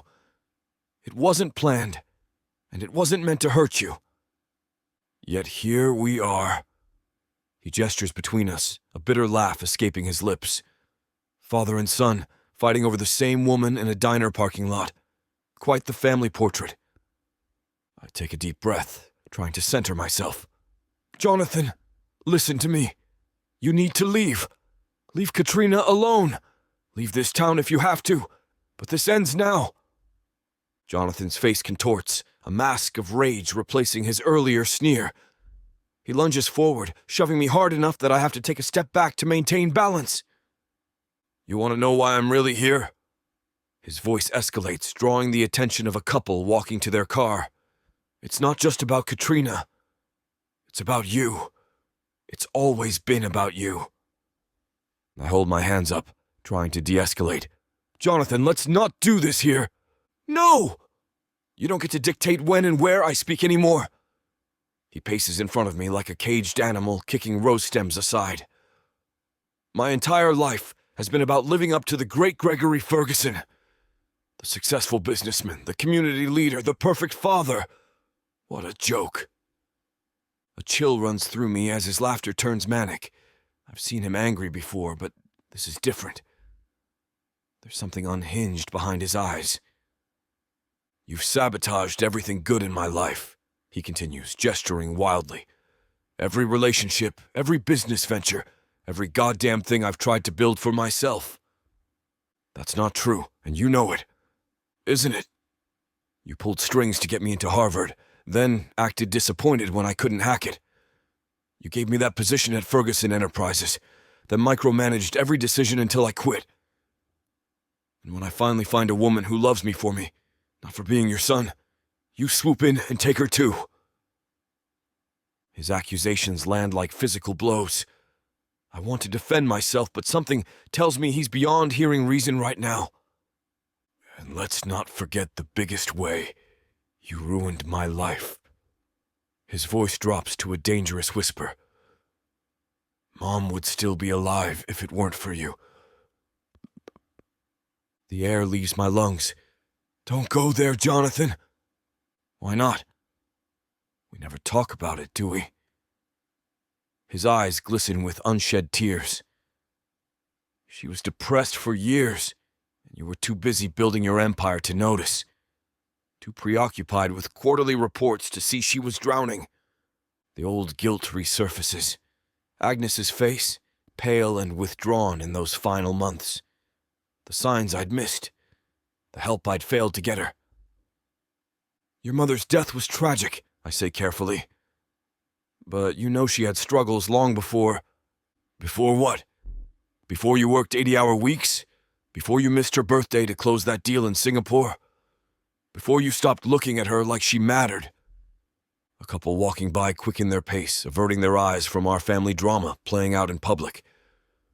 I loved your mother, I say firmly. Her death destroyed me too, Jonathan. Not enough to change. Not enough to be there for your son who just lost his mom at 7 years old. He jabs a finger at my chest. You shipped me off to boarding school the next year. Out of sight, out of mind, right? That's not what happened, and you know it. My throat tightens with emotion I refuse to show. You were acting out, getting into fights. The school counselor thought. The counselor you hired! Everyone in my life was on your payroll. His voice cracks, revealing the wounded child beneath the angry man. Do you have any idea what it feels like to know your father couldn't even stand to look at you? Jonathan. I step toward him, reaching out. You need help. He shrinks back as if my touch might burn him. Don't. I'm serious. This isn't normal. These delusions, this anger, you need to check into a facility, talk to someone. A facility? He barks out a laugh. Classic Gregory move. Can't fix the problem? Throw money at it. Lock it away where it can't embarrass you. That's not what I meant. I run a hand over my face, suddenly exhausted. You're unwell. You're rewriting history, blaming me for things I had no control over. That's not healthy. Unwell? His expression shifts, a disturbing calm replacing the rage. No. For the first time in 21 years, I see everything clearly. He backs away, his eyes never leaving mine. I see you for what you really are. A selfish, manipulative old man who destroys everything he touches. Jonathan, save it. He holds up a hand. I'm done trying to earn your approval. I'm done competing with your ghost. And I'm definitely done watching you steal what's mine. Before I can respond, he turns and stalks toward his car, kicking aside the remaining roses. This isn't over, he calls over his shoulder. Not by a long shot. I watch him peel out of the parking lot, tires squealing against asphalt. The pit in my stomach deepens as his taillights disappear around the corner. This wasn't just another one of our arguments. Something fundamental has shifted, something that feels permanent and dangerous. The scattered roses lie crushed and broken at my feet, a fitting metaphor for what remains of my relationship with my son. Chapter 23. Katrina. I stand frozen behind the diner's back door, my heart hammering against my ribcage like it might break free. The raised voices outside have faded, but the echo of Jonathan's rage still reverberates through me. I press my forehead against the cool metal of the door, trying to steady my breathing. Katrina? You okay, honey? May's hand lands gently on my shoulder, startling me from my trance. I turn to face her, forcing a smile that feels brittle on my face. Yeah, My voice cracks, betraying me. No, not really. May's fiery red hair is pulled back in its usual practical bun, but wisps have escaped around her temples, framing her concerned expression. The lines around her eyes deepen as she frowns. I heard the commotion. That ex of yours has some nerve showing up here. She squeezes my shoulder. Come on, let's get you sitting down. She guides me through the kitchen to the small break room in the back. The fluorescent lights buzz overhead, casting harsh shadows across the dingy walls. May pushes a cup of tea into my trembling hands. Gregory was out there, I whisper, staring into the amber liquid. He must have followed Jonathan here. Good. May drops into the chair across from me, her sturdy arms crossing over her chest. About time someone stood up to that entitled little brat. A laugh escapes me, surprising us both. May. What? I call it like I see it. She leans forward, eyes softening. That boy's been stalking you. You said it yourself. Leaving those roses, showing up wherever you go. It's not right. I wrap my fingers around the warm mug, drawing comfort from its heat. I thought moving to Oakbridge would be enough, you know? That he'd eventually get bored and move on. Men like that don't just move on, honey. They obsess. They convince themselves they own you. The truth of her words settles heavy in my stomach. I take a sip of tea to buy myself time, to push back against the tears threatening to spill. I can't go back to my apartment tonight. The admission feels like defeat. What if he's there, waiting? What if... You're not going back there, not tonight. May's tone brooks no argument. You'll stay with me. I blink at her, surprised. May, I couldn't impose. Impose? She scoffs, waving a hand dismissively. My house has 3 bedrooms and just me rattling around in it. Besides, my cat Merlin could use the company when I'm working. The kindness of her offer hits me like a wave, and suddenly I'm fighting back tears for an entirely different reason. I don't know what to say. Say yes. That's all. May reaches across the table, her calloused fingers covering mine. We stick together in this town, honey. especially us women. I nod, unable to speak past the lump in my throat. Good. That's settled then. She stands, straightening her apron. Now finish that tea. We've still got 2 hours left on shift, and Mrs. Peterson just ordered her usual triple-stack pancakes with extra syrup. I laugh despite myself. At 4 p.m., the woman knows what she wants. May winks. Something we could all learn from. The rest of my shift passes in a blur. I move through the motions, refilling coffee, taking orders, delivering food. But my mind keeps drifting to the confrontation outside, to Jonathan's rage, to Gregory standing up to his son for me. The weight of everything feels crushing. When we finally flip the sign to closed, my shoulders sag with relief and exhaustion. Come on, May says, jingling her car keys. Let's get your things and then head to my place. We'll take my car, and I'll drive you to work tomorrow. I really can't thank you enough. I follow her out the front door, scanning the parking lot nervously. No need for thanks. She unlocks her ancient blue Buick. Just promise me one thing. What's that? You'll call that handsome Gregory Ferguson tonight and let him know you're safe. Her eyes twinkle mischievously. Heat rushes to my ears. May? What? I have eyes, don't I? And that man looks at you like you hung the moon and stars. She slides into the driver's seat. Now get in. We'll swing by your place, grab what you need, and be at my house in time for some of my homemade apple pie and a stiff drink. As I buckle my seatbelt, a feeling of profound gratitude washes over me. In the midst of all this chaos, I've somehow found people who care, really care. May with her fierce protectiveness, Gregory with his unwavering support. Maybe, just maybe, I'm not as alone as I thought. May's Buick rumbles through the end streets of Oak Bridge, the engine's low growl filling the silence between us. Streetlights flicker on as we pass, casting intermittent gold across the dashboard.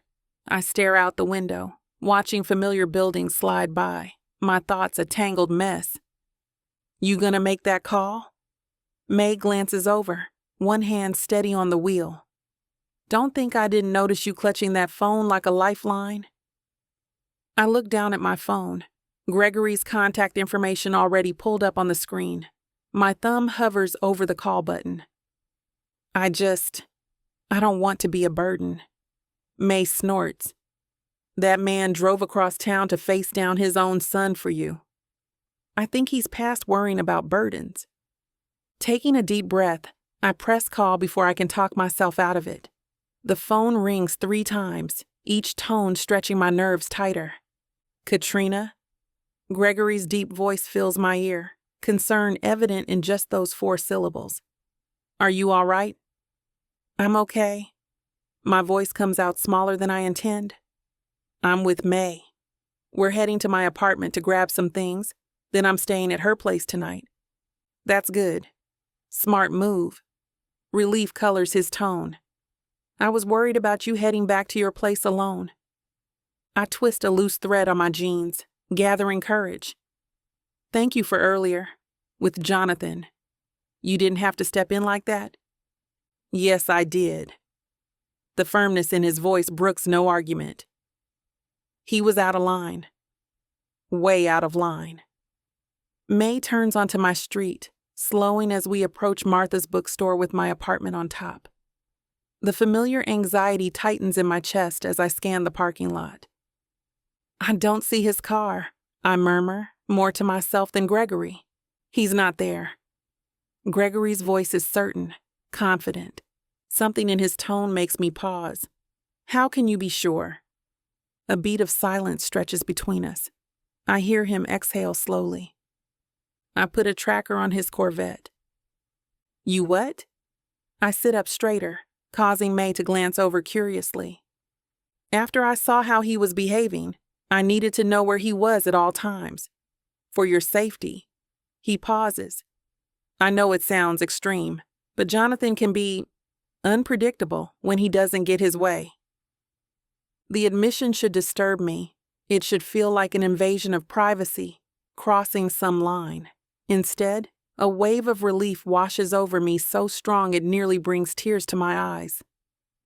"Where is he now?" I whisper. "At the motel he's staying at. Apparently he's only booked his room for a few days. I hope he leaves town soon." May parks in front of my building, leaving the engine running. She mouths, "Take your time," before pulling out her phone, giving me privacy. I don't know what to say. I lean my head against the cool window. Part of me feels like I should be freaked out that you're tracking him, but honestly, I'm just grateful. I understand that conflict. His voice softens. I didn't make the decision lightly. But after seeing how he treated you today, he stops abruptly, and I hear the controlled anger in his breathing. I'll do whatever it takes to protect you from him, Katrina. Whatever it takes. The intensity in his words sends a shiver down my spine, not of fear, but something deeper, more primal. The knowledge that this man, this virtual stranger, who's somehow become my defender, means exactly what he says. Thank you. The words feel inadequate for the enormity of what I'm feeling. I don't know why you're doing all this for me, but I know exactly why I'm doing it. The simple certainty in his voice steals my breath. Before I can respond, May taps on the window and points to her watch. "I should go. I need to grab my things." "Of course." Gregory pauses. "Will you text me when you're settled at May's? Just so I know you're safe." "I will." I find myself smiling despite everything. "Good night, Gregory." "Good night, Katrina. Sleep well." I end the call and sit for a moment, phone pressed to my chest, feelings too complex to untangle swirling through me. May raises an eyebrow. "Everything good?" "Yeah." I nod, surprising myself with how true it feels. "Everything's good." May's shrewd eyes study my face. "That man's got it bad for you, doesn't he?" I duck my head, unable to suppress the smile tugging at my lips. "He put a tracker on Jonathan's car." May whistles low. "Now that's what I call taking initiative. Smart man. He says Jonathan's staying at the motel in town." "Well then." May turns off the engine. "Let's get your things quick, just the same. No sense tempting fate by dawdling." You know that feeling when a book pulls you in, wraps around you, and refuses to let go? When the tension is so thick, you swear you can feel it? Welcome to 30 sinfully addictive romance audiobooks that will ruin your sleep. Wow, I wasn't ready for this. One chapter in, and I'm already hooked. Oh, you thought this was just another audiobook collection. No, sweetheart. This is the Dirty 30. Forbidden love, dangerous desires, billionaires with secrets, bad boys who bite back. And every last word is dripped in temptation. I thought I could just listen to one chapter before bed. Now it's 2 a.m. and I need answers. Need. So what are you waiting for? Click the link. Start listening. Let the Dirty 30 ruin you in the best way possible. Escape your life with Miss Tyla.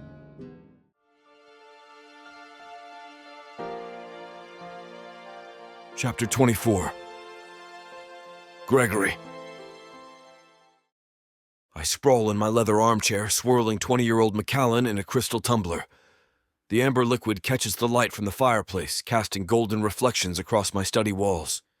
Relief courses through me, a temporary respite from the day's chaos. 2 small victories, I murmur, taking a slow sip. The scotch burns pleasantly down my throat, warming me from the inside. The sprawling lake view beyond my windows has disappeared with nightfall, replaced by my own reflection against the inky darkness. The man staring back at me looks haggard despite his expensive clothes, the toll of confronting my own son etched across my features. My phone sits on the mahogany side table, screen dark but ever present in my awareness. The conversation with Katrina replays in my mind. Her voice small yet resilient. The quiet gratitude when I told her about the tracker. Whatever it takes, I remind myself, taking another sip. The tracking app beckons from my phone. I shouldn't need to check again. Jonathan's location showed clearly at the Pinewood Motel just 15 minutes ago during our call. Still, something nags at me, an instinct honed through decades of business dealings where stakes were high and trust was scarce. I pick up the phone, tapping into the app. The blue dot pulses steadily at the motel, unchanged. See? Nothing to worry about. But the unease persists, crawling under my skin like an itch I can't reach. I stand and pace the length of my study, the plush carpet muffling my footsteps. The mansion feels cavernous tonight, too large for one person, filled with the weight of empty rooms and hollow spaces. I down the rest of my scotch in one burning swallow. Damn it! The decision crystallizes instantly. A quick check of the motel parking lot will take 20 minutes, tops. If Jonathan's there, I'll never mention it to Katrina. If he's not... I grab my keys from the crystal dish on my desk, shrugging into my coat as I stride through the marble-floored foyer. The house security system beeps softly as I punch in the code, then step out into the crisp night air. My Aston Martin purrs to life under my touch, headlights cutting through the darkness of my circular driveway. The gates open automatically as I approach, gliding apart to reveal the winding lakeside road beyond. Just a quick check, I tell myself, pressing down on the accelerator, just for peace of mind. The drive into town takes less than 10 minutes at this hour. Oakbridge sleeps early. Fewer witnesses to my paranoid nighttime surveillance. I kill the headlights as I approach the motel, pulling into the adjacent gas station lot instead. The Pinewood Motel stands as it has for decades, a single-story horseshoe of rooms with peeling blue paint and a flickering neon sign missing the Ian Motel, the kind of place that charges by the week and doesn't ask questions. Perfect for my son's temporary stalking headquarters. I scan the parking lot, counting only 5 vehicles scattered across the cracked asphalt, a rusty pickup, 2 sedans that have seen better decades, a minivan, and what looks like a rental car. No sign of Jonathan's ostentatious red Corvette. Damn. My fingers tighten around the steering wheel. The tracking app still shows him here, which means either the tracker is malfunctioning, or worse, he's discovered it and left it behind deliberately. Cold dread pools in my stomach. I pull out my phone again, checking the timestamp of the tracker's last movement. 4 hours ago, right around the time of our confrontation at the diner. Damn. I cut the engine and slide out of my car, keeping low as I survey the nearly empty parking lot. The Pinewoods buzzing sign bathes everything in a sickly blue glow, making the place look even more depressing than in daylight. Room 7, I mutter, remembering the peeling white door from when I tracked Jonathan here a few days ago. A calculated risk, planting the tracker on his red car. A risk that's apparently backfired spectacularly. Gravel crunches under my Italian leather shoes as I cross the lot, staying close to the shadows cast by the building's concrete overhang. My heart pounds against my ribs. This isn't the kind of thing billionaire CEOs are supposed to do, skulking around motels past midnight, spying on their psychotic sons. A cat darts across my path, startling me. Jesus Christ. I press my hand against my chest, feeling like an amateur in a bad spy movie. Room 7 sits at the far end of the horseshoe, partially obscured by an ancient ice machine that hasn't worked since the Reagan administration. The curtains are drawn tight, no light seeping through. I approach cautiously, listening for any sound from within. Nothing. I reach for the doorknob, expecting resistance. Instead, it turns easily in my hand. What the hell? My instincts scream danger, but concern for Katrina overrides caution. I push the door open just enough to peek inside, holding my breath. Darkness greets me, along with the stale smell of fast food and cheap whiskey. I reach inside, fumbling for a light switch along the wall. The fluorescent overheads flicker to life, revealing chaos. The small room looks like it's been ransacked or vacated in a hurry. Fast food wrappers litter every surface. The bed sheets are twisted and half on the floor. A laptop cord dangles off the desk, the computer itself nowhere to be seen. Damn! I step inside fully now, shutting the door behind me. The walls are plastered with photos, dozens of them. My stomach turns as I recognize the subject. Katrina. Katrina walking into the bookstore that leads up to her apartment. Katrina at the grocery store. Katrina sitting in a coffee shop window. Each image catalogued with dates and times. You sick bastard. My hands clench into fists, rage building in my chest. This goes beyond a bad breakup or injured pride.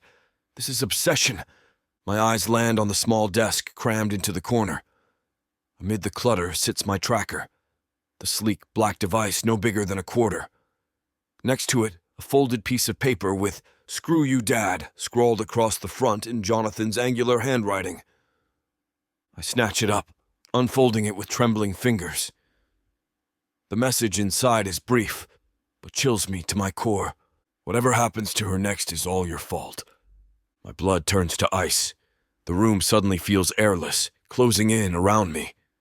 Jonathan isn't just threatening anymore. He's escalating. I grab my phone, fingers fumbling as I pull up Katrina's contact. I don't bother calling. Too slow. Too many opportunities for misunderstanding. Instead, I type with desperate urgency. Need May's address now. Emergency. Jonathan knows. Chapter 25. Katrina. I sink deeper into May's plush couch, tucking my feet beneath me as the rich aroma of garlic and onions fills the small living room. The space feels lived in, with mismatched cushions and knitted throws draped across every surface. Nothing like my sparse temporary apartment. Family photos line the walls, showing May's journey through different decades. Her vibrant red hair, a constant even as styles changed around her. You comfortable there, honey? May calls from the kitchen, the clatter of pots punctuating her question. More than I've been in weeks. I pull one of the soft throws over my lap, feeling the tension in my shoulders finally release. Your place feels like an actual home. May pokes her head around the doorframe, wisps of red hair escaping her loose bun. Laugh lines crinkle around her eyes as she smiles. That's what happens when you've lived somewhere for 20 years. The place just absorbs parts of you. The thought warms me. Could I ever stay somewhere long enough to leave my imprint like that? What's that heavenly smell? I ask, inhaling deeply. My famous chicken cacciatore. May disappears back into the kitchen. Secret recipe. My nana would haunt me if I told anyone, but let's just say the trick is in how long you let the tomatoes simmer. I smile, picturing May learning from her grandmother, the tradition passing from one generation to the next. My own family recipes died with my mother, scrawled in a notebook I was too young to appreciate before it was lost in one of our many moves. Need any help? I call, making a half-hearted attempt to rise. You stay right where you are. May's wooden spoon points at me accusingly as she reappears. I've seen how run off your feet you've been lately. Tonight you rest. The kindness in her voice catches me off guard. My throat tightens unexpectedly. Thank you for this, May. For everything. Don't you dare get weepy on me, Katrina Daniels. Save those tears for my tiramisu. She winks, softening her command. Made it fresh this morning. Best dessert for troubled souls, my nonna always said. Tiramisu fixes everything. I laugh, grateful for her lightness. Well, that and a good shot of grappa, but we'll stick with the dessert for tonight. May disappears again, humming something soft and melodic. I let my head fall back against the cushions, listening to May move around her kitchen with practiced ease. The clock on the wall ticks peacefully, marking seconds that don't feel threatening for once. No need to look over my shoulder here, No worried glances at locked doors. How long have you been at JJ's? I ask, realizing I know so little about the woman who's opened her home to me without hesitation. Going on 15 years now. Cupboards open and close as she speaks. Started after my husband's death. Needed something to keep me busy while I figured out who I was without being somebody's wife. I nod, though she can't see me. And did you? Figure it out? May laughs, the sound warm and rich like honey. Still working on it, sweetie. That's the secret nobody tells you. You never stop becoming. Her words settle in my chest, a comforting weight. Maybe I don't need to have everything figured out right now. Maybe becoming is enough. Dinner's ready. May emerges with 2 steaming plates, setting them on the coffee table before me. Nothing fancy about the dining arrangements, I'm afraid. I believe comfort food tastes better when you're actually comfortable. The chicken looks incredible, nestled in a thick tomato sauce studded with olives and herbs. My stomach rumbles appreciatively. This looks amazing, I breathe, accepting the fork she hands me. Eat.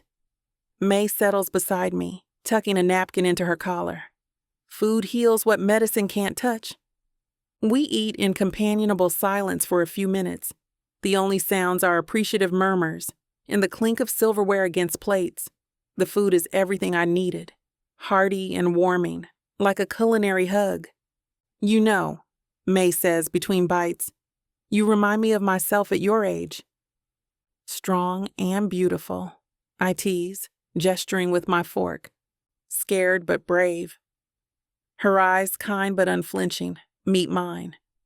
That's a powerful combination, Katrina. I'm halfway through my second helping of cacciatore when something warm and solid presses against my leg. Glancing down, I discover a massive orange tabby cat staring up at me with unblinking yellow eyes. Well, hello there, I murmur, lowering my hand slowly. That's Merlin, May chuckles. Don't let that innocent face fool you. He's the true master of this house. Merlin sniffs my fingers with regal indifference before headbutting my palm. His fur feels like silk beneath my touch, and a rumbling purr vibrates through his substantial body. He likes you? May sounds surprised. Usually takes him weeks to warm up to strangers. I'm honored. I scratch behind his ears, earning a louder purr. Aren't cats supposed to sense good people? Or weak ones they can manipulate for treats? May winks, but there's affection in her voice when she addresses the cat. No begging, you shameless thing. Merlin ignores her, jumping onto the couch and settling himself half on my lap, half on the throw blanket. His weight is comforting, anchoring me to this moment. So, May sets her empty plate on the coffee table. How are things going with your silver fox? I let out a small laugh. Gregory is... Words fail me as I search for something that doesn't sound hopelessly infatuated. Complicated? May supplies, her eyes twinkling. Yes. No. I sigh, stroking Merlin's back. He's actually the least complicated part of my life right now. It's everything else that's a mess. Jonathan, May's expression sobers. I nod, my stomach clenching despite the delicious food. He's been relentless. Has Gregory talked to him? He's tried. I focus on Merlin's rhythmic purring, but Jonathan won't listen. He thinks I've trapped his father in some kind of, gold-digging scheme, as if Gregory Ferguson could be trapped by anyone. I care about him so much, May. More than I thought possible after what happened with Jonathan. Love doesn't follow logic, honey. She reaches over to pat my knee. Never has, never will. I'm scared. The admission tumbles out before I can stop it. Not of Gregory or even my feelings. I'm scared of Jonathan, what he might do when he realizes I'm not coming back to him. Merlin kneads his paws against my thigh, as if sensing my distress. The sharp pinpricks of his claws through my jeans ground me in the present moment. May's mouth tightens into a line. Has he threatened you? Not directly, but the way he looks at me, I shiver. Like I'm something that belongs to him, something he's determined to take back. I already filed a police report against him so I can get a restraining order. I think it's still processing. You don't belong to anyone, Katrina. I know that. You know that. Gregory knows that. I scratch under Merlin's chin. Jonathan doesn't seem to get the memo. How long is he staying in Oakbridge? That's just it. I don't know. Anxiety bubbles in my chest. Every day I hope he'll get bored and leave, but he seems determined. My phone vibrates against the coffee table. Merlin's ears twitch at the sound, but he remains firmly planted on my lap. When I see Gregory's name on the screen, my heart does that ridiculous flutter that makes me feel 16 again. It's Gregory, I tell May, unable to keep the smile from my voice as I open his message. My smile evaporates immediately. I read the text twice, 3 times, my blood turning to ice. Katrina? May leans forward, concern etching deep lines into her forehead, her eyes wide with alarm. What is it? You look like you've seen a ghost. It's Gregory. He says, it's an emergency, that Jonathan knows where you live. My hands shake violently as I lower the phone, the screen blurring before my eyes. My stomach twists into a tight, painful knot. Damn. How did he find out? I was so careful. Merlin tenses beneath my trembling fingers, his purring abruptly silenced. His yellow eyes dilate, and I can feel his little body go rigid with the sudden shift in energy filling the room. 3 hard knocks thunder against May's front door, echoing through the small house like gunshots. The sound reverberates in my chest, making my heart stutter painfully. Jesus Christ, May whispers, her face draining of color. Merlin leaps from my lap, his tail bushed out to twice its normal size as he darts under the coffee table, crouching low with his ears flattened against his skull. May and I freeze, our eyes locked in mutual understanding, a silent conversation passing between us in that split second of terror. Should we call the police? Is there time? Is it really him? 3 more knocks, harder this time. The door frame actually rattling from the force. They're followed by a voice I'd recognize anywhere. That arrogant, entitled tone that used to make my heart race with excitement, but now only fills me with dread. Katrina, I know you're in there. Open this goddamn door. We need to talk now.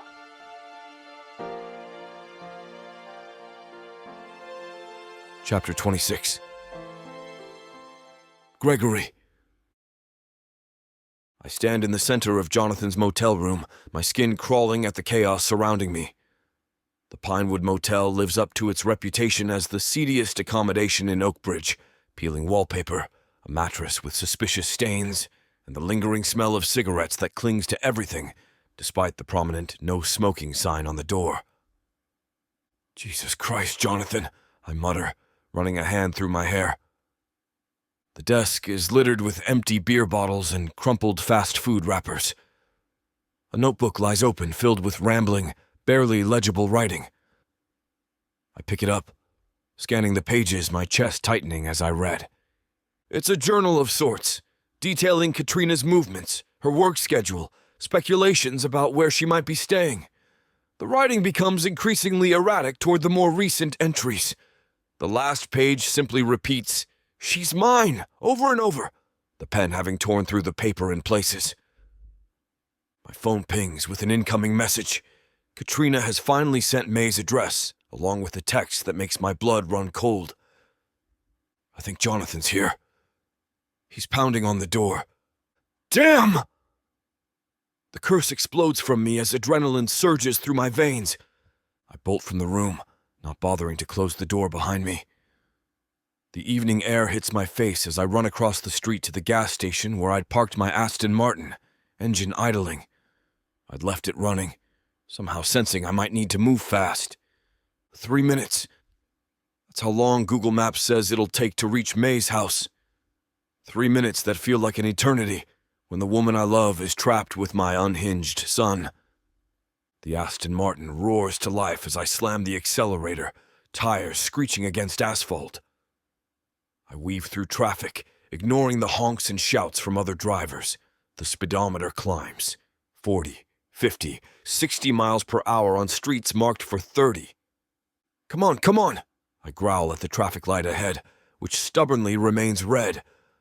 A quick glance shows no cross traffic. I floor it through the intersection, my heart hammering against my ribs.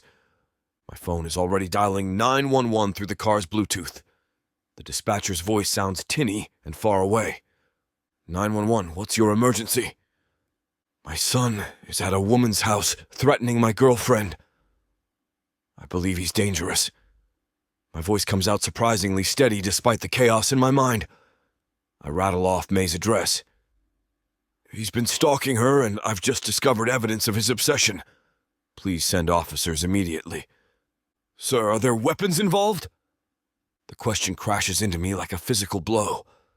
I hadn't even considered that possibility.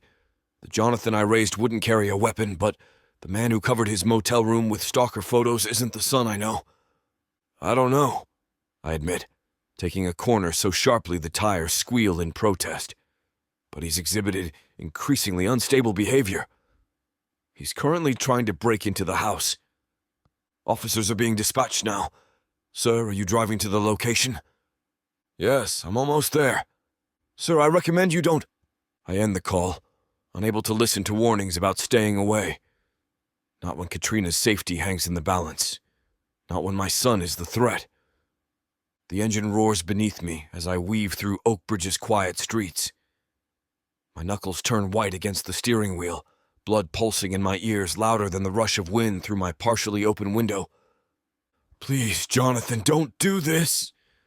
The words escape in desperate whispers, prayers to a universe that seems determined to test me tonight. Not to her. Not to anyone. My mind tortures me with images. Jonathan breaking through May's front door. Katrina's face twisted in fear. My son, my flesh and blood, becoming something unrecognizable. A monster created from entitlement and obsession. The speedometer edges towards 70, a reckless speed for this residential area. A dog walker jumps back as I thunder past, their shout of indignation lost to the night behind me. I can't slow down. Not now. Not when seconds might be the difference between... I can't even complete the thought. The possibility of violence lodges in my throat like a stone. The navigation announces I'm half a mile away. My jaw aches from clenching, teeth grinding against each other as memories flash unbidden. Jonathan as a toddler, his small hand in mine as we walk through the park. His first day of school, backpack comically large against his small frame. The pride in his eyes when he got his car. The damn red Corvette that cost more than most people's yearly salary. A luxury that, in retrospect, he hadn't earned. Where did I go wrong? Was it the money? The lack of boundaries? His mother's death? Or something deeper? Something broken in the Ferguson bloodline that I'd refuse to acknowledge. God, just let me get there in time. The prayer escapes through gritted teeth as I swerve around a slow-moving sedan. My phone pings with another message. I can't look at it while driving like this, but the notification sound sends fresh panic through me. Is it Katrina? Has he hurt her already? My foot presses the accelerator harder, the engine straining with a high-pitched whine. Come on, baby. Just a little faster, I plead with the machine as though the German engineering might respond to desperation alone. 3 blocks away. 2. I rehearse what I'll say when I arrive, how I'll talk Jonathan down. He's always responded to reason, hasn't he? But reason doesn't scribble obsessive notes or plaster walls with surveillance photos. Reason doesn't pound on doors in the night. The Aston Martin's headlights sweep across street signs as I make the final turn. May Street is quiet, lined with modest bungalows with neatly trimmed hedges, the kind of neighborhood where people leave windows open on summer nights. where kids still ride bikes to school, a place that should be safe. Jonathan, I whisper again, throat tight with emotion. Please don't destroy lives tonight. Please don't make me choose. Because isn't that what this comes down to? If my son becomes a true threat, if he crosses that final line, how can I stand with him? How can any father watch his child become something vile and still claim that bond sacred? I imagine Katrina inside that house, perhaps huddled in a back room with May, or bravely facing down Jonathan with that fierce spirit that first captured my heart. The thought of her strength steadies me, even as fear threatens to overwhelm. The car's brakes screech as I pull up to the curb across from May's house. The small bungalow looks peaceful from outside. Lights on in what must be the living room, curtains drawn. For one hopeful moment, I wonder if I've overreacted, if the 911 call was premature. Then I see it, parked crookedly in May's driveway, engine still ticking as it cools. Jonathan's red Corvette, the vanity plate FERGJR gleaming under the streetlight, the custom rims I'd had installed for his 25th birthday, the small dent in the passenger door from when he'd had too much to drink at a party. My stomach plummets as though I've driven off a cliff rather than arrived at my destination. My worst fears confirmed in the vulgar red lines of that sports car, my son's pride and joy, now a harbinger of potential tragedy. Chapter 27. Katrina.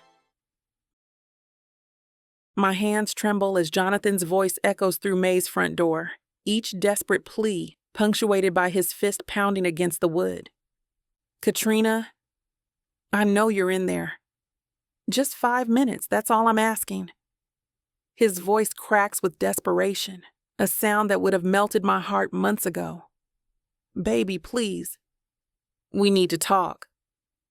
I back away from the door, nearly stumbling over May's coffee table. My chest tightens, lungs struggling to pull in air as panic wraps around me like a vice. He found me, I whisper, the words barely audible. How did he find me? May grabs my shoulders, her dark eyes wide with concern. Did you tell anyone where you were staying? Anyone at all? I shake my head frantically. No one except Gregory, and I only texted him the address 20 minutes ago. He must have followed us here then.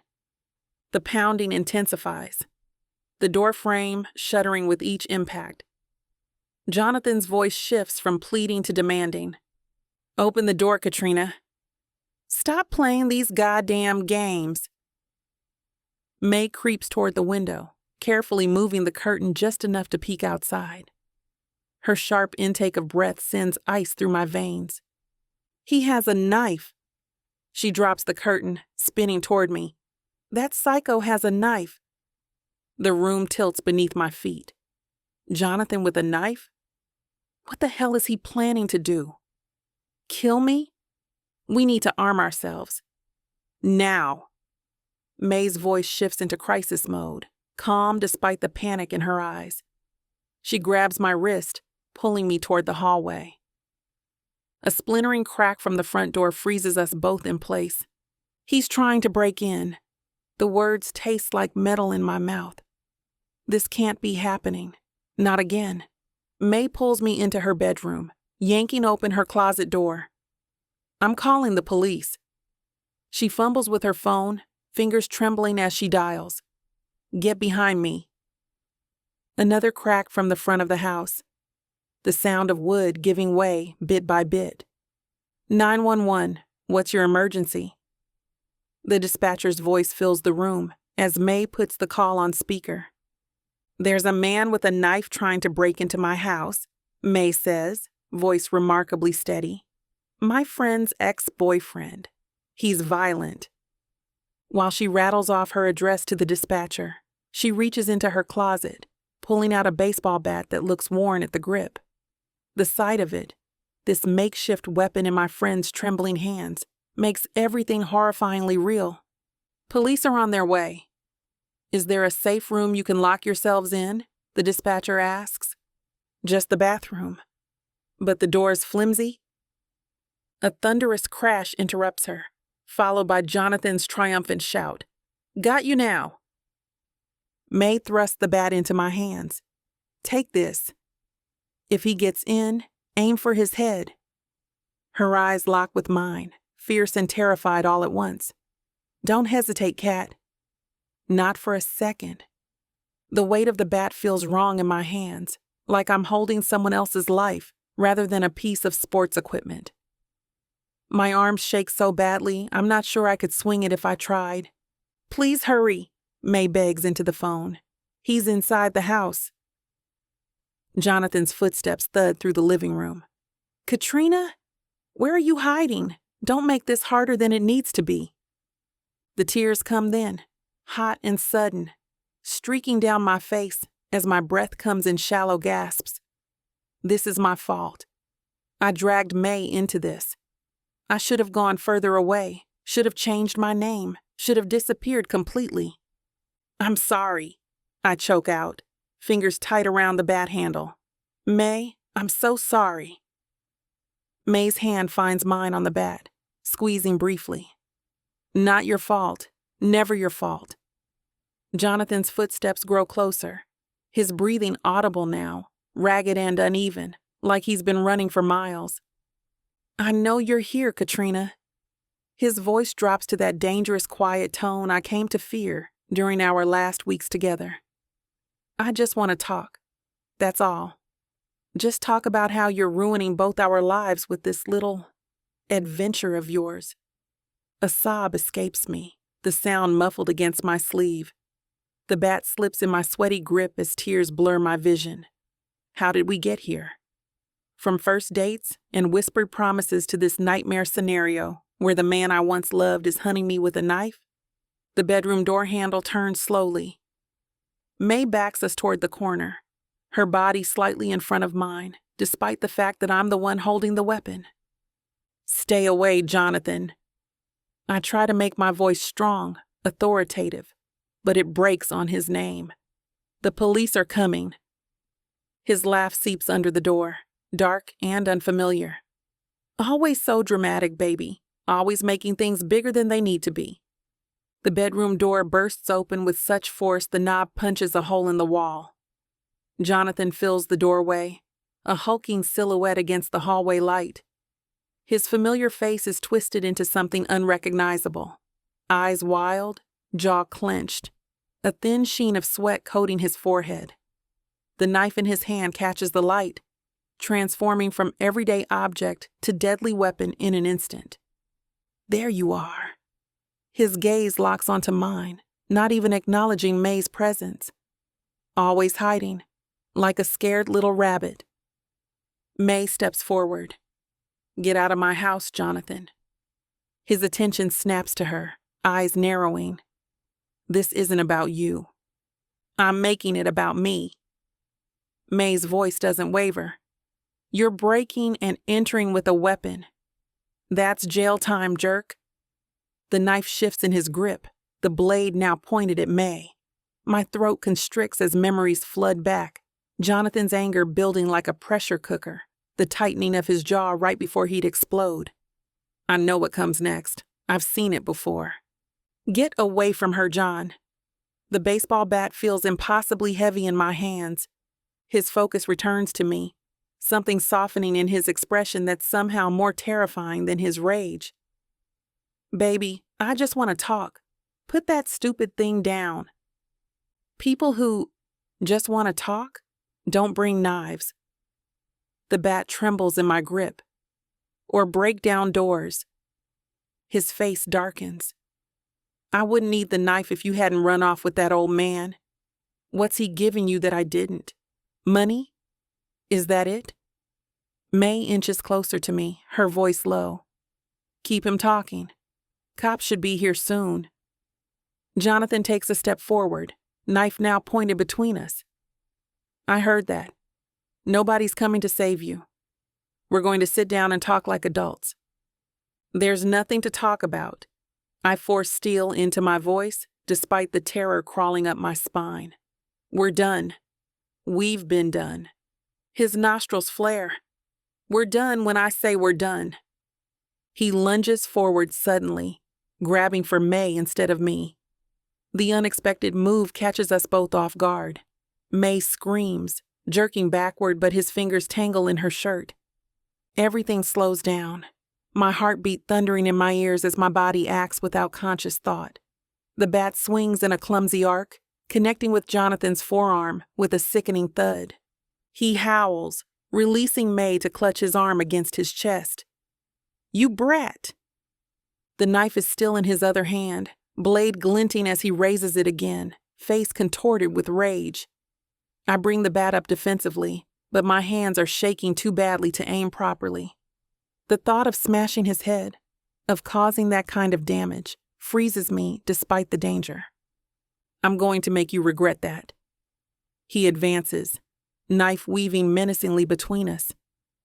May grabs a lamp from her bedside table, yanking the cord from the wall and brandishing it like a club. "Stay back." Jonathan lunges at her, slashing wildly with the knife. The blade tears through the sleeve of her sweater, missing flesh by millimeters. My stomach drops as I realize how close she came to being cut. "Leave her alone." I swing the bat again, but Jonathan ducks, the momentum carrying me off balance. He pivots toward me, knife hand raised high, eyes gleaming with something beyond anger. Something broken and desperate that makes my blood run cold. This isn't just rage, this is possession. In his mind, I belong to him. And if he can't have me... The knife arcs downward. I throw myself backward, tumbling onto the bed, the bat falling from my grip. May shouts, swinging the lamp at Jonathan's back, but he barely acknowledges the impact. "You think you can just leave?" Start over. Every word punctuated by another step toward me. "Nobody leaves me, Katrina. Nobody."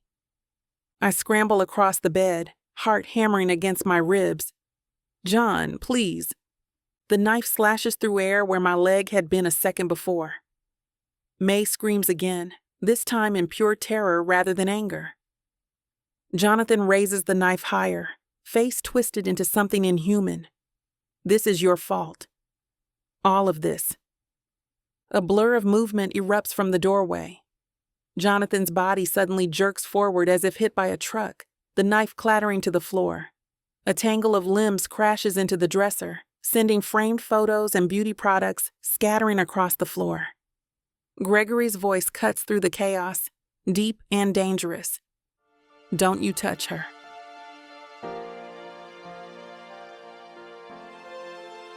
Chapter 28. Gregory. I slam Jonathan's body against the floor, twisting his arm behind his back in a move that comes with surprising ease despite the decades since my college wrestling days. Rage pulses through me in hot waves as I use my knee to pin him down, pressing his face into the carpet. "The police are on their way, Jonathan." My voice sounds foreign to my own ears, controlled yet emanating a darkness I barely recognize. "You're done." He thrashes beneath me, all feral energy and misplaced anger. "Get off me!" This is between me and Katrina. "There is nothing between you and Katrina." I wrench his arm higher, making him yelp. "Not anymore." My heart hammers against my ribcage as I look up, finding Katrina pressed against the headboard, face ashen, clutching a baseball bat like it's the only thing keeping her in this world. May stands beside the bed, a broken lamp dangling from her trembling hands. Both women appear frozen in shock, their wide eyes darting between me and the man pinned beneath me. "Are you two okay?" I keep my grip tight on Jonathan as he continues struggling. May nods jerkily. "How did you—" Katrina texted me the address after I realized Jonathan dumped the car tracker back at the motel. I nod towards the front door. "Found the door broken in." "You jerk!" Jonathan's voice breaks as he turns his face sideways against the carpet. "She was mine first!" I press my knee harder into his back. "She was never yours. People aren't possessions." My eyes find Katrina again. She hasn't moved, hasn't spoken. Her chest rises and falls in rapid, shallow breaths, tears streaming silently down her face. The sight cleaves through my heart. Katrina? Talk to me, sweetheart. She blinks, seeming to come back to herself inch by inch. We're okay. Her voice sounds small, damaged in a way that makes me want to tighten my grip on Jonathan until something breaks. I resist the urge, reminding myself that some part of this pathetic, flailing creature is still my son, no matter how unrecognizable he's become. Police? I ask, looking toward May. On their way. Should be here any minute. She places the lamp on the nightstand, her hands shaking visibly. A crimson line on her sleeve catches my attention. You're bleeding. May glances at her arm, seeming surprised. Just caught me with the edge. It's nothing. Jonathan renews his struggle, bucking violently beneath me. Let me go! I shift my weight, using leverage rather than strength to keep him pinned. Not happening. You ruined everything! Jonathan's voice cracks with something beyond anger now. You always ruin everything, taking what's mine! The only thing you had was her fear. I lean closer, my voice dropping so only he can hear. And you'll never have that again. May edges around the bed toward Katrina, carefully avoiding Jonathan's kicking legs. She sits beside her, wrapping an arm around her shoulders. Katrina leans into the embrace, the baseball bat finally lowering to rest across her lap. Is he... Katrina's voice wavers. Is the knife... On the floor by the dresser, I say, nodding toward where it had skittered when I tackled Jonathan. Stay away from it. Jonathan's body suddenly goes rigid beneath me, then begins to shake. For a panicked moment, I think he's having some kind of seizure, until I hear the first broken sob escape him. She was supposed to love me. His words dissolve into messy, hiccuping cries. We were supposed to fix everything. The sound transforms him from threatening to pathetic in an instant. His shoulders heave beneath my grip as tears and snot smear across the carpet. I ease the pressure on his arms slightly but maintain my position. You can't force someone to love you. The anger in my voice tempers, replaced by something closer to exhaustion. That's not how it works. Jonathan's crying intensifies, his body going slack as the fight drains out of him. His breakdown feels both unsurprising and deeply unsettling, the inevitable collapse of a facade that's been crumbling for months. I just wanted her back. His words are barely intelligible through his sobbing. I just wanted things to be like they were. Sirens wail in the distance, growing louder with each passing second. The cavalry, finally arriving. Katrina slowly slides off the bed, still clutching May's hand. She approaches us carefully, stopping several feet away. Her eyes meet mine, direct, steady despite the tears drying on her cheeks. Things will never be like they were, she says, her voice stronger now. And thank God for that. I keep my weight on Jonathan as his sobs gradually transform into quiet, occasional whimpers. The sirens grow louder, then cut off abruptly, replaced by the sound of car doors slamming and footsteps rushing toward the cabin. Police! Anyone inside? A firm male voice calls through the broken doorway. In here, I respond, shifting my position slightly to alleviate the growing ache in my knees. One hostile, restrained. Two uniformed officers appear in the bedroom doorway, weapons drawn. Their eyes scan the room in a practiced sweep before focusing on the scene before them. Me pinning Jonathan to the floor, May and Katrina huddled together near the bed. Sir, we're going to need you to move away from him, the taller officer instructs, approaching cautiously. He had a knife, I say, nodding toward the weapon on the floor. Broke in and threatened these women. The second officer, a woman with a tight blonde bun, speaks into her radio, requesting backup as her partner moves toward Jonathan. I ease off my son's back only when the officer kneels beside us, handcuffs already drawn. On your feet, the officer commands, hauling Jonathan upward once the cuffs are secure. Jonathan's face is a mess of tears and carpet impressions, his eyes vacant and red-rimmed. He offers no resistance as the officer walks him toward the door, reciting Miranda rights in a monotone that suggests he's done this 1,000 times before. The female officer approaches May, her gaze immediately drawn to the blood seeping through May's sleeve. "Ma'am, you're injured. Let me see." May looks down at her arm as if seeing it for the first time. "It's just a scratch." The officer gently examines the wound. "Looks deeper than a scratch to me." She turns toward her radio again. "Dispatch, we're going to need paramedics at the scene. One female with a laceration to the arm, possibly other injuries."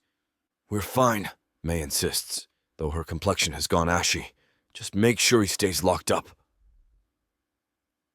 I rise from the floor, my body protesting the sudden movement after being locked in the same position. My joints crack audibly as I straighten. Age makes itself known in moments like these, when adrenaline begins to recede. Katrina hasn't moved, her eyes tracking Jonathan as the officer leads him out. Her expression remains unreadable, her hands still clutching the baseball bat. "Katrina?" I approach slowly, hands visible. "He's gone." The police have him. Her eyes snap to mine and something in them breaks. The bat tumbles from her fingers, hitting the carpet with a muffled thud. I close the distance between us as her face crumples, pulling her into my arms just as the first sob tears from her throat. Her body shakes violently against mine, fingers digging into my back as she presses her face into my chest. I hold her tightly, one hand cradling the back of her head, the other firm around her waist. "You're safe now," I whisper into her hair, feeling each sob as it racks through her body. "You're safe, sweetheart. I've got you." Her tears soak through my shirt, warm against my skin. I rock her gently, murmuring reassurances that feel simultaneously inadequate and essential. The female officer watches us with sympathy etched across her features before turning her attention back to May, guiding her to sit on the edge of the bed. More officers arrive, their voices and movements creating a background hum as they secure the scene. Someone photographs the knife, the broken door, the upturned furniture. Evidence of violence, cataloged and documented with clinical precision. "He was going to..." Katrina's words dissolve into fresh sobs, her fingers clutching my shirt tighter. "But he didn't. He can't hurt you anymore." I press my lips to her temple, tasting salt. "Not ever again." I feel her weight sag against me as exhaustion begins to replace terror.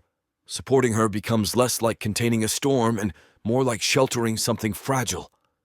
My own emotions roll beneath the surface. Rage at Jonathan, fear for what might have happened, relief that we arrived in time. But I push them aside. There will be time for my own reckoning later. "Let's sit down," I suggest softly, guiding her toward the small couch in the corner of the room. She moves with me, unwilling to break contact even for a moment. As we sink onto the cushions, she curls against my side, her head finding the hollow beneath my collarbone as if it were made for her. "You're safe now," I repeat, because it seems like the only truth worth offering. You're safe. Chapter 29. Katrina. The squad car's red and blue lights pierce the darkness, spinning in hypnotic circles across May's front yard. I sit on the porch steps, knees pulled to my chest, watching shadows dance across the lawn. My hands won't stop trembling even though I've clenched them into fists. The paramedics flutter around like moths, their reflective stripes catching the emergency lights as they pack up their equipment, after tending to May's arm. Jonathan is gone. Taken away in handcuffs, slumped in the back seat of a police cruiser. The image repeats in my mind like a skipping record. His tear-streaked face, vacant eyes staring at nothing as the officers guided his head down to avoid hitting it on the car frame. I gave my statement to a patient officer with kind eyes who nodded and typed everything into her tablet. Yes, Jonathan broke in. Yes, he had a knife. Yes, I feared for my life. Yes, I believe he intended to kill me. The words came out mechanical and distant, like someone else was speaking through my mouth. Now I'm alone with the aftermath, my body hollow and my mind racing. The night air carries a chill that seeps through my sweatshirt, but I barely notice it. Nothing feels real except the concrete step beneath me and the lingering fear that clings like smoke. Footsteps approach from behind, slow and measured. I don't turn around. "Hey." Greg's voice is gentle as he settles beside me on the step, careful to leave space between us. He extends a styrofoam cup that sends tendrils of steam into the night air. The warmth against my palms as I accept it is the first real sensation I've felt since the police arrived. It's just coffee the police gave me. Probably terrible. His attempt at lightness falls softly between us. I stare into the dark liquid. "Thanks." We sit in silence for several moments, watching the last police car pull away. The red and blue lights disappear down the street, leaving us in the dim glow of May's porch light. The crickets gradually resume their chorus, the night reclaiming its ordinary rhythm as if nothing had happened. "How are you feeling?" Greg finally asks, the question so inadequate for the circumstances that I almost laugh. Instead, I take a sip of coffee, bitter and scorching. I don't know. More silence stretches between us. I'm grateful he doesn't push or offer empty platitudes. He was going to kill me. The words emerge without conscious thought, my voice strangely flat. Like, actually kill me. With a knife? In May's bedroom. Greg's hand moves toward mine, then stops, hovering over my knuckles before retreating to his own lap. I know. I keep thinking there's some mistake. That I'm wrong about what happened. My fingers tighten around the cup until the styrofoam creaks. But I saw his eyes when he came through that door. There wasn't anything human there. The memory flashes vivid and sharp, Jonathan's silhouette in the doorway, knife catching the lamplight. The wild, empty look in his eyes that told me this wasn't about getting back together. This wasn't about love or even possession anymore. I knew he was angry. I knew he wanted to hurt me. The coffee trembles in my grip, small ripples spreading across its surface. But this, breaking into someone's house with a knife, I never imagined. My voice breaks on the final word. Greg waits, patient and steady beside me. "How do you even process something like that?" I ask, staring at the empty street where the police cars had been. The person I lived with for years came here to end my life tonight. Like, how is that even possible? Greg sighs, running a hand through his silver hair. I've been asking myself the same question about my own son. The pain in his voice reminds me that his trauma runs parallel to mine, different but equally devastating. His son, the man who raised Jonathan, is sitting beside me, carrying his own impossible burden. "I'm sorry," I whisper, the inadequacy of the words stinging my throat. "Don't." He shakes his head firmly. "Don't apologize to me. Not for this. Not ever for this." I take another sip of coffee, letting the bitterness ground me in the moment. A moth flutters around the porch light, casting erratic shadows. I keep thinking I should have seen this coming. My voice sounds strange to my own ears, distant and hollow. That there were signs I missed. There's no way you could have predicted this. But there were always red flags with Jonathan. The admission feels like stones dropping from my mouth. The jealousy, the controlling behavior, the way he followed me all the way to Oakbridge as a way to torment me even here. Greg's eyes fix on the empty street, his jaw working as he measures his next words. He's facing a long prison sentence. His voice drops, weighted with a father's broken heart. And he deserves it. I turn to study his profile, the harsh angles softened by the porch light. His confession hangs between us, the painful acknowledgement that his own son needs to face justice. What he did tonight? Greg shakes his head, the movement barely perceptible. That's attempted murder, Katrina. Breaking and entering. Assault with a deadly weapon. The list goes on. My coffee has grown cold in my hands, but I clutch it anyway, needing something to hold. He needs to atone for what he did. Greg's words don't waver, despite the pain laced through them. And he needs help. Professional help. Mental health intervention. A car passes on the street, its headlights briefly illuminating our huddled forms before plunging us back into shadow. In that flash, I catch the shimmer of moisture in Greg's eyes. A normal, sane person doesn't do what he just did.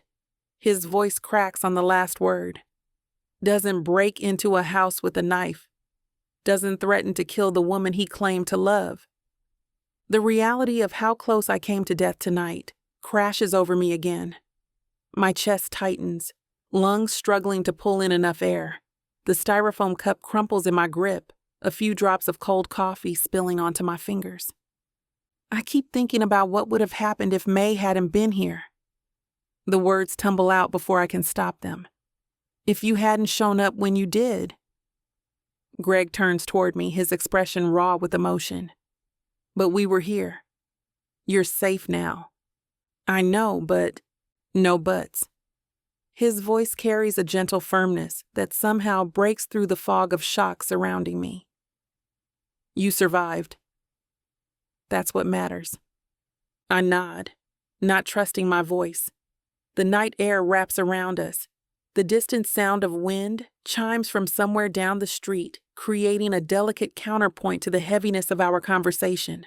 Without warning, Greg shifts beside me, moving closer. His arm slides around my shoulders, tentative at first, then more confident as I lean into his warmth. The steady rise and fall of his chest against my side anchors me to the present. I'm not going anywhere, Katrina. His words vibrate through me, his breath warming my temple. Whatever comes next, whatever you need to heal from this, I'm here. I sink deeper into his embrace, allowing myself to accept the comfort he offers. The trembling in my hands finally begins to subside. I love you. His whisper is so soft I almost miss it. 3 words breathed into my hair, barely disturbing the night air around us. But they reach inside me, wrapping around my heart and squeezing until I feel something crack open. My breath catches in my throat. The world narrows to this moment, this porch step, this man whose steady presence has become my anchor in the storm. Through all the chaos and pain, this truth remains. I love you too, I whisper back, my voice small but certain. The words hang between us, fragile and powerful, all at once. A declaration that feels both impossible and inevitable after everything that's happened tonight. Greg's arm tightens around me, drawing me closer until my head rests against his shoulder. We sit together in silence, watching the night reclaim its peace while sirens wail in the distance, reminders that the world continues to spin even when our lives have been irrevocably changed. This is it, baby. This is what you can get me that'll make me happy. You know I'll get you whatever you want. All you need to do is ask me and I'll give it to you. This ain't just it. This is everything I could ever want. Now I'm curious. What does a strong, sassy woman like yourself want so badly? Baby, you know what I want? Can't wait to hear. The Big Baddie Bundle from Tyler Walker. It has everything I need. 20 ebooks with over 1 million words of sassy romance and spice that'll keep you on your toes. 10 audiobooks containing over 60 hours of that seductive voice telling me naughty things all night long. You don't need an audiobook for that, baby. Right here. You may be fine and all, but no one tells it like the way Miss Tyler does. And I need her in my life. The Big Baddie Bundle is everything you need. You can get it for 80% off. Go to TylerWalker.com to browse the bundles that earn you the best deals. It's time you treat yourself. Because you deserve it. Escape your life with Miss Tyler.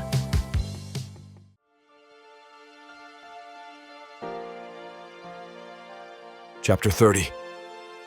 Gregory. The morning crowd at JJ's diner ebbs and flows around me like ocean tides. Business folks grabbing coffee, truckers stopping for their usual, and locals catching up over stacks of pancakes and eggs. The familiar symphony of clinking silverware, sizzling griddles, and murmured conversations creates a comforting white noise as I unfold today's newspaper. I take a sip of coffee, strong and black, the way I've always preferred it, and flip past the local headlines about budget meetings and high school football victories. My hand freezes when I see him. Jonathan's mugshot stares back at me from page 3. My son's eyes, hollow and unfocused, beneath the stark headline. Local man to plead guilty to attempted murder charges. The coffee turns bitter in my mouth. I force myself to read the article, each word landing like a punch to the gut. Jonathan Ferguson, 28, son of prominent businessman Gregory Ferguson, will plead guilty to charges of breaking and entering, assault with a deadly weapon, and attempted murder, according to sources close to the case. Ferguson was arrested 3 weeks ago after allegedly breaking into a residence with intent to harm his ex-girlfriend. Something twists in my chest, a complicated tangle of grief, guilt, and relief that he's taking responsibility rather than dragging Katrina through a trial. My finger traces the outline of his face on the newsprint, leaving a smudged trail across his cheek. "You need a refill there, handsome." May's voice pulls me back to the present. She stands beside my booth, coffee pot in hand, her recently healed arm now free of its sling. The small crescent scar near her elbow remains visible, another permanent reminder of that night. I fold the newspaper quickly, but not before she catches a glimpse of the headline. Her expression softens with understanding. "Please." I tap my mug with a forced smile that doesn't quite reach my eyes. She fills my cup to the brim, then slides into the seat across from me, setting the coffee pot on the edge of the table.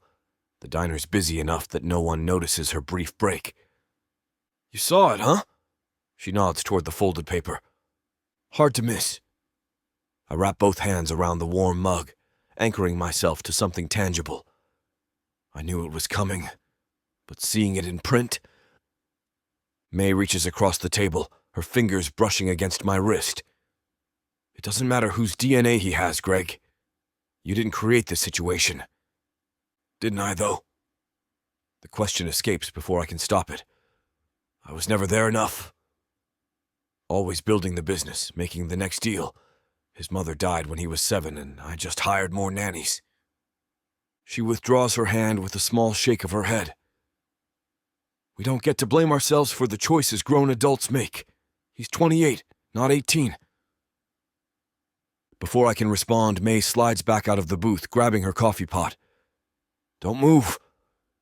I've got something that'll help more than my amateur therapy." She disappears into the kitchen, leaving me alone with the newspaper again. I push it away and stare out the window instead, watching morning traffic crawl past JJ's storefront. My reflection stares back at me, the silver in my hair catching the sunlight streaming through the glass. I can't help wondering if there was a moment, some critical juncture where I could have changed Jonathan's trajectory. A conversation I should have had, a limit I should have set, something that would have prevented him from becoming the man who stalked a woman across state lines and broke into a house with a knife. May returns, sliding a plate in front of me with 4 perfectly golden pancakes stacked higher than the standard serving. "On the house," she says with a wink. "Doctor's orders." Despite everything, I feel the corner of my mouth lift in a genuine smile. "You're not that kind of doctor." "Close enough." She taps the side of her nose. "And don't tell Ricky, I'm giving away free pancakes. He'll have my hide." I watch May weave through the diner, stopping to top off coffees and chat with regulars. Her resilience amazes me. Attacked in her own home, yet here she is, moving forward with grace and humor. The woman has titanium in her spine. My eyes drift to the other side of the diner where Katrina balances 3 plates along her arm, laughing at something an elderly customer said. The morning sunlight catches in her curls, creating a halo effect that steals my breath. Even in the simple diner uniform, black polo and khakis, she radiates a beauty that has nothing to do with physical appearance and everything to do with her spirit. My hand instinctively moves to pat the inside pocket of my jacket, feeling the outline of the small velvet box within. The engagement ring waits there. 3 weeks since that terrible night, and somehow we've grown even closer through the aftermath, watching her rebuild her sense of safety, helping her through nightmares and panic attacks, being the steady presence she needed. All of it deepened what I already felt for her. Life is too short and too unpredictable to waste time. I know that now more than ever. I take another bite of May's contraband pancakes, drowning them in maple syrup as I plan the evening ahead. After Katrina's shift ends at 3, I'll suggest a walk through Oakwood Park, where the cherry trees are just beginning to blossom. Near the small stone bridge over the creek, her favorite spot, I'll drop to one knee and ask her to share her life with mine.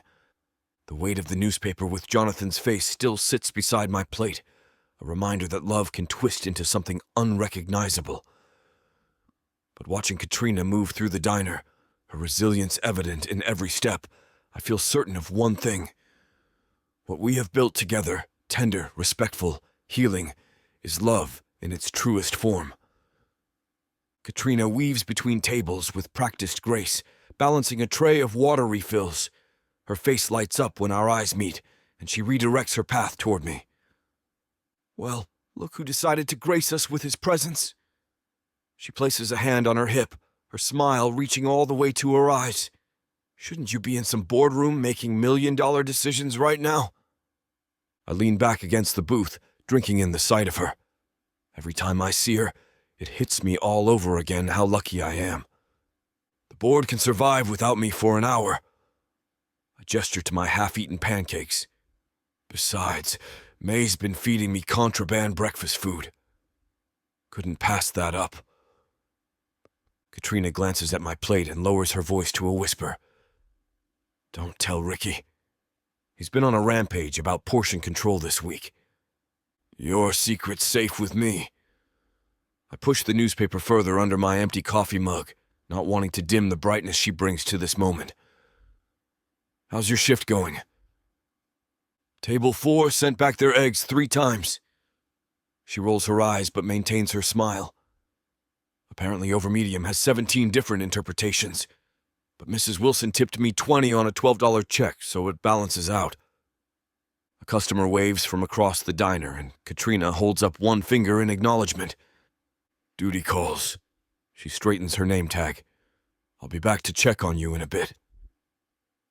Actually, I reach for her hand before she can step away, my thumb brushing across her knuckles. I was wondering if you'd like to go to the park after your shift. The velvet box seems to pulse against my chest, a secret heartbeat only I can feel. I resist the urge to touch it again and give myself away. Katrina's eyes light up. Oakwood Park? I'd love that. She squeezes my hand. My shift ends at 3. I know. Her eyebrow arches. Of course you do. You probably have my entire schedule memorized, don't you?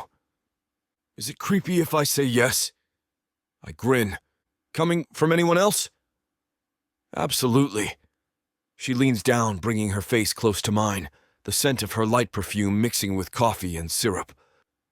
From you? It's actually kind of sweet. The customer waves again, more insistently this time. 3 o'clock, she says, reluctantly pulling away. Don't be late, Mr. CIO. Wouldn't dream of it.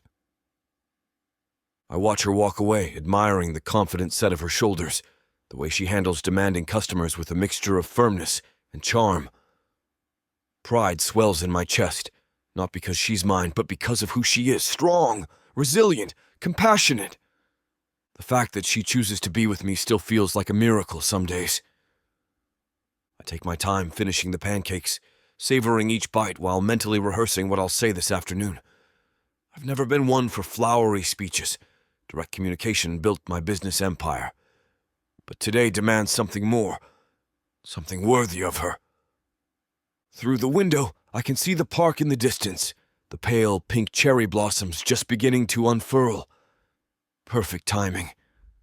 I'd worry they might bloom too early or too late, but nature has conspired with me for once.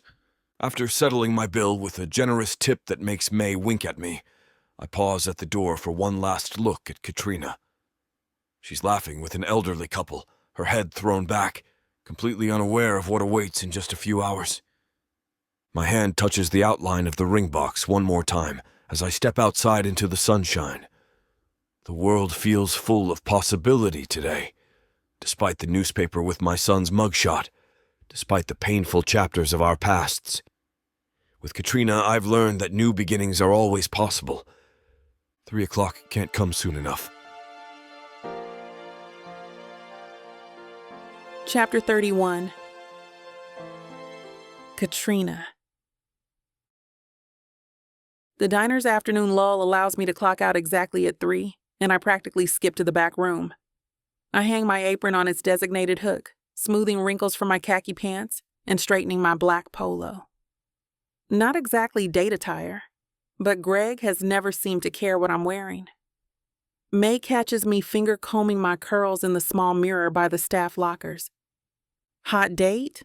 She leans against the doorframe, arms crossed and a knowing smile playing on her lips. Just the park. I try for casual, but the heat rising to my cheeks betrays me. Greg wants to see the cherry blossoms. May's smile widens. The man who runs a multi-million-dollar company is taking off early to look at flowers. She pushes off from the doorframe and approaches, adjusting my collar with maternal precision. That's definitely just a regular Wednesday afternoon activity for billionaire businessmen. I bat her hands away playfully. Stop it. Not everything has some secret meaning. If you say so, honey. She steps back, assessing me with a critical eye. At least let me loan you my lip gloss. That diner coffee has sucked all the moisture from your face. Before I can protest, she's digging through her purse and pressing a small tube into my palm. Cherry blossom scented. Fitting, don't you think?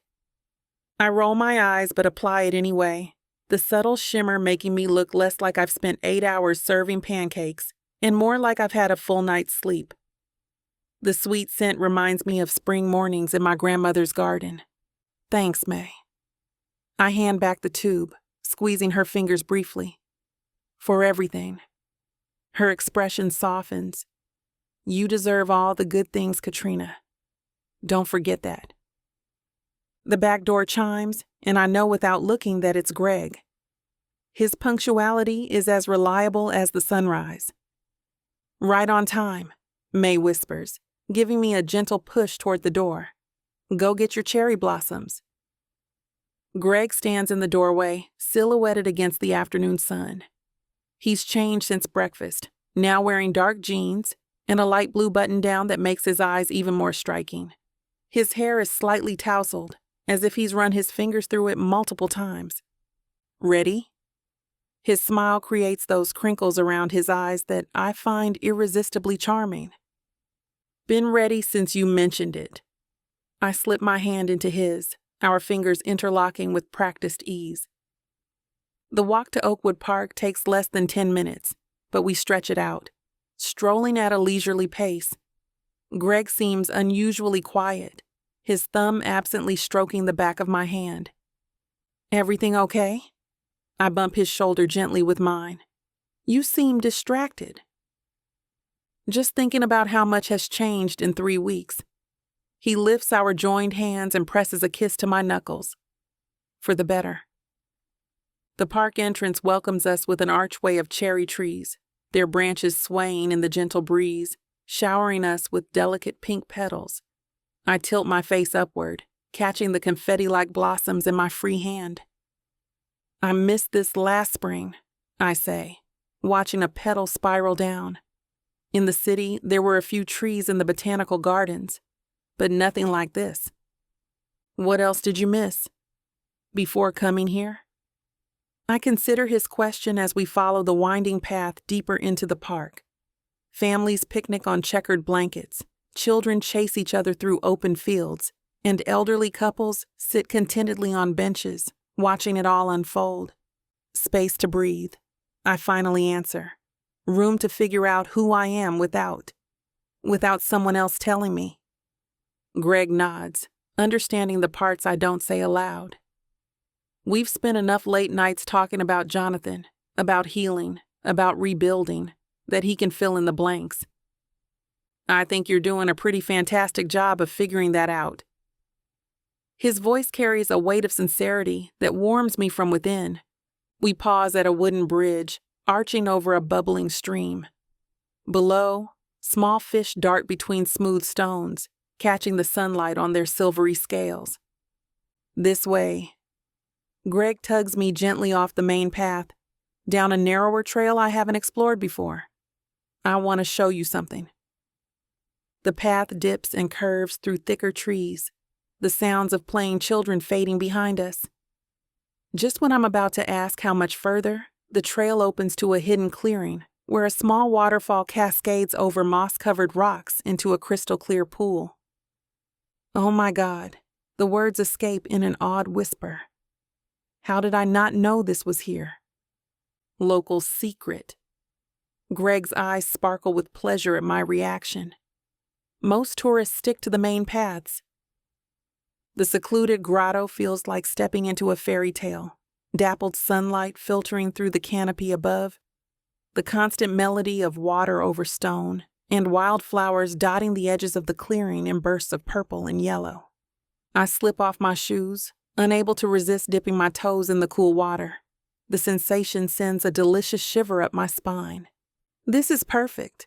I spin around, wanting to share my delight with Greg. But he's no longer standing beside me. He's on one knee, looking up at me with those impossibly blue eyes. Holding a small velvet box, open to reveal a ring that catches every fragment of sunlight in the clearing. My breath catches sharply, the world narrowing down to just his face and the glittering promise between us. Time stops. My heart hammers against my ribs with such force, I'm certain Greg can hear it echoing through the clearing. His eyes never leave mine. Steady, certain, vulnerable in a way that steals my breath. Katrina. My name on his lips sounds like a prayer. A few months ago, you walked into my life with a coffee pot and changed everything. I know this seems fast. Maybe it is. But I've lived enough years to recognize when something is right. His voice catches, and he clears his throat. When someone is right. The waterfall's gentle cascade becomes white noise against the rush of blood in my ears. Cherry blossom petals drift down around us, nature's confetti blessing this moment that feels suspended between reality and dream. I want to protect you, challenge you, support you, and love you for the rest of my life. I want to be the safe place you can always come back to. His fingers tremble slightly as he holds the ring box. Katrina Daniels, will you marry me? The question hangs between us, though in my heart, there was never any question at all. From the moment we connected, something deep inside recognized him, not as Jonathan's father, but as the person my soul had been searching for. Yes. The word emerges as a whisper, then gains strength. Yes, Greg. Of course I'll marry you. Relief and joy transform his face. He slides the ring onto my finger. A perfect fit, like everything about us. The diamond catches sunlight, sending prism reflections dancing across my skin, surrounded by smaller stones that wink with every movement of my hand. Greg rises to his feet in one smooth motion, and then his arms encircle me, lifting me slightly off the ground. Our lips meet in a kiss that's both tender and fierce, a promise, a claiming, a celebration. His mouth moves against mine with such reverence that tears spring to my eyes. I taste the salt of them as they slip between our joined lips. When we finally break apart, we're both breathing hard. Greg rests his forehead against mine, his hands cupping my face with infinite gentleness. You've made me the happiest man alive. His thumbs trace my cheekbones, catching stray tears. I glance down at the ring glittering on my finger, still not quite believing it's real. The setting is vintage-inspired yet timeless. Intricate metalwork that speaks of craftsmanship and thought. Like everything Greg does, it's perfect without being showy, meaningful without needing explanation. It's beautiful, I whisper, watching how the light plays through the facets, creating miniature rainbows. I've never seen anything like it. Fresh tears threaten.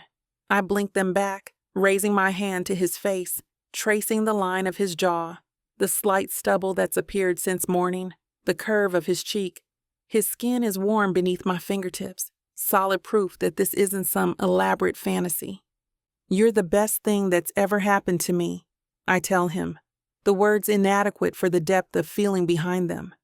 When I came to Oakbridge, I was running away from my past. I never imagined I'd find my future. His eyes darken with emotion, and he captures my hand against his cheek, turning to press a kiss into my palm. I spent my life building things, companies, wealth, property.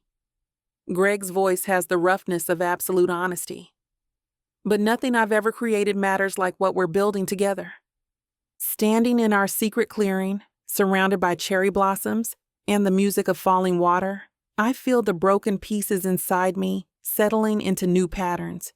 The painful cracks that Jonathan left aren't gone. They're transforming into something stronger, like gold, filling the spaces between broken pottery. Greg pulls me against his chest, and I rest my head over his heart, listening to its steady rhythm. My left hand splays across his back, the new weight on my finger a pleasant reminder of what we've just promised each other. Fiancé. I test the word, feeling its shape and promise on my tongue. I like the sound of that. His chuckle rumbles through his chest and into mine, connecting us even further. Wait until you hear how husband sounds.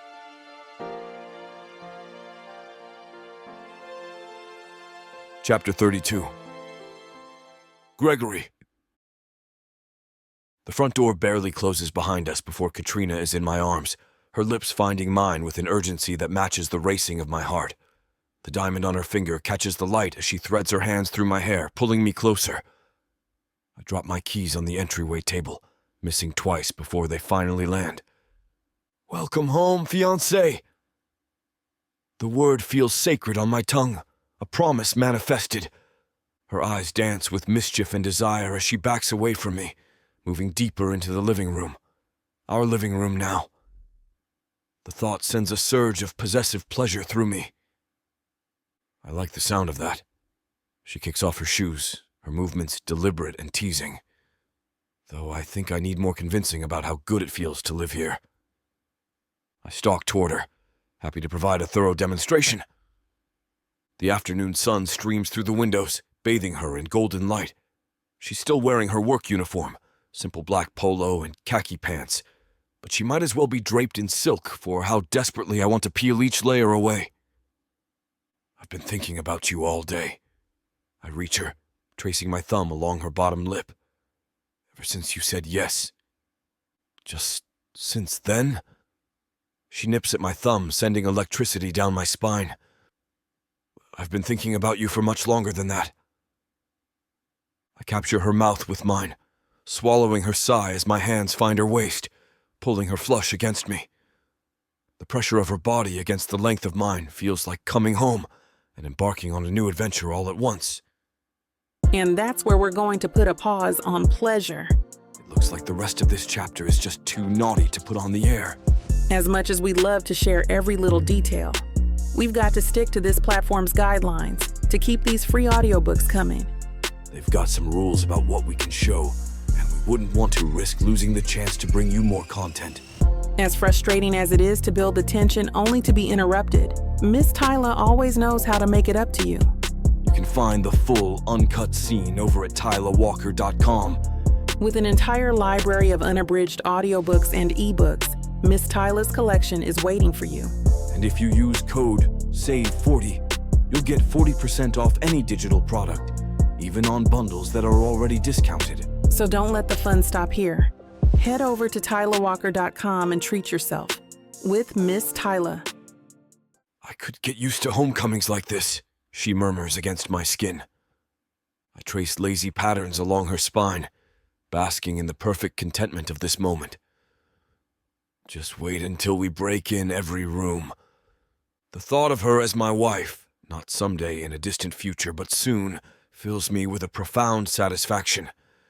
This remarkable woman who has upended my life in the most unexpected ways will be mine, and I hers, for all our days to come.